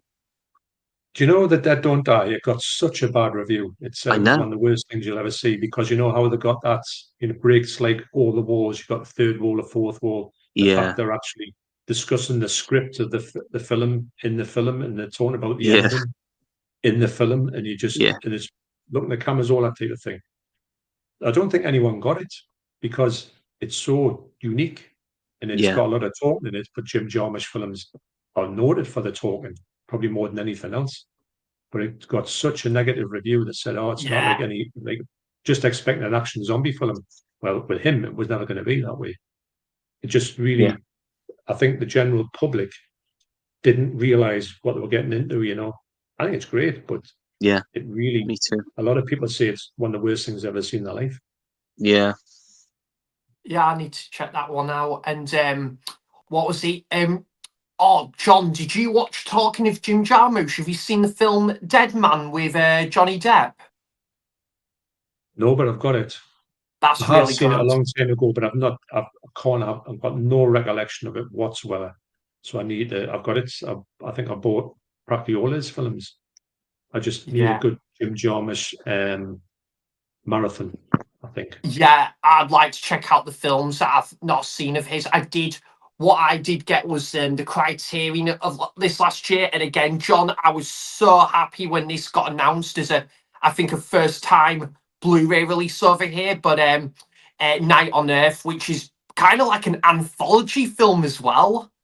It's brilliant. Yeah, I love that film. Great. Excellent. Have you seen Tilda Swinton in Michael Clayton? She's amazing in it. She won Best Supporting Actress for her performance in it. She is great in that. It's great Yeah, George you're right. Clooney film. Great performance from him as well. And Tom Yeah, Wilkinson gives a great performance in that. yeah, I really like that. I didn't think I'd like that one, but I did really like it. Yeah, yeah.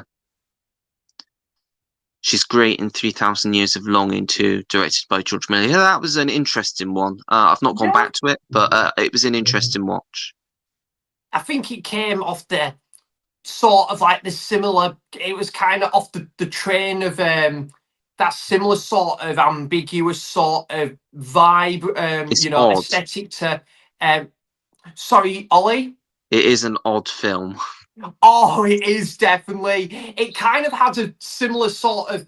It was kind of on the train of off the train. Sorry, of something like they came prior to it, like Everything Everywhere, of like very big and bold and ambiguous. But obviously, Everything Everywhere did it obviously a million times better in my opinion. But 3,000 Years of Longing, yeah, I quite enjoyed that one, but doesn't have the same oomph to go back and rewatch it sort of thing, but I did like it.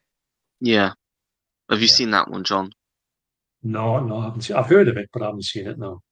Yeah, a weird watch, that one. I think I've probably seen everything she's been in as I'm slightly obsessed with her. I'd highly recommend Friendship's Death, a film she starred in with Bill Patterson back in '87. Interesting. Oh wow, I okay. know that one. Never heard that one. She's been around Uh, for a long time, hasn't she? She has, yeah. Yeah. I'm not that fussed about a slipcover. It's just a bit of cardboard in your eyes. The disc is the most important part of the package, but I am a sucker for a steelbook, though. I think that I can see your point there. I don't not agree with that. I just think that sometimes that the whole package is the package for me. And if the whole package includes a slipcover or a certain box or anything like that, then I would like that version, you know. Obviously, the film's got to be summit. I want to just buy it because I think it looked amazing quality or amazing, presentation, and then the film is rubbish. I wouldn't go to that thing. But then again, when you get Vinegar Syndrome, you sometimes are taking a risk for that, and it usually it pays off. But then again, you can always sell it, so you'll never lose money on Vinegar Syndrome. Weirdly enough, probably the only company that is like, because if you say if I've got like Street Trash, I've got through, I think I paid 18 quid for it. I know for a fact that I can get a lot more money than that if I just said it was rubbish and just sell it. So it's not as if I'm ever going to think, oh, I wouldn't pay big money for it, But if I did, I would still make money on it. I'd still get me money back. That's what I'm trying to say. So Yeah, it's a good bet to have a bad film in there because you can always offload it. I have not to do that yet. Yeah. Lost. But yeah, yeah, I do like a good presentation. It has to be said. I'm a Yeah. sucker for it. yeah. It's just like John, every time I go to H&V and I say I really want the Hitcher, but it's £50. And then what do you say, John? Right. Well, what we'll do, we've had this conversation every time I go into HMV. We stand where the hitcher is, because I was standing in the same place all the time. We look down. I can't believe the hitcher's still there. But when it first come out, you said, I'm not going to pay £50 for a film I've never seen before. And I said, listen, I said, The Hitcher is a great film. You will like it because it's iconic for what it Yeah. is. I said, but if you've got the film there for £50 and it's you're gonna What you do is, if you don't like it, you can sell it again. You can sell it off, and you will always get your money back on a second sight title. I know there's still some of them left, so you may not get as much on it. So that's what my idea was, to say, look, get it. It's a big ticket price, but you will love it. I'm sure you will. If you don't, on a slim chance, just sell it and you get your money back. So that was my advice to you. And did you listen to us, Sam? No. No. It's you still haven't got it. You're going to miss out. You're going to miss out. Now, what happens if you went and there's none there and you love that film and you think, I wish I got the special edition? That's all I'm saying, Sam. I would go back in time and get it. Well, yeah, that's great. Or you can go to CEX and get one that looks like it's been kicked down the road a few times for probably 70 quid. Definitely. John, do you know what? I just thought of a funny thing for that'd make a cool Doctor Who episode, wouldn't it? So like the Doctor and his companion were building their own like Blu-ray 4K collection in the TARDIS or something, and they'll think, oh, do you know what? I wish I got this on release day and it's out of print. Well, let's go back in time and get it when it got released, or pre-order that. They'd make a cool like comical Doctor Who episode, wouldn't it? Yeah, I think that would be great. You should send that into the BBC or Disney Plus now and say, what about this for season 3 that they're never going to do? But didn't you read? They're thinking about cancelling it, though, aren't they? Yeah, it's not been doing well on it. Ollie's it been the trailer for the new season looks pretty good, though. I must admit, it does look pretty good. Did you watch it, John? The trailer for season 2? Yeah. Now, my thoughts on Doctor Who now is that, unfortunately, it's on Disney Plus, so it's in everybody's eyes. And when I mean that, it's in the eyes of the people who are in the business of writing rubbish about stuff. Yeah, I do think that there is a possibility that the BBC, they will go back to the BBC. That the Chancellor Arm and Disney Plus might not have worked out for them too much. Bear in mind, they've still got another series to see. And Disney Plus have always said they would only do it on the end of, because American companies are famous for cancelling things. If they don't make $1 trillion, they'll say, right, get rid of that, and cancel some amazing stuff. But the best thing about it, if they cancel it, just go straight back to BBC. They get a smaller budget, but who cares? They've done it for 60 years, and some of the stuff, I mean, me and Deborah are watching, we're halfway through Patrick Troughton's era. Oh, nice, man. And it's looking at it, it's laughable. It's not laughable to us because we're enjoying it. Now, people who watch it now who have just tuned into Disney Plus and started watching it have no knowledge about this. So they're going to see the big budget stuff. So maybe if it goes back to BBC, you'd lose all of those Disney Plus new people who won't like the fact that they're having a low budget. But all the people will love it. It's always going to have a home. That's what I'm saying. So win, lose, or draw with Disney Plus, it doesn't matter, because there's no way on earth that this thing is going to get cancelled. Might go into a bit of a lull. I think, unfortunately, they picked the star that is going somewhere. If he was a bit more under the radar, we wouldn't have to think, well, he's going to be off. And I don't blame him if this ship is sinking for him. But it's going to find its home, spiritual home, in BBC. They get a new person in there, maybe somebody who's not as well known, and it'll continue on. That's just the way I see it. This whole thing about it's dead, it's getting cancelled. Shooty Gatwa is the worst thing since sliced bread. That the writing's rubbish. That it's all sort of like internet chitty chat, which is basically somebody just sitting on a computer writing rubbish, and that the stuff they come out with is laughable. Do they not know that 60 years, we've got 60 years of history with this? We've been there before. We've been there when it got cancelled, it was in the gutter. 12 years or whatever. So it's nothing new to people, but it seems to be this clickbait for Doctor Who is unbelievable, and it's utter garbage. There's only two things I think I watch with Doctor Who culture, and then there's confused and Tippity or what it's called. I think I watched them 2 channels, maybe Thories, nothing else, because everything else is utter rubbish, hokum. Yeah. So for me, and I mean, I'm a big fan of Doctor Who, and the only one I didn't like was the writing, not the person. The Chibnall era, didn't like Same. it at all. It had Yeah. nothing to Same. do with the Doctor Who as a woman. Couldn't care No. less about Same. that. In fact, I thought that was a good idea. Surprised it didn't happen years before. It's always been touted on it, I know they talk about Russell T Davies and all that, and the way he is projecting this new Doctor Who. I don't agree with anyone saying that it's been the wokeism and all that. That's I all quite rubbish to enjoyed a me. lot of the stories, the individual I've really stories. I enjoyed think this one. 73 Yeah. yards was, and boom, great stories those were. Yeah. 73 yards, I think I watched that about 6 times. I It's so absolutely good. love Really, that. John? Oh, It it's was, a great yeah, episode, that. it's It's brilliant. just And the, it's the tension built fantastic throughout. writing, isn't it? Yeah, And it's what it's all about. If you've got, it doesn't matter who's doing it. If you've got good writers, you're halfway there. yeah, And you've got good writers in a minute. The Chibnall era had bad writers, and I Yeah. tailed right off of that. And it had nothing to yeah. do with the cast. It was to do with the writing. So as Yeah. long as they can keep the writing good, and they can get, it doesn't matter if there's Dr. Shooty, who I think is brilliant.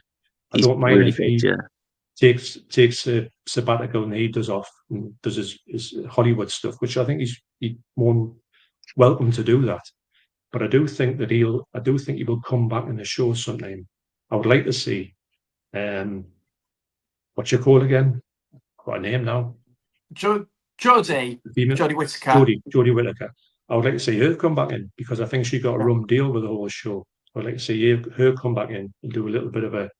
I love when the doctors meet each other. I'd like her to come in and do that because I think and to get her into a big sort of like a well-written show, special. you know what So they did though, don't you? With the bi regeneration, they've done it so that as a backup, they can bring yes, David Tennant back if everything goes yeah. Which I don't think's yeah, a bad idea because I think people are going to straight away be like, yeah. I mean, when he was announced to come back for the 60th, everyone was like, yeah, definitely. yeah, So I think if they did that just in the interim period while they're sorting things out, it's going to get the views again. I think it'll bring the viewers back up so it's Yeah. ready for when they bring it back again in full force. Would you Yeah. like him to come back as how they split up? And he Yeah, went off as the sort of the doctor, the retired doctor.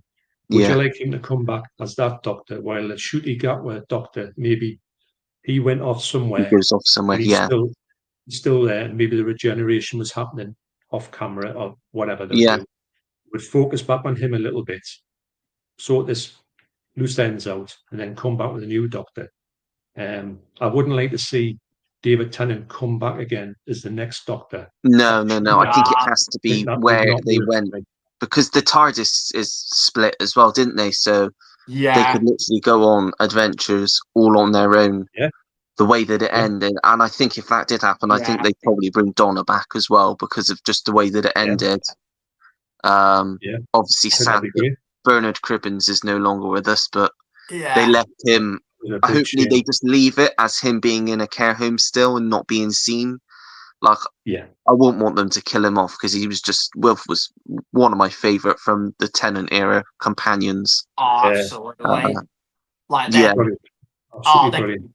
absolutely the chemistry and stuff, and it was just that was probably some of the best ever chemistry we had put to Doctor the Who end as of well. time. Yeah, Absolutely, and like if there was any side character pick to accompany David Tennant's 10th Doctor before he regenerated, it would have been Wilf all day long. And obviously, I remember it, Ollie, when New Year's Day 2010, I was sat watching The End of Time Part 2, and oh God, it really broke me when David obviously departed, like, since he's my favourite Doctor and that, but then getting a bit used to Matt Smith for a little while, and that was when maybe some people dropped off from Doctor Who a bit for a while. But I was still recovering from obviously David, my favourite Doctor, obviously not being there anymore. But then I kind of got really used to Matt Smith, and it was kind of a bit. Yeah. His Doctor became a bit of a grower, and actually, Stephen Moffat, some of the writing is absolutely brilliant. Not always consistent and these other. What was that? Sorry, Ollie. I was going to say, I think he did Capaldi the best. I think he had some of the best episodes. He's one. I think he may be my favorite because he had the best. Yeah. He had the best stories. I think the best writing from Stephen Moffat, and just his arc and the fact that he was like the darker, edgier type of Doctor, and I just think he was perfectly cast, and I just. Fell in love with him. And I think if they didn't go down the David Tennant route, getting someone in, not bringing Peter Capaldi back, but getting an actor like Peter Capaldi, who's well established in the UK already, kind of in the, I suppose you could say, like twilight zone of their career, bring them in whilst they're sorting out.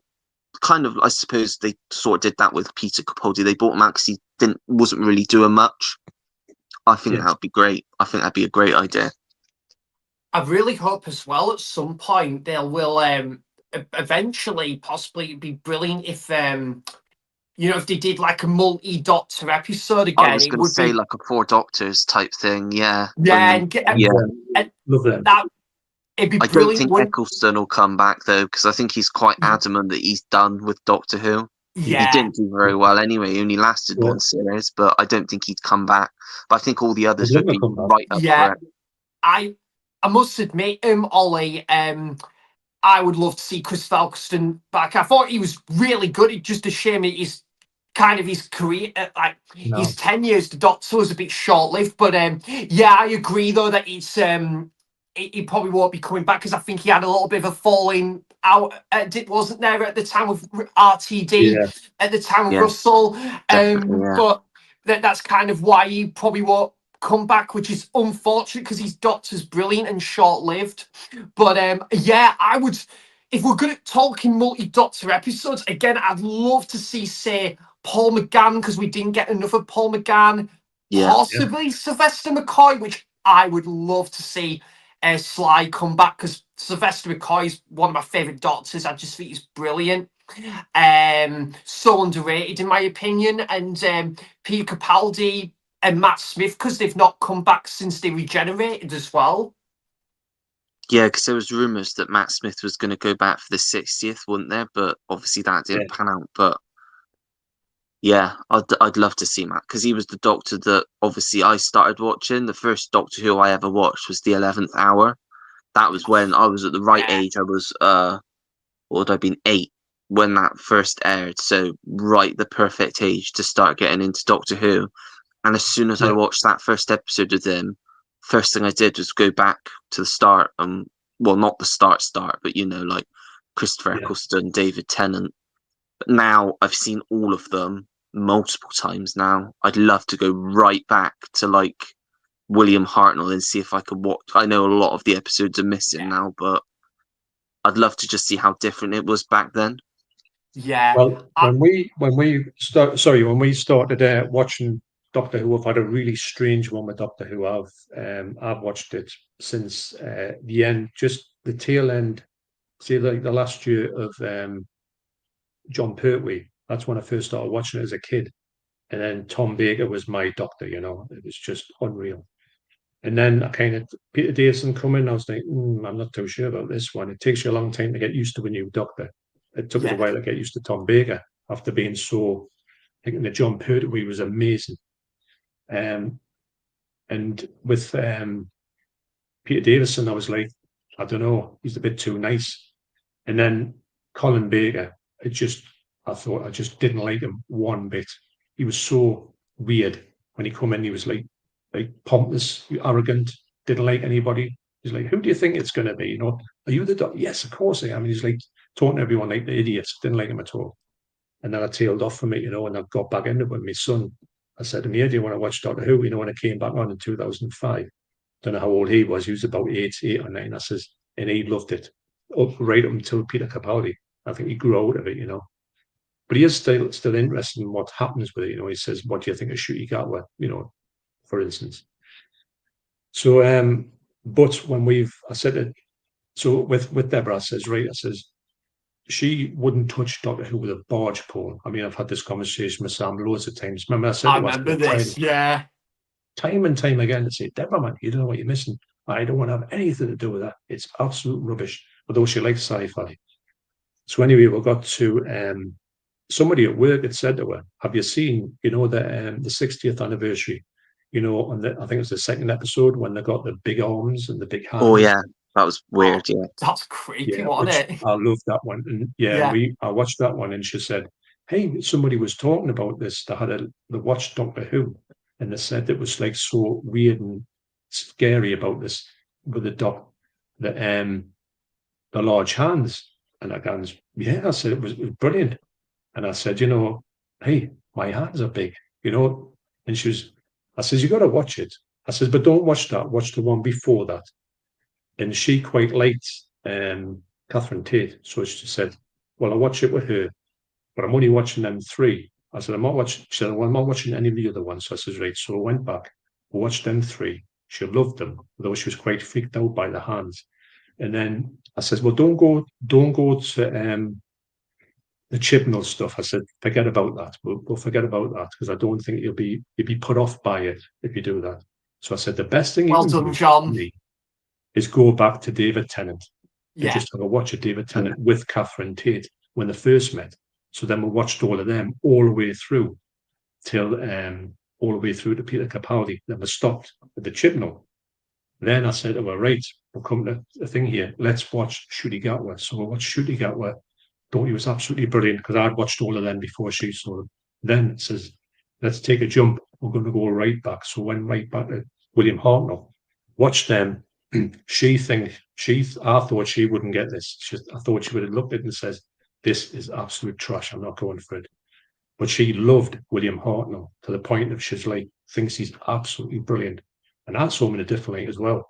However, when we got to Patrick Troughton, that's when the missing episodes come into play. There's a lot of missing episodes where it comes and you don't see you do kind of see the regeneration slightly. You don't see his first episode, or you can watch it with just a few little clips. So she's missed that. If the missing episodes had come at the end of his tenure, you wouldn't have had that. It seems like she's never connected with him yet. Although we've just got the bit now after watching quite a few cartoons to get to an actual live action stuff now, Tomb of the Cybermen, that type of thing. So we're starting to get a bit of a flavour for him, and I think he's absolutely brilliant, mate. So we've got into that, and then when we get into John Pertwee, then we're laughing because, well, they're not all there, are they? Because the BBC, I think he just took some of them down. That's a different story. But we'll get them on. I think we've got some on DVD. So I can watch the whole lot now, and then we're going to go. I said, "Would you get back to Christopher Eccleston and then watch the whole lot until we got to the Chibnall stuff with Jodie Whittaker?" She said, "Well, I don't know about that, but she definitely wants to see Jodie Whittaker again." But I think after watching everything and she sees that one, she's going to realise how bad that one is for the writing, unfortunately. But we're going to do it. But I do recommend you go and try those ones, but treat them as they are Doctor Who, but the Doctor Who, the first Doctor is probably, people do say, is probably the best Doctor, because if he wasn't good, there would have been no Doctor Who. He would have finished because he would have took it because he was ill, wasn't he? They would just say, "Right, let's wrap it. We're done." It would have been 3 years and forgotten about. So because he was that good, they tried to carry it on, and it's carried on ever since. So I've got a lot of respect for William Hartnell. I really do. Yeah, me too.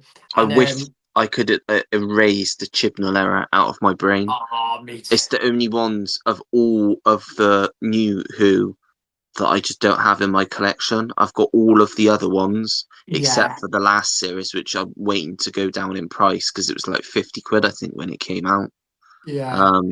But yeah, I just wish I could erase the Chibnall because it was just awful.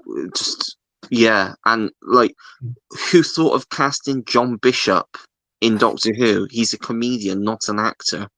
His Yeah, I character haven't was watched any of them episodes. Yeah, I oh haven't watched It well, them. was John. irritating. His character was irritating, and I did quite like Bradley Walsh. I did quite like the character Yeah, of I Graham. I did thought he as was quite a Graham. good character, but the other ones, like I can't even remember their Like names. that guy Ryan, who Yeah, just did absolute sod all, didn't he, Ollie? yeah, He just did nothing, and it was like moaned. Doctor. He Yeah, moaned. I know, and it's like, whoa, Doctor, look at that there. He was just very laid back. Yeah, He just right. did nothing. And And we've go on, we had Ollie. we had none of the classic villains except for the Dalek, which was used terribly in The all of the seed, episodes. Because the there was one seed. episode that was filmed down by me, the New Year's Eve special, where it was just the one Okay, Dalek in the building. yeah, That was filmed by me, but it was just awful. They didn't use and so far they haven't used any in this era. But I'm hoping yeah, to see, like, I'd love to see, like, the Cybermen. yeah. One of them that hasn't been used since David Tennant that I just love to see because they were just so weird is the Slovene. I'd love to see them come back Oh, yeah, because they're just so weird. Yeah, yeah, you're in right. Chris Falkston's era, it's long overdue Yeah, for them to come back as well. And actually, Ollie, I was going to say as well, I'd love to. I said this in my unboxing video of season 7 with John Pertwee because I'm collecting the classic Doctor Who Blu-ray box sets, the limited editions. But I did say in that video, I'd love to see the Silurians possibly come back because they haven't returned yeah. since Matt's era. I don't think. I really In liked the two because what was it was in series 5, wasn't it? The two-parter. the Hungry Earth Uh, and that's it. Yeah, I really Cold Blood, I liked think. that. Yeah, Yeah, I really liked that two-parter. I thought it was in fact, yeah, on a whole, I really loved Series 5. Like Amy's Choice, I I love really it. dug. Yeah, Um, the only one, obviously, that wasn't great was The Lodger for obvious reasons. oh yeah, Um, but I think one of the most beautiful episodes of Doctor Who is Vincent and the Doctor. ah yeah. Oh my That's God. Just, it wrecks me every and time. The music, when he goes in, he sees the Bill Nye's character, the curator. Oh, it's just it's gets me amazing, every isn't? You time. know, when I watched those originally with my son, because Deborah didn't want anything to do with it at that point, so me and my son watched the whole up until Peter Capaldi when he sort of tuned out of it, and I kind of still watched it, but it wasn't the same with watching it with a partner. Mm, And I watched them all and enjoyed them all, and he was watching them and watching them biddy for the bad guys, all that type of thing. And I never got any of the emotional beats to do with it. Personally, it was weird. And then when I went back through it and watched it with Deborah, those ones have absolutely destroyed us. And Yeah, I'm trying to keep. I did watch a couple of them by myself. Just going back and just watch a few. I watched the obviously with Vincent Van Gogh, and I just when it came up again to watch it by me, well, with Deborah, I thought I'm not going to be able to get through this thing.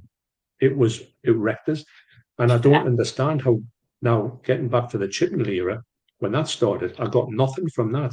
I was you expecting, don't. right, at There's least I'll get nothing. myself a little bit of an emotional thing going in here. Yeah. Nothing. Absolutely nothing, which was oh, weird it's because there's some things that have killed us on these things, but that Vincent Van Gogh, that last bit, It's Jesus, just honestly. because the whole yeah, story is just about him fighting his demons. When you look at it, really, that is, when you look back on the story, that is what it is him trying to fight his demons and knowing that what his work does for the world, just him being able to see, just thinking of it just makes me feel, yeah, No, it was perfect. They couldn't have made a better episode, and you didn't when it yeah, starts up, you don't think it's gonna like do that. Well, obviously you don't, do you? But the end and yeah, the song at the end, and then just yeah, I know. little bits and pieces, when what's his name, when is Matt Smith, when he's standing there, and then Amy Pond comes down the stairs at the end. I'm going, oh my God, you know.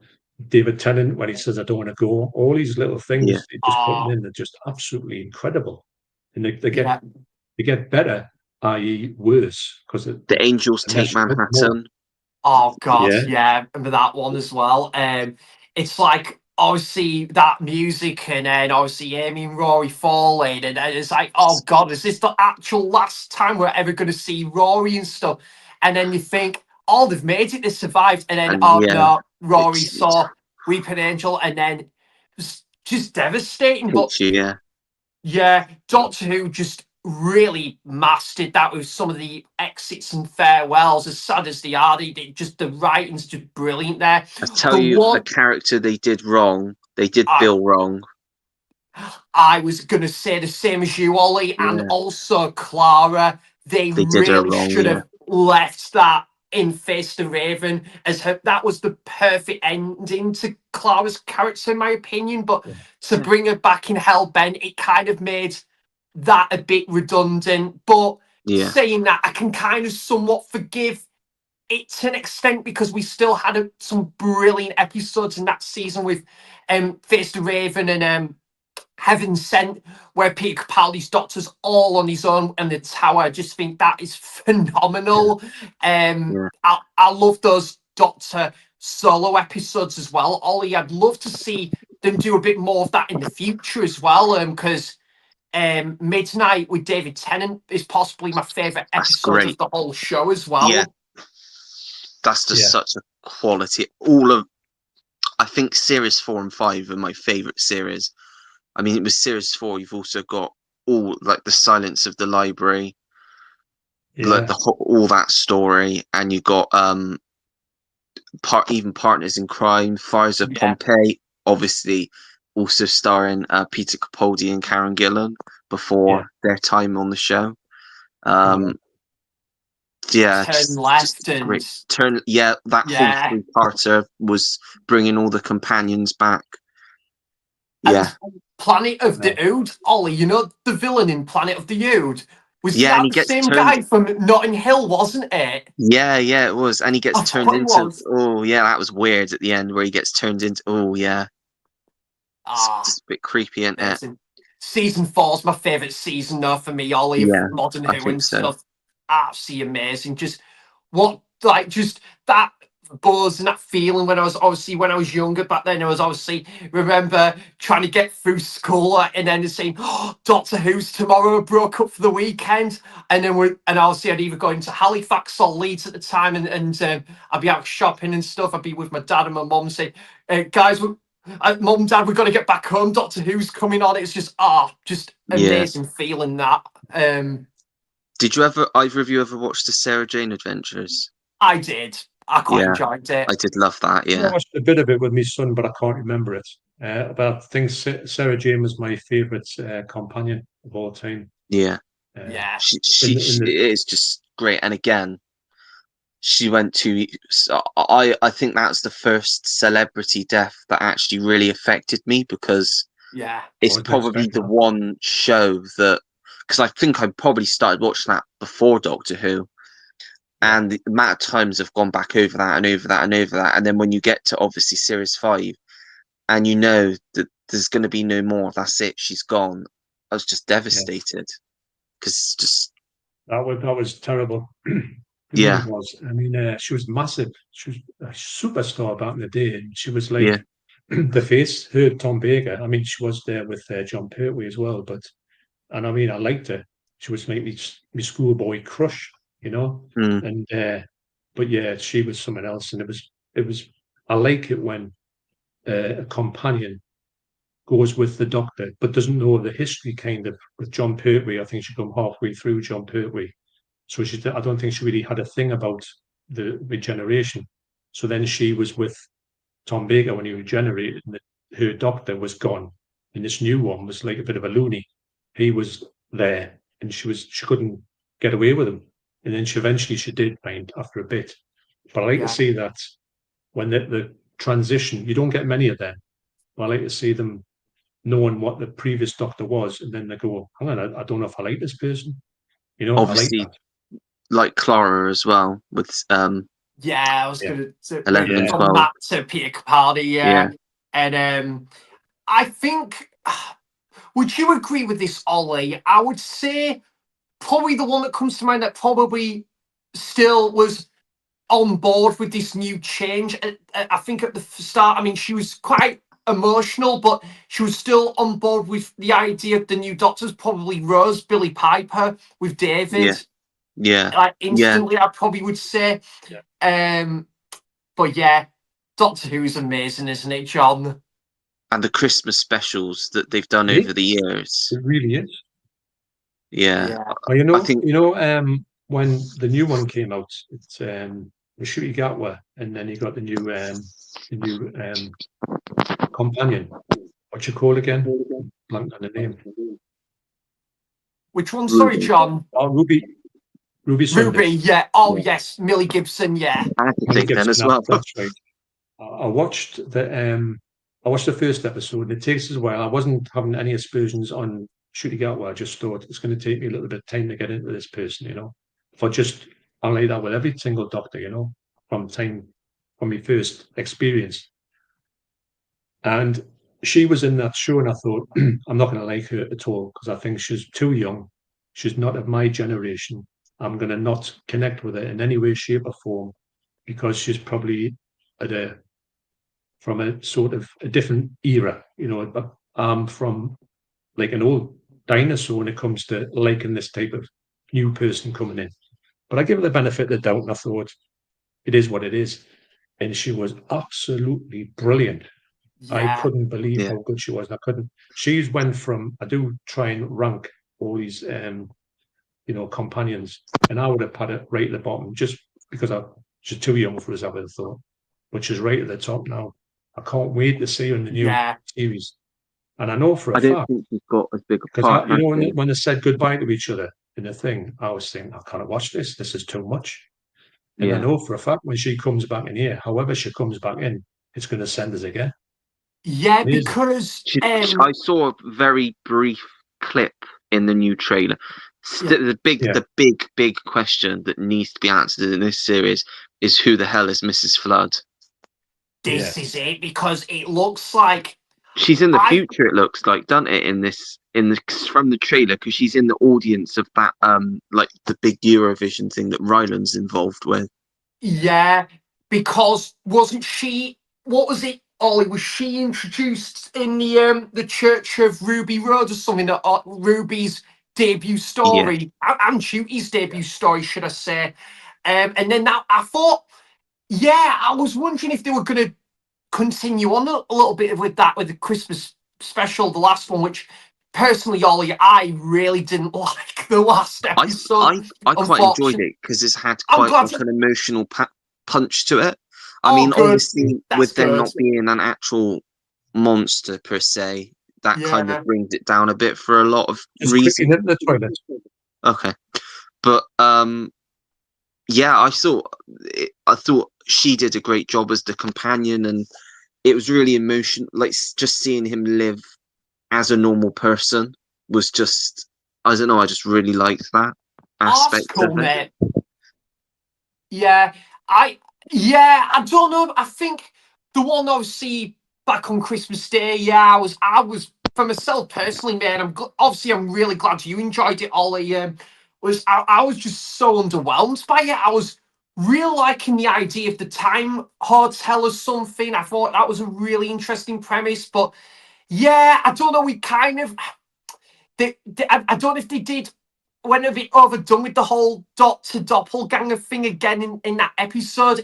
I'm not too sure. I think that maybe came a little bit back into it a bit too soon, in my opinion. But I liked it. Had an interesting premise when the Doctor was stuck in this hotel for, was it 12 months or something, with this, like the lady, the hotel receptionist. I thought it was interesting, but I don't know. It was just, there was some cool aspects about it. The whole thing with, obviously, was it the dinosaur and that, and I quite liked that, the dinosaur ages. But I must admit, I would have liked to seen a bit more of what's her name, the main girl, and the Christmas special. What was her name again?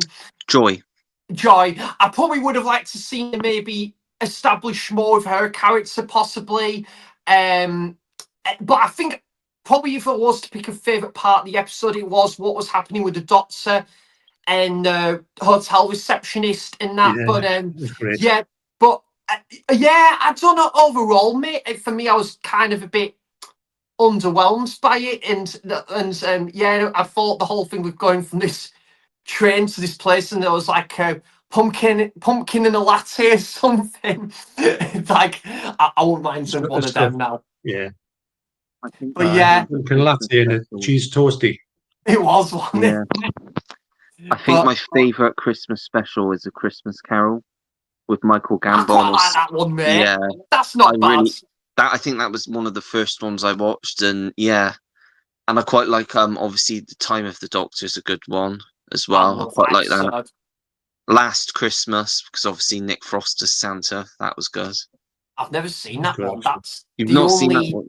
That's the only That's Doctor very Who good, Christmas special I've not seen. 2014, yeah, that was a good one. Yeah, good one. Yeah. And then the David Tennant ones like The Runaway Bride, Oh, Christmas love that episode. Invasion, Voyage of the Damned with Kylie Minogue, yeah, excellent. Yeah. I'd say Voyage of the Damned and The End of Time would probably be my two favourite specials of the David era, definitely. Yeah, Like, I'd agree with that. Twice Upon a Time. Is that a Christmas one? Yeah, it was Peter Capaldi's last one, wasn't it? Yeah, which obviously had David Bradley playing the first Doctor, wasn't it? That was such a good little thing that they did there, because the Doctor regenerated at that point, the first one, and it made it give you a bit of a backstory to say the both of them didn't want to regenerate, did they? They both wanted to just call it quits. Obviously, they couldn't do that, and they were fighting it with their own, mindset and that, and they knew what they had to do. The ending of that, man, the ditch and all that, and the fact of the armistice when they're playing football and singing the songs and all that, and then he goes off and they realise who that fella is in the ditch, who he's related to, and then they just go back, and then he sees Clara, doesn't he? I think for the last time, and it's like a image projected to him to get him to see, the thing. And I'm thinking, Jesus God, you're like a wet cabbage when you've been watching some of these episodes, and you think this is Doctor Who. I shouldn't feel like this, but I'm glad I do. Yeah, because you get a lot much more out of it than just saying, it's just Daleks and shooting lasers. It's far more than that.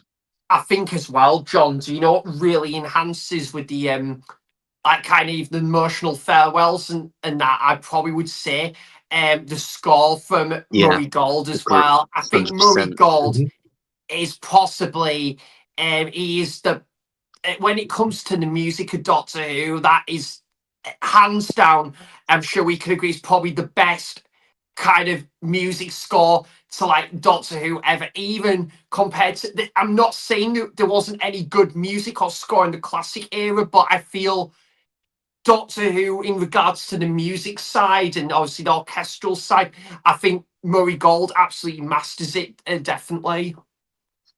Yeah, definitely. When we're watching this, there's only been one bit thus far, and I've watched all of William Hartnell. I'm halfway through Patrick Troughton. There's only been one bit that's got us, like I get loads of them in the new Doctor Who's, and that was William Hartnell when he said goodbye to what you call his daughter, Susan. Sorry, is Susan his granddaughter? Yeah, right? granddaughter. Susan Foreman. And he leaves her, and he says that speech. Tell you what, that got me that night. But you don't get, not to saying anything against them, but you don't get the emotional thing. Doesn't seem to be been a thing yet to have it. I mean, I'll tell you another one that got us. I didn't expect this one at all. Didn't know anything about it. On the day of the Doctor, when the curator comes in, this is what he says, and he just turns around. I thought, I can't believe what I'm hearing here. It was unreal to hear that voice come through, and I thought, Christ, it's got us again. Yeah. And Deborah keeps saying to us, "What's the matter with you?" I says, "But I'm just finding it emotional." Emotional? What are you talking about? I'm going, I don't know. And I'm thinking, there's something wrong with us. But it's, I think it's a really emotional show. It Definitely, is. yeah. It really has a tug of the heartstrings. Definitely, It it's does. If you're into that, it does. Yeah. Yeah. yeah, but yeah, and I think the beautiful thing about Doctor Who is it's always rapidly changing as well. From it's like the obviously the casting, the crew, the writers and stuff. It's kind of possibly the most reinventive show ever out there because it's got the concept and the fresh ideas with the time travel side, and yet like planets, exploring planets, going back in time to the different time periods and focusing on a historic figure. I just love all of that stuff and make it really, really fascinating in a fictional world as well, which you might have maybe not, obviously the historic part of that historic figures history might have still been fascinating, but to put it into the world of fiction side, it makes it as well really fascinating to watch, like with Vincent van Gogh as well. It's brilliant that Doctor Who can do that as well. But yeah, I will say, yeah, Ollie, we were talking about monsters that we would love to see return. I was so let down with how it was for the Sea Devils when they returned in Jodie's era after we had no Sea Devils for about 40 years something. The Sea Devils did look good. The voice actors were decent, I'll give it that, but the story was just so pants. Never So saw it. yeah, I would No, I didn't love watch it. that one either, and I skipped. Was it The Power of the Doctor? Never bothered with that either. That was okay. I Was that think the that was last probably, episode of that one? Yeah, yeah, that was never I did all bothered watch with right. that it. one just to see how it went in the next one. It was okay. It was all right, but I don't know. It should have been much for what happened in it. It should have been really emotional, and it wasn't, which It is was. odd because it had the everything happened in it. All this stuff, which would have Yeah. been with anybody else, would have been really emotional, and it just wasn't. So I thought, wow, I was glad to see the back of that era, and then welcome David Tennant to come back because you needed Ah, somebody with the writers. The thing about Doctor Who, it can do anything, anywhere, anytime. It can be anything it wants to be. But if it hasn't got good writers, you haven't got a show, as far as I'm concerned. this is You know, it. we've got the Sea Devils coming back though, Sam. Yeah. Have we? Yeah, its own series. Its own dedicated series. It's the world and the sea, or the land and the sea, or Between something. the I don't know. between the It's all sea and about the Unit. sand or something, yeah. Yeah, it's all about Really? Unit. Yeah, and Unit facing off against the Sea Devils. Oh Yeah. wow, I Not didn't We've know not that, got mate. When did that get announced, Ollie? a last while year. ago. It's already done. I think it'll be out later in the year. Oh, cool, cool. Yeah, I didn't know that. To be fair, Yeah. Did you ever Yeah, watch it's got a Class? I did. I wasn't a Very big dark, fan of. wasn't it? Yeah. Yeah, I didn't really get on with that one, unfortunately. Yeah, that was just weird. It was very, very violent as well, and over the top gory. Yeah, Like but the yeah. tone was a bit weird. So, Ollie, just to kind of clarify, so with the Sea Devil, what is the unit actually getting their own show with the Sea It's the Devils in it? yeah, yeah, yeah. Oh, cool! I didn't know that, mate. Thanks for telling me that. yeah. With obviously Could it'll be be good it's actually. Kate leading it, I think. Um, and is it what's the name of the one in the wheelchair? Can't think of her name. Oh, is she the Northern lass? She's really good in Yeah, it, actually. I think she's in it, and it's got Russell Tovey in it. I don't know Yeah, who's Russell playing, Tovey. and that Gugu and Yeah, it Bata looks like Raw. could be quite good. Maybe a I'll little Yeah, bit definitely David check that Tennant out, in there. mate. You never know. I think Russell T Davies said it's the best thing he's ever done. So Oh, wow. the best thing he's ever written, I think he Oh, said. yeah. All right. So I'm that'll be. interested to see that. I'm interested to see. Deborah likes Yeah. the whole unit side of things. Yeah.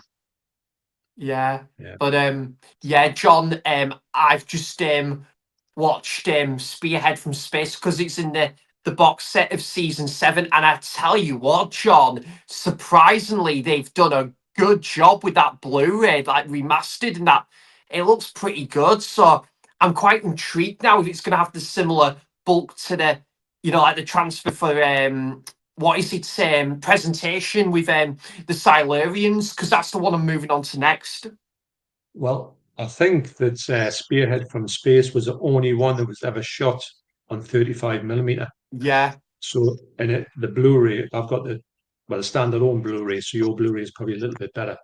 But it's the best. I couldn't believe what I was actually physically watching. I can't remember anything from when I watched it on TV, because I did watch it on TV live, although I didn't have a colour telly at the time, so I didn't see the colour transformation.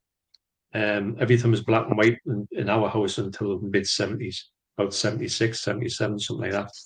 So when I watched that, I looked on the making of whatever, and it did say that it's the only thing that was ever filmed completely on 35mm film, and you can tell.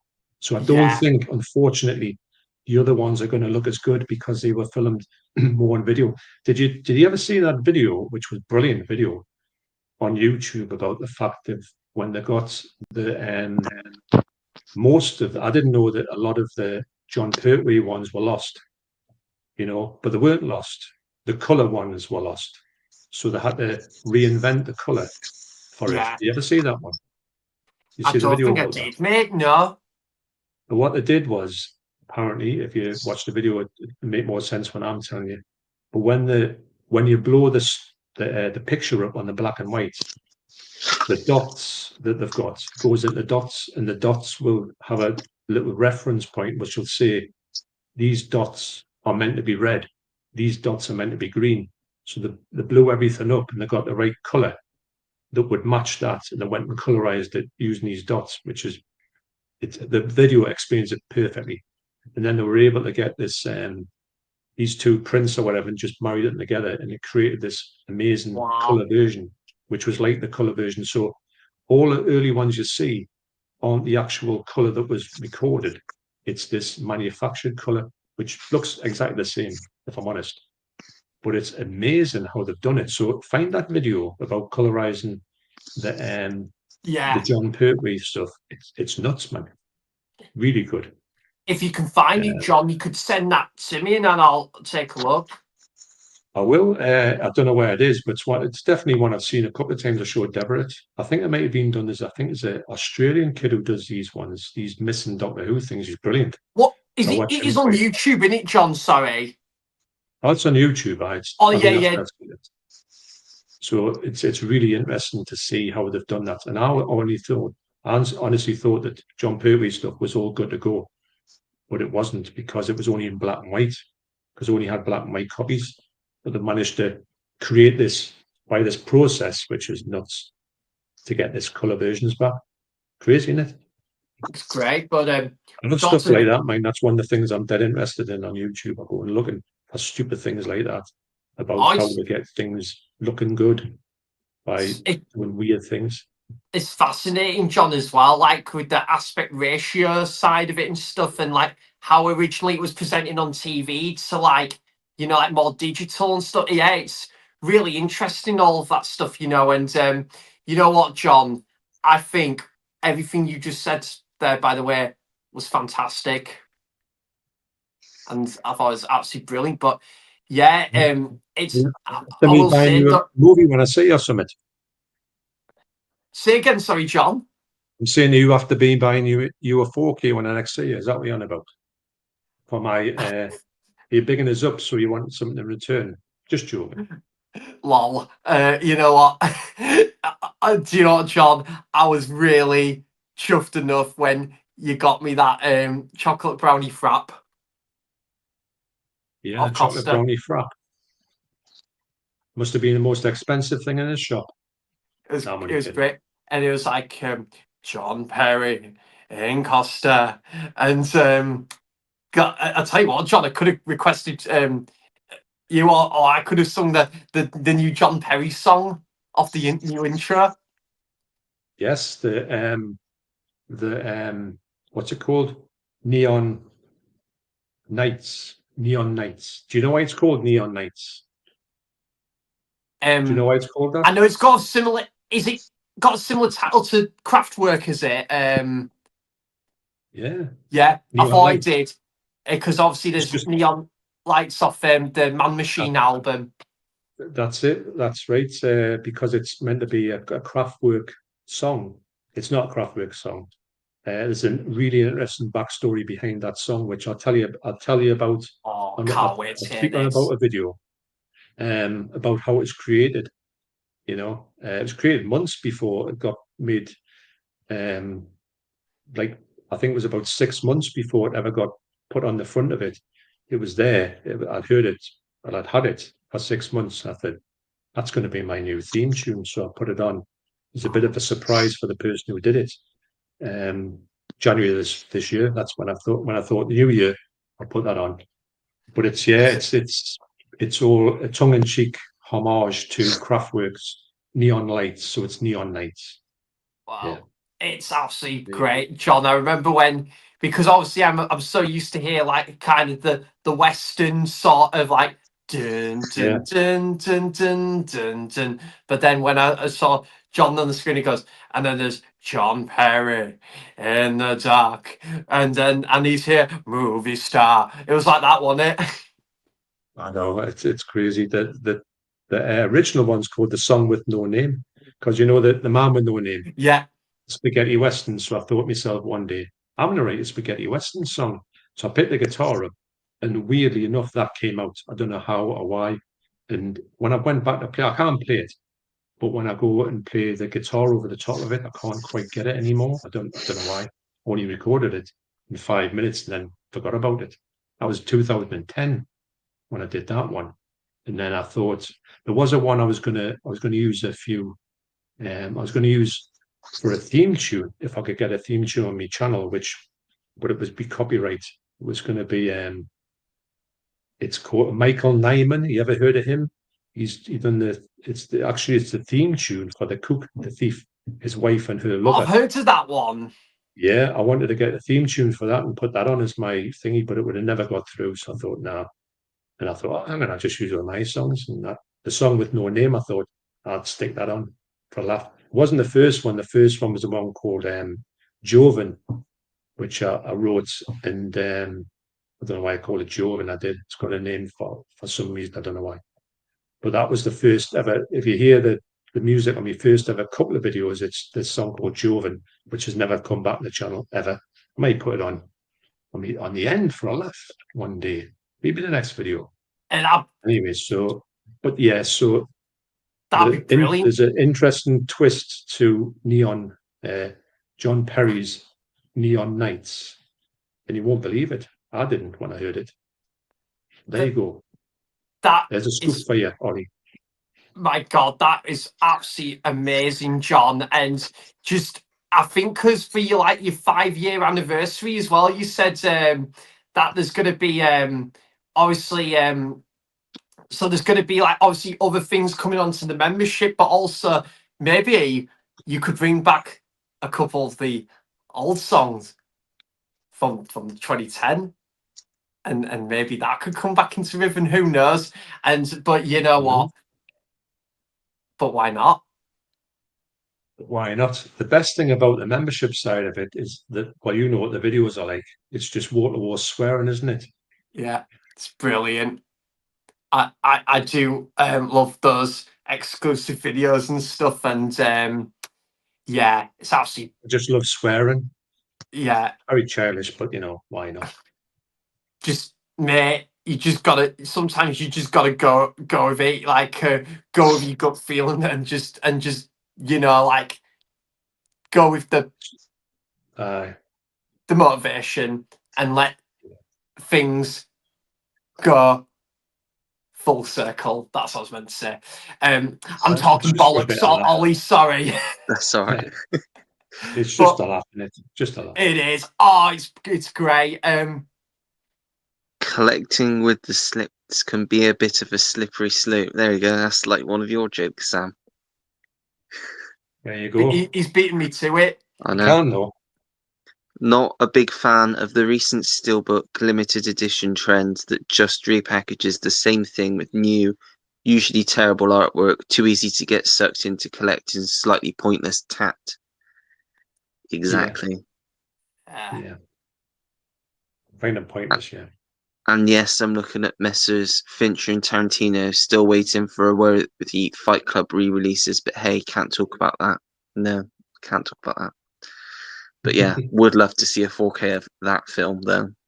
Oh, absolutely, Ollie. Great. It's really good. I need to get, what is it, 7 at some point, because I haven't. Yeah. I've got the on VHS with the fan, but I haven't. And I used to have 7 on DVD, but I never owned the Blu-ray, so I'd Yeah. definitely love to get that on 4K at some point. Have Definitely. you got the other 6? Yeah. Oh, Do you need the other John, 6? you beat me to it. Oh, yeah. Beat Takeshi as a legend. Sonantine and Hanabi are also worthy additions. Yeah, Sonatine is another one that I thought was amazing. Bit like Violent Cop. Brilliant. Roy says, "Are you guys still going? I've been out whining and dining." Oh, very nice for you, All Roy. right. There you go, Okay, Sam. so- Have you seen 2001: A Space Odyssey, or are you waiting to see the first 2000? I've not actually Good seen one, them. buddy. I still That'd need be a to good watch catch them. up, wouldn't it? Oh, Ollie, it's amazing. It's my second favourite Kubrick film after The Shining. Absolutely tremendous in it, John. It's another film that took me a long time to get into. Yeah. I watched it 2 or 3 times and thought this makes no sense. It still doesn't make complete sense. But I didn't get it at all. I didn't get what the fuss was. And then all of a sudden, I think when I got the 4K, funny enough, when about 2018, I put it on and I just thought, right, I'm going to turn my phone off. I'm going to sit and I'm going to concentrate on this. I didn't get it completely, but I thought, wow, what a film that was. Really good. Yeah, Yeah. it's absolutely tremendous. It's almost like kind of not so much doesn't have a story, not that that's a bad thing, but it's more of an experiment, and you're just watching it. Yeah. There's all, it's kind of a visual spectacle, a visual treat is the way to describe it, and it's just glorious and just The special effects are for 1968. I can't believe how they did it. What about the one that gets me all the time? Or the first time you see it, you can't believe what you're seeing. Remember that the girl? Well, they're supposed to have like Velcro on their feet so they can stick the things because obviously they don't. They're in space because you're weightless, you know. So they've got these special shoes on to stick to the floor, haven't they? And you remember yeah, when she comes in with a tray, doesn't she? And she walks around the whole. She goes upside down, walks around the whole ceiling, and comes back down again. And you think, how on earth can that be a thing? Remember that bit, Sam? yeah, it's When the last comes in. oh yeah, absolutely. Because you got sorry, John, I was just unplugging this, send me, because I've had this plugged in for about nearly 5 hours, and I didn't want it to kill my phone or You're anything. on Well, fire. it probably wouldn't have killed my phone. It obviously kept charging, but didn't want to overpower it or anything. So sorry, John. Sorry about that. So yeah, I remember when obviously because she just like walks like up and then around that circle and stuff, and it just incredible, and it is a slow burn, but it's a beautiful slow burn, that film. You know, I think the music really Oh yeah, complements that everything as about it's well. great. The music just complements it. But yeah, I totally get what you said about the girls walking around, and then obviously that color grading that just goes with it, mate. It's just absolutely it's 4K is astounding. amazing. The 4K is amazing, but yeah, Ollie, absolutely wonderful movie. It's up That's there, so I will get around to it soon. You've got to But watch the first 2000 though, Ollie. I was going to say, if you've seen No, the first 2000, then Sam, Nah. no, you just skipped it, went to 2001. I could have skipped it, went to 2010 New Contact, whatever it's yeah, called. yeah, right. Have you So, seen Ollie, that have one, you John? seen? You Have you seen that one, sorry, John, the 2010, the I Make have a long Contact? time ago. I need to get it rewatched. So, Yeah. Ollie, have you seen Interstellar? Oh yeah, I love Interstellar. Yeah, Well, Interstellar is kind of like a bit of a homage to 2001. So, if you like right. Interstellar, you know that's got that weird sort of whole timey-wimey thing in it Yeah, yeah. going on. Yeah, you'll like Space Odyssey if you just stick with it because it's basically like a reworking of Space Odyssey in a way. So I think Right. you can Okay. get something out of it. If you liked Interstellar, you like that. Yeah. Do you Okay, think that, cool. Sam, that if you like Interstellar, you would like 2001? Oh yeah, I think it would make a great double feature. I think the difference, not that this is a bad thing, John, with Interstellar, you've kind of got a bit more of a story and it has got a few more characters. However, with 2001, when you do have one or two characters on screen, it really delivers it, you know, like where they need to go. And, you know, obviously this, oh, what's this thing? Is it this tabloid or something that they're trying to find after so many years and something? Oh, What the do you call it? monolith. Yeah, The monolith, that's it. the black thing. Yeah, Yeah, the that's sort of the the yeah, black right, yeah. square. And then they try, and then they got on it, but then when they try to get, I get it, it's like they basically actually no, I don't want to say that, Ollie, because you've not seen it. Just Like, remember now. you Then know they the get computer, your yeah, HAL, the computer that yeah, controls the ship. HAL, the yeah, actual, well, yeah. it's a character, isn't it? Is one of the most sinister things you will ever see in a film for me. His Great build up voice with is that. just is Yeah, absolutely sinister to the point because it starts to think for itself, doesn't it? It comes out with stuff and they know, and it starts to lip read, doesn't it? it It's fantastic, man. But it's if great. you talk about like baddies in films, I think that Hal is right up there. I He's think one of the Hal could be biggest pretty. villains. I think Hal could be pretty underrated as a sci-fi villain as well. Almost. No one You talks know, about Hal, but he's no, really, really sinister. I Just think his tone Hal. of his voice. Yeah, tone of his voice, and you know, and it's very calm and chilled still, but then you know, like there's other things that just comes about it, like they think it's the next best thing at the start, but then it kind of Oh, goes through again this, you know, like this different avenue, and it's yeah, it's really just amazing film, and the whole wow, the whole climax, without spoiling it, Ollie, oh, without spoiling it, but the whole climax and the final act of the film is just, it really just again enhances on that visual treat as well. It's just, it's stunning. It would make a great double feature with Star Trek the Motion Picture, I would even go as far to say. yeah, yeah, I'll say that. Yeah, but do stick with it, Ollie. If you find it's Yeah, a little bit, don't think you're gonna love it straight away. You might need a few yeah, watches on it, but yeah. because it took me a good few years to get into it. But Hmm. do try, you know, I will. Yeah, just give it that extra little bit of a, even if it doesn't click first time, go back in a few years. You know, you've yeah, got plenty of time ahead of yourself. You can get yeah, that watched a couple of times in your lifetime. yeah. The five people I'd have round for a dinner party is Charlie Day, Glenn Howerton, Rob McElhenney, Caitlin Olsen, and Danny DeVito. The whole cast from It's Always Sunny in Philadelphia. Never watched that. You guys ever watched that? I've No, I not, haven't. no. Nah, No. I it's do meant to like be good Danny though. But it's DeVito. good. Yeah, Yeah, Yeah, I've yeah, heard it's good. Yeah, but yeah, I think definitely. it's gone on for like 14, 15 seasons now, so might be a yeah. bit late to catch up. Uh, Roy says, my five from films Hitchcock, Wilder, James Stewart, Marlene Dietrich, and Betty Davis, all of which I would have guessed from you, Roy. Yeah, So, yeah. Good it's a though. great list. Yeah. Billy Wilder, I'd constantly pester him about The Apartment. Or I said, oh yes, great film, The Apartment. Sam finally watched it recently. I've not seen that one yet, but I do like Billy Wilder. Oh, Yeah, it's great, Ollie. It's really good. But I think with the apartment, I will say to you, Ollie, it's definitely one preferable one to watch at Christmas, I would say, with that Yeah. one. It's Okay. brilliant. It was my second favourite first time watch of last year. Absolutely loved it. Yeah. Sam not Oh, done his homework again. No. Shaming Sam. lol. Yeah, I basically I was going to watch the film Sleepers, but then I went and took a nap. Maybe you could try and watch it But Sleepers today- this week, but not take a nap. Or take a Yeah. nap before, or take a nap before you watch Sleepers.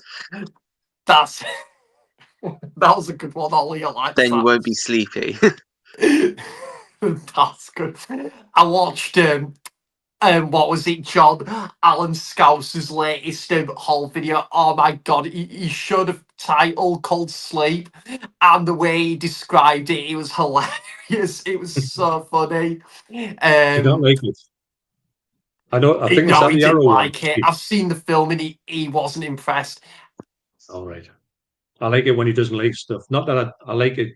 He doesn't like stuff, but I like his reactions to it when he hasn't got any It's time for great. something. I think it's really good, really funny. Ah, it's brilliant watching it, mate. Yeah, Alan will be very proud of me that I've been starting to delve a little bit into Hammer horror now as well. Oh yeah, he's a massive fan of Hammer horror. Yeah, he really is. I think Yeah, when you come from the age group of us, we all watched Hammer horror when we were kids. So that it was like everybody of my age is always talking about Hammer films. It's just it's so watchable, I find. yeah, definitely. Because I watched The Reptile, John, and then the next one I've got is The Devil Rides Out to watch with Christopher Lee, which I've heard is brilliant. So, and that's another thing, John, when we were talking about brilliant Blu-ray transfers, The Reptile, I was like, God, this looks Some of amazing. them are astounding. I dread to think what a 4K would be like of some of the ones that I've seen on Blu-ray. It would be stunning. Captain Kronos looks amazing. You know, that's one of Yeah, the best 4Ks. What's the only 4K you'll see of Hammer at the moment, but it's unbelievable. yeah, I've heard it's great, mate. I might, if it gets reduced to probably Here we go. £40, then I might get it. But I would definitely want to check out the film. Why don't you buy it for 50? And if you don't like it, you can sell it for more. This is it, John. I love this quote. Every time when I go to H&B and you're like, right, just I would say, Sam, you could get it, and if you really liked it, keep it. But if you're not, you could sell it and get your money back. So that's a really good quote. That. It's what you could do. Brilliant. But I will say, John, I'll say to you though, if there's any limited editions that I actually, in all seriousness, sorry, John, I will say with Arrow particularly, I'm finding there's a couple there limited editions that sold out before the title's release. So possibly with the Dollars trilogy, that could be worth thinking about. If you were thinking of getting it, it's worth pre-ordering. Same with Jason Goes to Hell and Jason X, because you just never know, mate. It's that not knowing thing. It could sell out on HMV or Arrow's website before the release date. It happened with Deep Blue Sea. I know what you're saying. I'll have I to mean, think not you about that. have to, mate. It's up to you on that one. I like to get these things in store if I can. This is if it, they're not yeah. like a store exclusive. But I might do that. I don't want to miss out on them. But then again, I don't think I'll get them in a sale. Not saying that. But sometimes I like to get them, like I say, in the shop. Sometimes you can get them in a sale. Some of these Arrow ones, not them ones, I think they go. You can see them for years and years afterwards, and you think, I thought this was limited, but it's like there.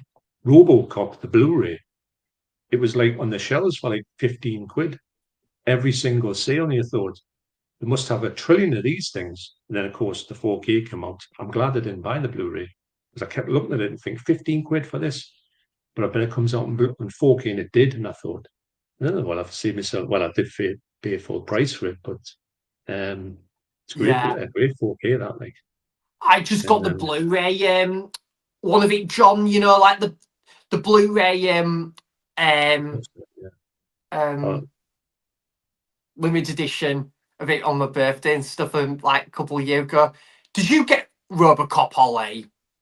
Not seen that one yet. No, that's one that I definitely need to get into the collection and get watched because I've heard that's great. Don't bother with the remake though. It's all right. No, I almost did. I think I had it on DVD for years, and I think I watched the first 5 minutes, but for some reason didn't continue with it.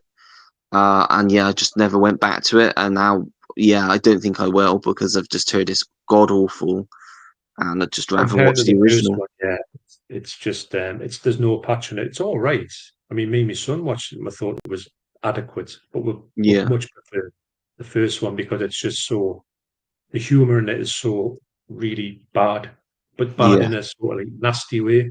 It's great. They yeah, don't do that in the remake. They haven't got any of that in it, which is the big no-no for that one. If they put Yeah. the dark humor in it, I think it would have been much better. yeah. I've heard the sequels are pretty decent as well. Yeah. No one likes RoboCop 3, but I quite like it. He starts Yeah, flying, which is a bit daftly, but yeah, it's quite good. In a way, it's a different RoboCop. He's yeah, not the right shape, yeah. different actor. I went with him You to did, see the Si. apartment. That is. Yeah. I remember you It was saying, Sam. great, Sam. Sorry, John. I'm saying, I remember you saying that you went to say. I did. Yeah, it was a real sigh of the times. Sorted there. But yeah, it was really good to see that on the big screen. First time seeing the movie as well. So absolutely great. And talking of seeing things first time on the big screen, John, I'm really looking forward. I can even say today now. I'm really looking forward to seeing Rocky for the first time on the big screen. I've seen Yes. the original a few times, but not on the big screen. No, so that'll be Oh, really yes. good. Yeah. Yeah. I saw Rocky 3 at the cinema, I think. I think that's the only one I ever saw at the cinema. Yeah, I really love the Creed movies. I'm looking forward to revisiting them actually, because I've only seen each of the Creed movies once as well. So I'm looking forward to revisiting them when I get to them. I've got them, but I haven't watched them yet. Young Adam is a very good, obscure Tilda Swinton film. Good English film too. Not heard of that one, Roy. Oh, I'll I've have to not add heard that that one to one. the list as well. I've heard of it. I remember the title. Tim said, "Home from work. Good to see you lot still going. Yeah, we're going strong." Wow, Don't five know about plus Adam, strong, but hours. That's incredible, John, still isn't alive. it? I know. I didn't think I could have ever imagined it going this long, but it's good. Yeah. It's great. Uh, John, you If I'm said honest, originally. Sorry, John. no, say what you're going to say because I was going to say the same thing, but I was going to quickly say, John, you said you were going to originally go on for like 2 hours, which would still been amazing anyway, but you've kind of gone for 5+ hours. That's brilliant. well, I'm up at work tomorrow at 6 o'clock for a sleepover shift. That's why I wanted. I mean, I'm sleeping through at work tomorrow till the next day. So that's one of the reasons why I thought I have to call it quits like earlier. But I've got to say, I've had that much fun tonight that it's flown over. They do when you've got a good. Most of the streams I've been on have been brilliant, so much fun, and I've got to say a big thank you to you two because I think this has been a really good, interesting. And I tell you, one of the highlights for me is talking about Doctor Who. I really Oh, yeah. enjoyed. that's yeah. Because not a Really lot of enjoyed. people are interested in it, and it's just when you find a No, group of no, they're people not. that like have a passion Yeah. for it, talking about it, it's just because a lot of people I know have absolutely no interest in it. So to find two people that have interest in it, Yeah. that's it. That's me And sorted. I mean, yes, I did say the Chibnall era isn't for me, and that's fair enough. You can't like Yeah, everything from a 60-year plus TV series, but and as well, this whole negativity that Shooty Garber's got, I just don't get it. I don't Really, either. I No, give he's a everyone great doctor. a fair crack of the whip, and I just think that the writing of some of the episodes were fantastic. Boom. Yeah, I mean, what's it called? The Dot in the Bubble. That was great as well, and I yeah, just I think I like that quite one. liked Yeah, that a one. lot of people are missing out on some just great shows, that you just don't just look past not the negativity, but yes, he's a different doctor, but so what? They've all been different. It's open your mind and just embrace something. Why not? yeah, Life's too def- short. definitely. Adam has said, calling it a night. Thanks for a great stream, gents. Take care and see you on the next Thank one. you, Cheers. Adam. Thank you, Adam, for joining. Cheers, mate. Thank you. So I said, oh, and I'd like to inform you that I have finally watched The Shining, so hopefully you won't look down on me anymore. He said, Well thanks done. for John, because he gave me a dirty look when I told him that I had never seen it. I know, because well, me and you, Sam, were in the town when you said I'm going to go and see Si, because I was going, you were going to go, and I was going to go, and I says, well, I'll come with you and we'll see Si Yeah. together, because you were going to go to a film. So I walked in, we're having a chat and that, and it was good to actually meet Si, and it's good I might meet anybody in person. So I was sitting there, and he said about the Shining, and I haven't seen The Shining. I was like, what did you say? And you just can't believe someone. I said, Si, people don't say that. I don't hear anybody say, I'm seeing The Shining, especially when you get to our age. Not saying he's old or anything, but he said that. So, yeah, nice one. And I hope you would say it's one of the best things you've ever seen in your life, because it is. Oh, It's got to it be. is. It's incredible, Yeah. mate. It's my favorite horror film ever for a reason. I just absolutely love everything about it, John. I think the book's brilliant as well, but the film itself, I think that to me just goes to show when they can do a adaptation of a book right, they do it right. And okay, Stanley Kubrick might have not rendered everything from the book, but what he did take from the book and what he ran with it, he did it to perfection. So yeah, absolutely amazing film. So Yeah, I yeah, totally agree. it's a film I watch every 31st of October and every Halloween. It's absolutely fantastic. Actually, talking of something I'd love to see get a Blu-ray release over here is actually the 1997 TV movie. That'd be interesting to see that get a Blu-ray release over here. Have you seen that one, Sam? I haven't, but I want to in a way, because it's meant to be sticks. I've heard, mate, from a lot of people. Don't often do this, but don't go near it. You'll spoil your enjoyment of The Shining. It goes to the book. It's like, but even the characters are awful. Just don't do it. Yeah. Sam, don't do it. Please. Please don't do it. I'll tell you what, I'll even watch that before Aliens. There we go. No. You'll regret it. Unpopular. You will regret it. Same. There was a double bill with Exorcist II. See how we get on with them too, eh? Yeah. Oh, that'll be Unpopular interesting. opinion, though. A very unpopular opinion. I actually prefer Doctor Sleep. I've not seen it, Well- Ollie. I've heard it's very good, but I've not seen it. I love would The have said- Shining, but I just loved the way they went in Doctor Sleep. I would have said before I'd seen Doctor Sleep, I would have said to you, you've lost your mind if you do that. But after seeing Doctor Sleep, I can see how people can do that.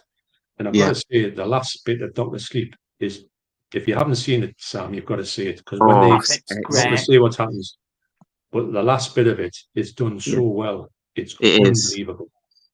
Yeah. Yeah. I saw it at the couldn't cinema believe what I was as seeing. well. Yeah. The day it came out, and the cinema was empty because I went straight after. I think I was at college, and I went straight after college. It's empty cinema, and loved every minute of it. Yeah, it's brilliant. Really is. Yeah. Get a copy of that on 4K, Sam. You won't regret it.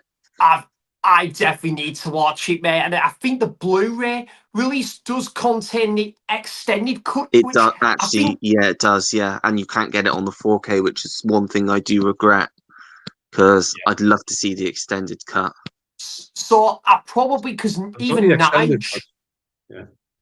Yeah, I remember Nige said as well, John, that the extended cut is, I think, the definitive version, not like the Blu-ray and stuff. So I'll need to I'll definitely need to take a look at that. But I think just because for like so long, Ollie, how much I love The Shining, and I heard they were going to make a sequel, but it's based off the Stephen King novel of Doctor Sleep anyhow, and I just refused it for the longest time. But then I've heard really good word of mouth, and it's over time it's intrigued me, and I think that might come with age as well, like of something that I didn't once upon a time ago never wanted to go near, but now I've wanted to. The last couple of years, it's something intrigued me, and again, I might not think it might be on the same level as The Shining, but I can still really, really like it and appreciate it for what it is. So no, I think that's one I'm going to probably save for I think October you'll later this appreciate it. year. Yeah, I don't think Yeah. it'll top The Shining for me. I don't think it will, but you'll really appreciate it. You'll not think, "Oh my God, that was rubbish." Like I thought it was Yeah. going to be. I thought, why would they even do this? But wow, what a film! And Ewan Yeah. McGregor is excellent in it. And He is Rebecca Ferguson, much better than she's I thought he would be. fantastic. I know she's great, isn't she? Yeah. Yeah, I'll definitely check it out, man. And again, Doctor Sleep, I'm sure I'll have to take a nap before Definitely. watching it. Yeah, Oh, I that's think good. it's worth it. Yeah. Yes, of course. Hello, Keith. Oh, hello, Hello Kate. to all. Thought I would Hi, stop Keith. in and see how John's getting on. Hope he's having a good night. Yeah, cracking night. Great Been a night. As brilliant you can see stream. from the length of time it's gone on. Yeah, it's well, it's one of those ones. It doesn't feel like 5 hours at all. No, not at all. I think we could break the record. What's the record? 8.5. Oh, If I Yeah. wasn't at work, we may be able to do that. But as well, I think that is the record of any stream that I've seen anyway. But I think the thing with StreamYard, which is annoying, because obviously I don't pay for it. It's just a free tier. You only get 20 hours a month. Yeah, I know what you're So saying. obviously, the more streams you do a month, and the longer those streams are, the less you can do without paying. Because it gave me a warning last week saying that I only have a few hours left. I mean, I think it was still about 7 hours, so I would have been fine. But obviously, with it being a new month, it would have refreshed now. But yeah, Right, it's just great, just chatting, and Oh, like you yeah. say, the time just doesn't feel like 5 hours at all. Well, it's it's a funny thing amazing. about streams. It's a bit of a you want to do them, but then again, you know that you're going to get into it, and Yeah, it's not hard. It's hard to get out of it, isn't it? Because you're doing this. Because I've had a great time. I really enjoyed it, and I'd love to I've come loved back it. again in the future, yeah, preferably when I'm out working the next day, and I don't yeah. have to think about that. You know, but yeah, no, great. And like I say, thanks once again, because I think this is the first I've done one at Christmas with Carlos and Dan and Jeff and Nige. But since before that, I think it's a lot of months before that was me last live stream. So I don't do them very often, you know, but I really enjoyed this one. Oh, it's been Yeah, been great. great. Yeah, thanks for coming on, John. It's been. Hey, no I problem. I would Thanks go for as asking far to us. say it's been one of the best streams yet. So, Well, I've and that, enjoyed it, and I've watched, and I do get a chance to watch streams, but not the full ones. Usually, I can't get them and catch up. But I watched your yeah, streams quite a few times, Ollie, and I was saying to Sam that I know you started quite a while ago, and I did see, and it's as all down to when you watch them on the TV, people seem to just disappear, and then they come back, you know. And I remember you, and I was interested to see that Sam had joined you on your live streams and that. So it brought you back into the radar of my TV, because I have my TV does all my work for us. I put the yeah, TV on and I hope it searches for things. A lot of channels seem to vanish and then they come back and whatnot. But I'm glad that you've found this bit of a niche for yourself with this live stream on the Monday night. I think it's a yeah, great little thing you've got going, and it's great. The ones I've tuned into and I've watched, even though I haven't commented on all of them, I've only commented on one. I've enjoyed the guests you've had and I've enjoyed the banter. So they're very yeah. watchable. So I think you've got a good thing going here. Nice little community that you've I got. think it's And just nice giving people chances to Yeah. talk to different people. Like, hopefully next week, I think we'll have Jodie again next week. Possibly even Alan, who I've not spoken to before, which would be great. Excellent. Yeah. Maybe Andy, because Andy's another great, really knowledgeable guy. Yeah. Just so many. Neil at Neil's movie channel, I'd love to talk Yeah. to. There's so many people like that I've been watching for a while that I'm now getting the chance to talk to, and it's just great. I mean, for Brilliant, everyone mate. joining as well as me and obviously Sam, giving people new people to watch, like people introducing people to my channel, to Sam's channel, to your channel maybe, and it's just great. It's all good. It's all good, and that's what it's about, isn't it? It's just about coming on here, like-minded people. We all say about like-minded people, talking about stuff, having a good laugh, and that's it. Job done. Really, isn't it? Exactly. And, there's nothing better you can think of. I would say this all the time. If you walk down the street and you go to people walking down the street and you say, "Guess what I got? I like Doctor Sleep, or I like The Shining, or I bought this Blu-ray, or hey, I got a 4K from the United States," and they just look at you like some kind of crazy animal. When Yeah. you get the like-minded people together, you can talk about this. Because sometimes in your life you don't get the chance. Maybe if I did the stream 2 weeks time with somebody, and I've talked all about this physical media with yourselves, then maybe I don't get the chance to do that for another 2 weeks till I have another stream talking about the same thing with like-minded people. So, it fills a gap, doesn't it, that you don't get in real life. This doesn't happen in real life. And this is like our substitute, but it's great, isn't it? Because you finally found your kin, for want of a better word. Because the thing is, like, you just pretty much nailed it there, John. Like, obviously, like obviously lovely people, but there's obviously other people I work with, or like I see quite every now and then, or obviously weekly and stuff, and they do like film. It's like mainly mainstream stuff, which I'm not saying is a bad thing, because we like what we like, and TV shows as well. But it's great to have this as well and talk to other great like-minded people, and we've like been into a wide range of other films as well as that, and it's brilliant. And once upon a time ago, when we didn't have this technology, we might have not had as many chances to talk to like other people on like YouTube, but other people and stuff on day-to-day life about film and stuff. So it's really great. This is probably a really great highlight of. So I am taking a social media break off Facebook, Instagram, Twitter, but yeah, this is a brilliant highlight though, of that being still having my YouTube channel, and yourself, Ollie, kindly invite me onto these streams, mate. They're like my favorite Monday nights now. The Apprentice is my favorite Thursday nights. These are my favorite Monday nights, I would say. It's like you're regular now. I mean, I'm going to say this. Anyone that is in our Movie Loons group, so including you, John, anytime, like any week, just join. I'll put the link in the chat every Monday. So if anyone even if it's last minute, is free to join, then you can join. Because this is what it is. It's the live stream with the Loons. So it's for us in a group. And obviously there'll be guests every week to talk to different people, like I say. But it's just great that we all get the chance to chat to each other. And like I say, we'll be meeting up one day. So be great to see each other in real life one day. And meetup is a special thing. It really is. It is.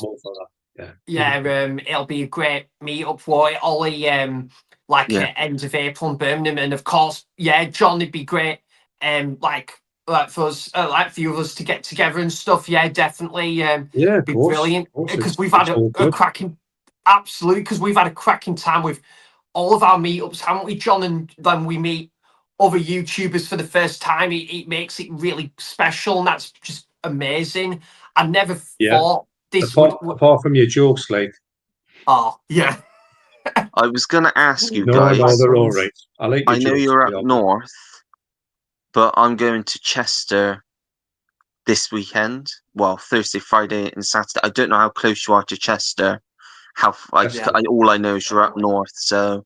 Yeah, it's a fair distance. Fair way, yeah. I'm away, Ollie. How close is York to you? York's. Oh, York's fairly close. I just wouldn't be able to make it. York's pretty. So I go to York every December, so we could always do a meetup when I'm there. I'm always there for a week in December. I So think York's pretty good. Absolutely, mate.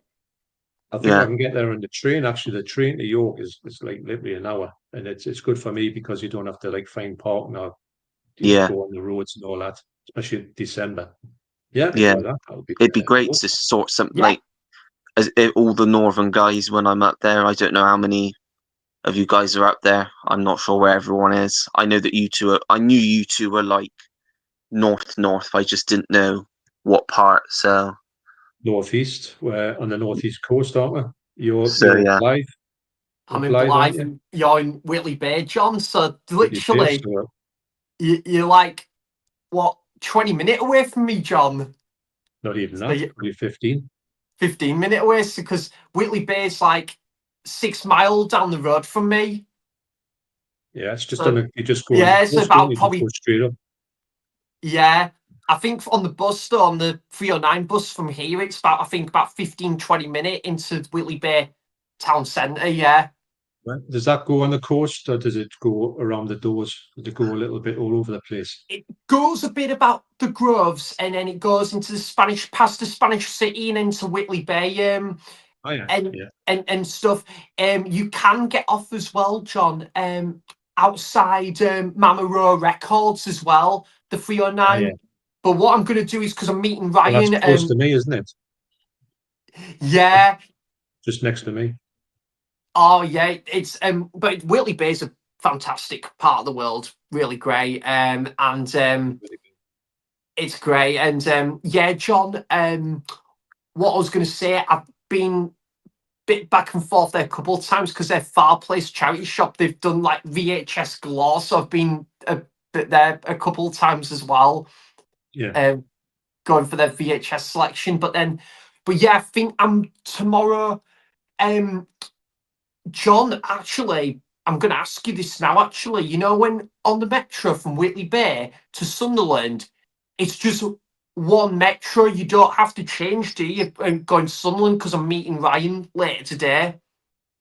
I think you might have to change. I think I'm not too sure.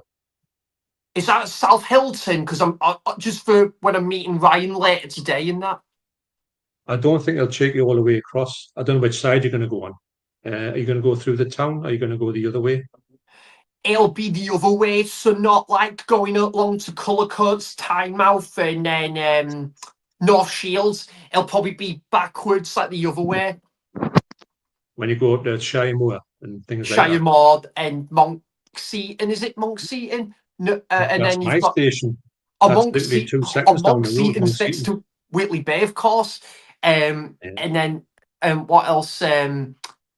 Yeah. So then Um, obviously further along you got Gosforth, Jesmond, and Palmersville, Four Lane Ends, and that. yeah, I don't know. I think you might have to think that you're probably going to change there, somewhere like St James's Park, something like that. Maybe. I don't know. I can't think you get all the way along there. Because I think. otherwise, John, it'll be an hour and a quarter in total from Whitley Bay to Sunderland. So, but I need to find out though tomorrow when I get there about changing. No, I might have to. I don't know whether it's just I'll go from straight past Monument and stuff, or I change at Monument or Central St James's, because you can get a train from what is it the train from Newcastle Central to Sunderland. your question's just been answered, Sam. There you go. Not too sure. Oh, thank you, Si. Excellent. All right. Oh, that's So handy, actually. Cheers, buddy. that's John Hall's metro station. I love Not Gosforth. Gossie. Nice part of the world. Then Si said, I absolutely love The Shining. Good man. Yeah. Sound. He said, nighty night, guys. Thanks for joining, Take Si. care. Right. We got Big Boy Beza. Been watching for the past couple of hours and been a great stream. Night, everyone. Thanks for joining. Take care, Thanks for buddy. watching. And Big yeah, boy Beza. that was the last comment from Si. So finally caught Wow. up 5.5 hours later. Wow. What amazing stream it's been. Yeah, really, It's been really great. enjoyed it. I've got to say. Yeah. It's been great. In a good way, Ollie. I didn't expect we were going to go on to 5.5 hours, but it's been an amazing surprise all I around. think Been really good. It's all down to the people within the stream, because obviously some people obviously have to go to bed earlier or have other stuff to do. Like Roy usually goes to bed slightly earlier than everyone else, and Tim might because he's got work the next day. Or this, it's usually, I think, if given like now the fact that we've just had so much to talk about and have enjoyed talking about it, just goes on, doesn't it? There's just no time limit on it. Ollie, it's been wonderful. I'm absolutely loving these Monday streams. So it's been a great idea of yours, because I said to you, didn't I, John, about I was thinking, yeah, it'd be great if some of us in the group can maybe start a stream and stuff. And it was Ollie, the first one to mention it. And I'm like, it's great someone mentioned that, because I was thinking this for a while. It'd be great for us to be on a live stream stuff. And Ollie was the first one, to like bring that idea forward. It's been amazing. And John, John's been working. Yeah. Oh yeah, it's been fantastic on my case, fantastic as well. John, it'd be great on a future stream though if you get to chat to Roy or Tim as well, or Marcus, because I think they'd love to chat to you at some point, definitely.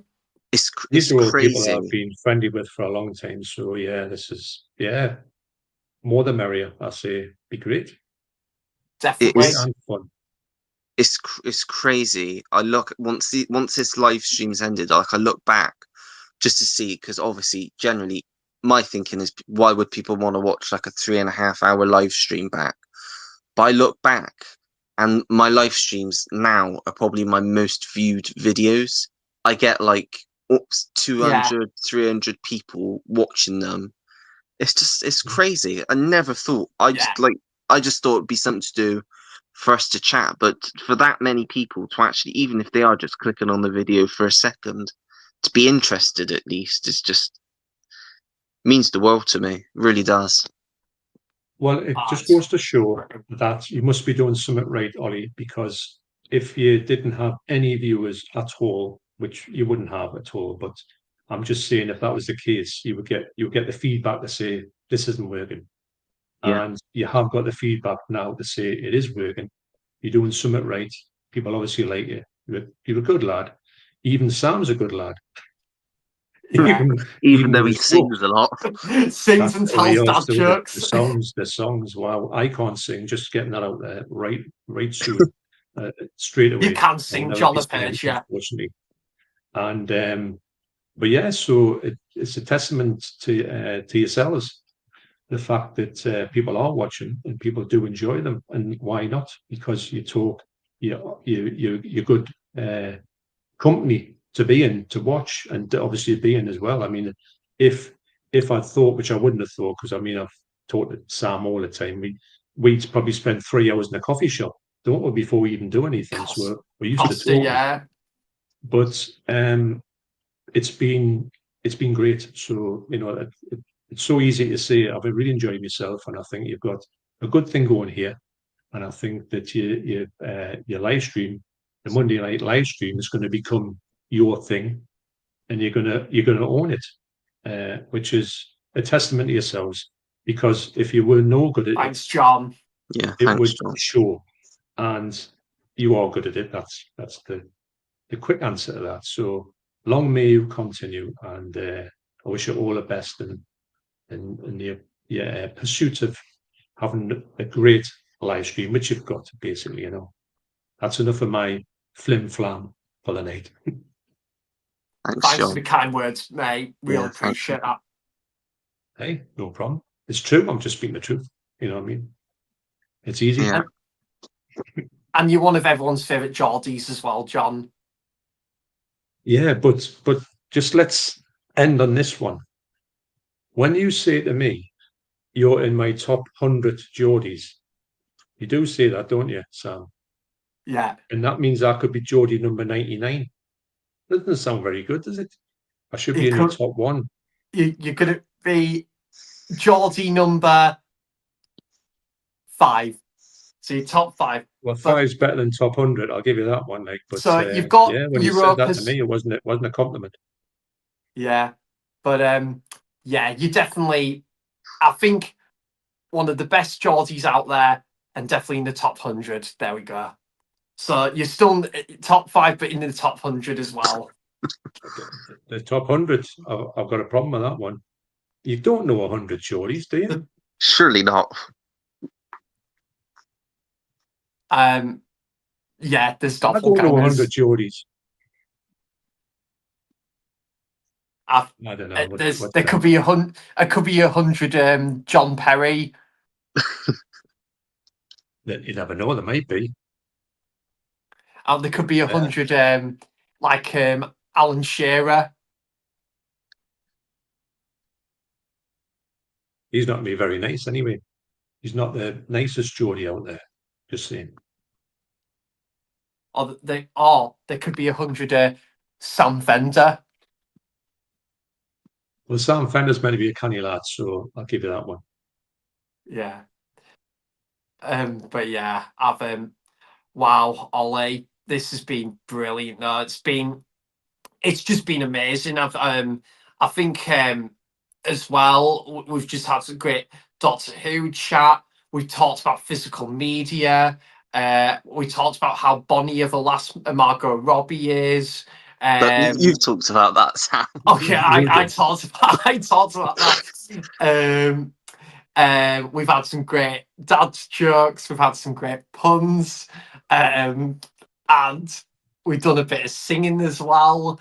Yeah, it's been wonderful, and this stream, in a really good way, it's been longer than any longest movie I've ever seen as well. So that's been wonderful. It's even longer than Lawrence of Arabia. Yeah. You're right. We could watch that twice. Yeah, it's not quite as long as the one Stuart watched the other night, that Holocaust, because I think that's 7 hours.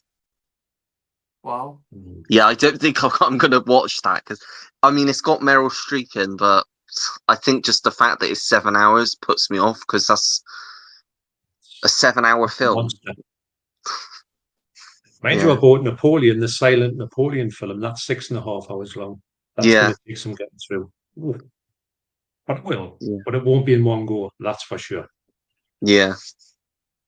But I'd have played in the background up there, couldn't I, through the whole thing? You could have, John. You could have watched all episodes of Frasier or something, or Friends, or Probably watched the entire Stranger Things during the length of this stream. Could have done, yeah. Yeah. Yeah. I can imagine that one.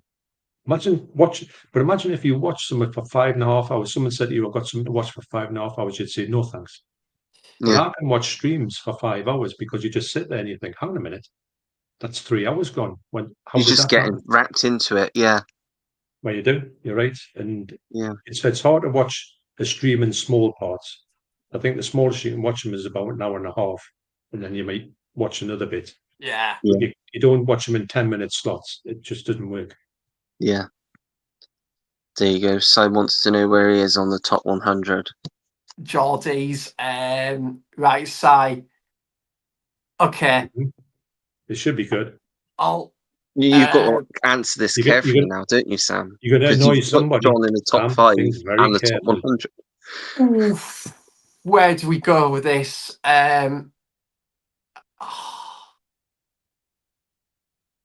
Si, I'll tell you what. You're in the top 10. So there you go.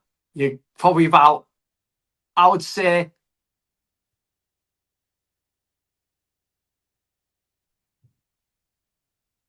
I would go probably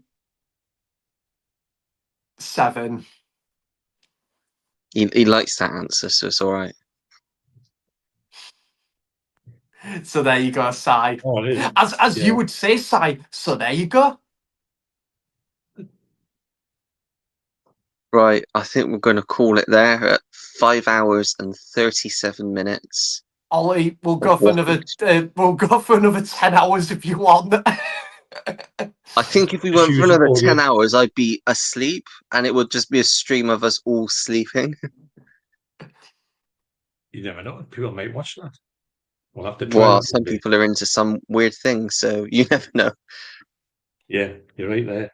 So, John, is this the second longest stream you've been on now after the one you did with Leon 4 years ago? I think this is the third because I've done 2 over 8 hours. I've done Yeah, I an 8 remember. Okay. I remember Oh, cool. those 8 hour. streams. Yeah, I can Yeah. remember when you did those streams. Oh my That was mad. It's a good idea at the time, but afterwards, the aftermath is shocking. The next day, you're What like absolutely wiped out. what time did you Um, start those streams? Was it about the same time as we started this? yeah, it's something like that. 7, 8 o'clock. I think it went on till about 4 o'clock in the morning or something daft like that. Bloody It was hell. ridiculous. I know.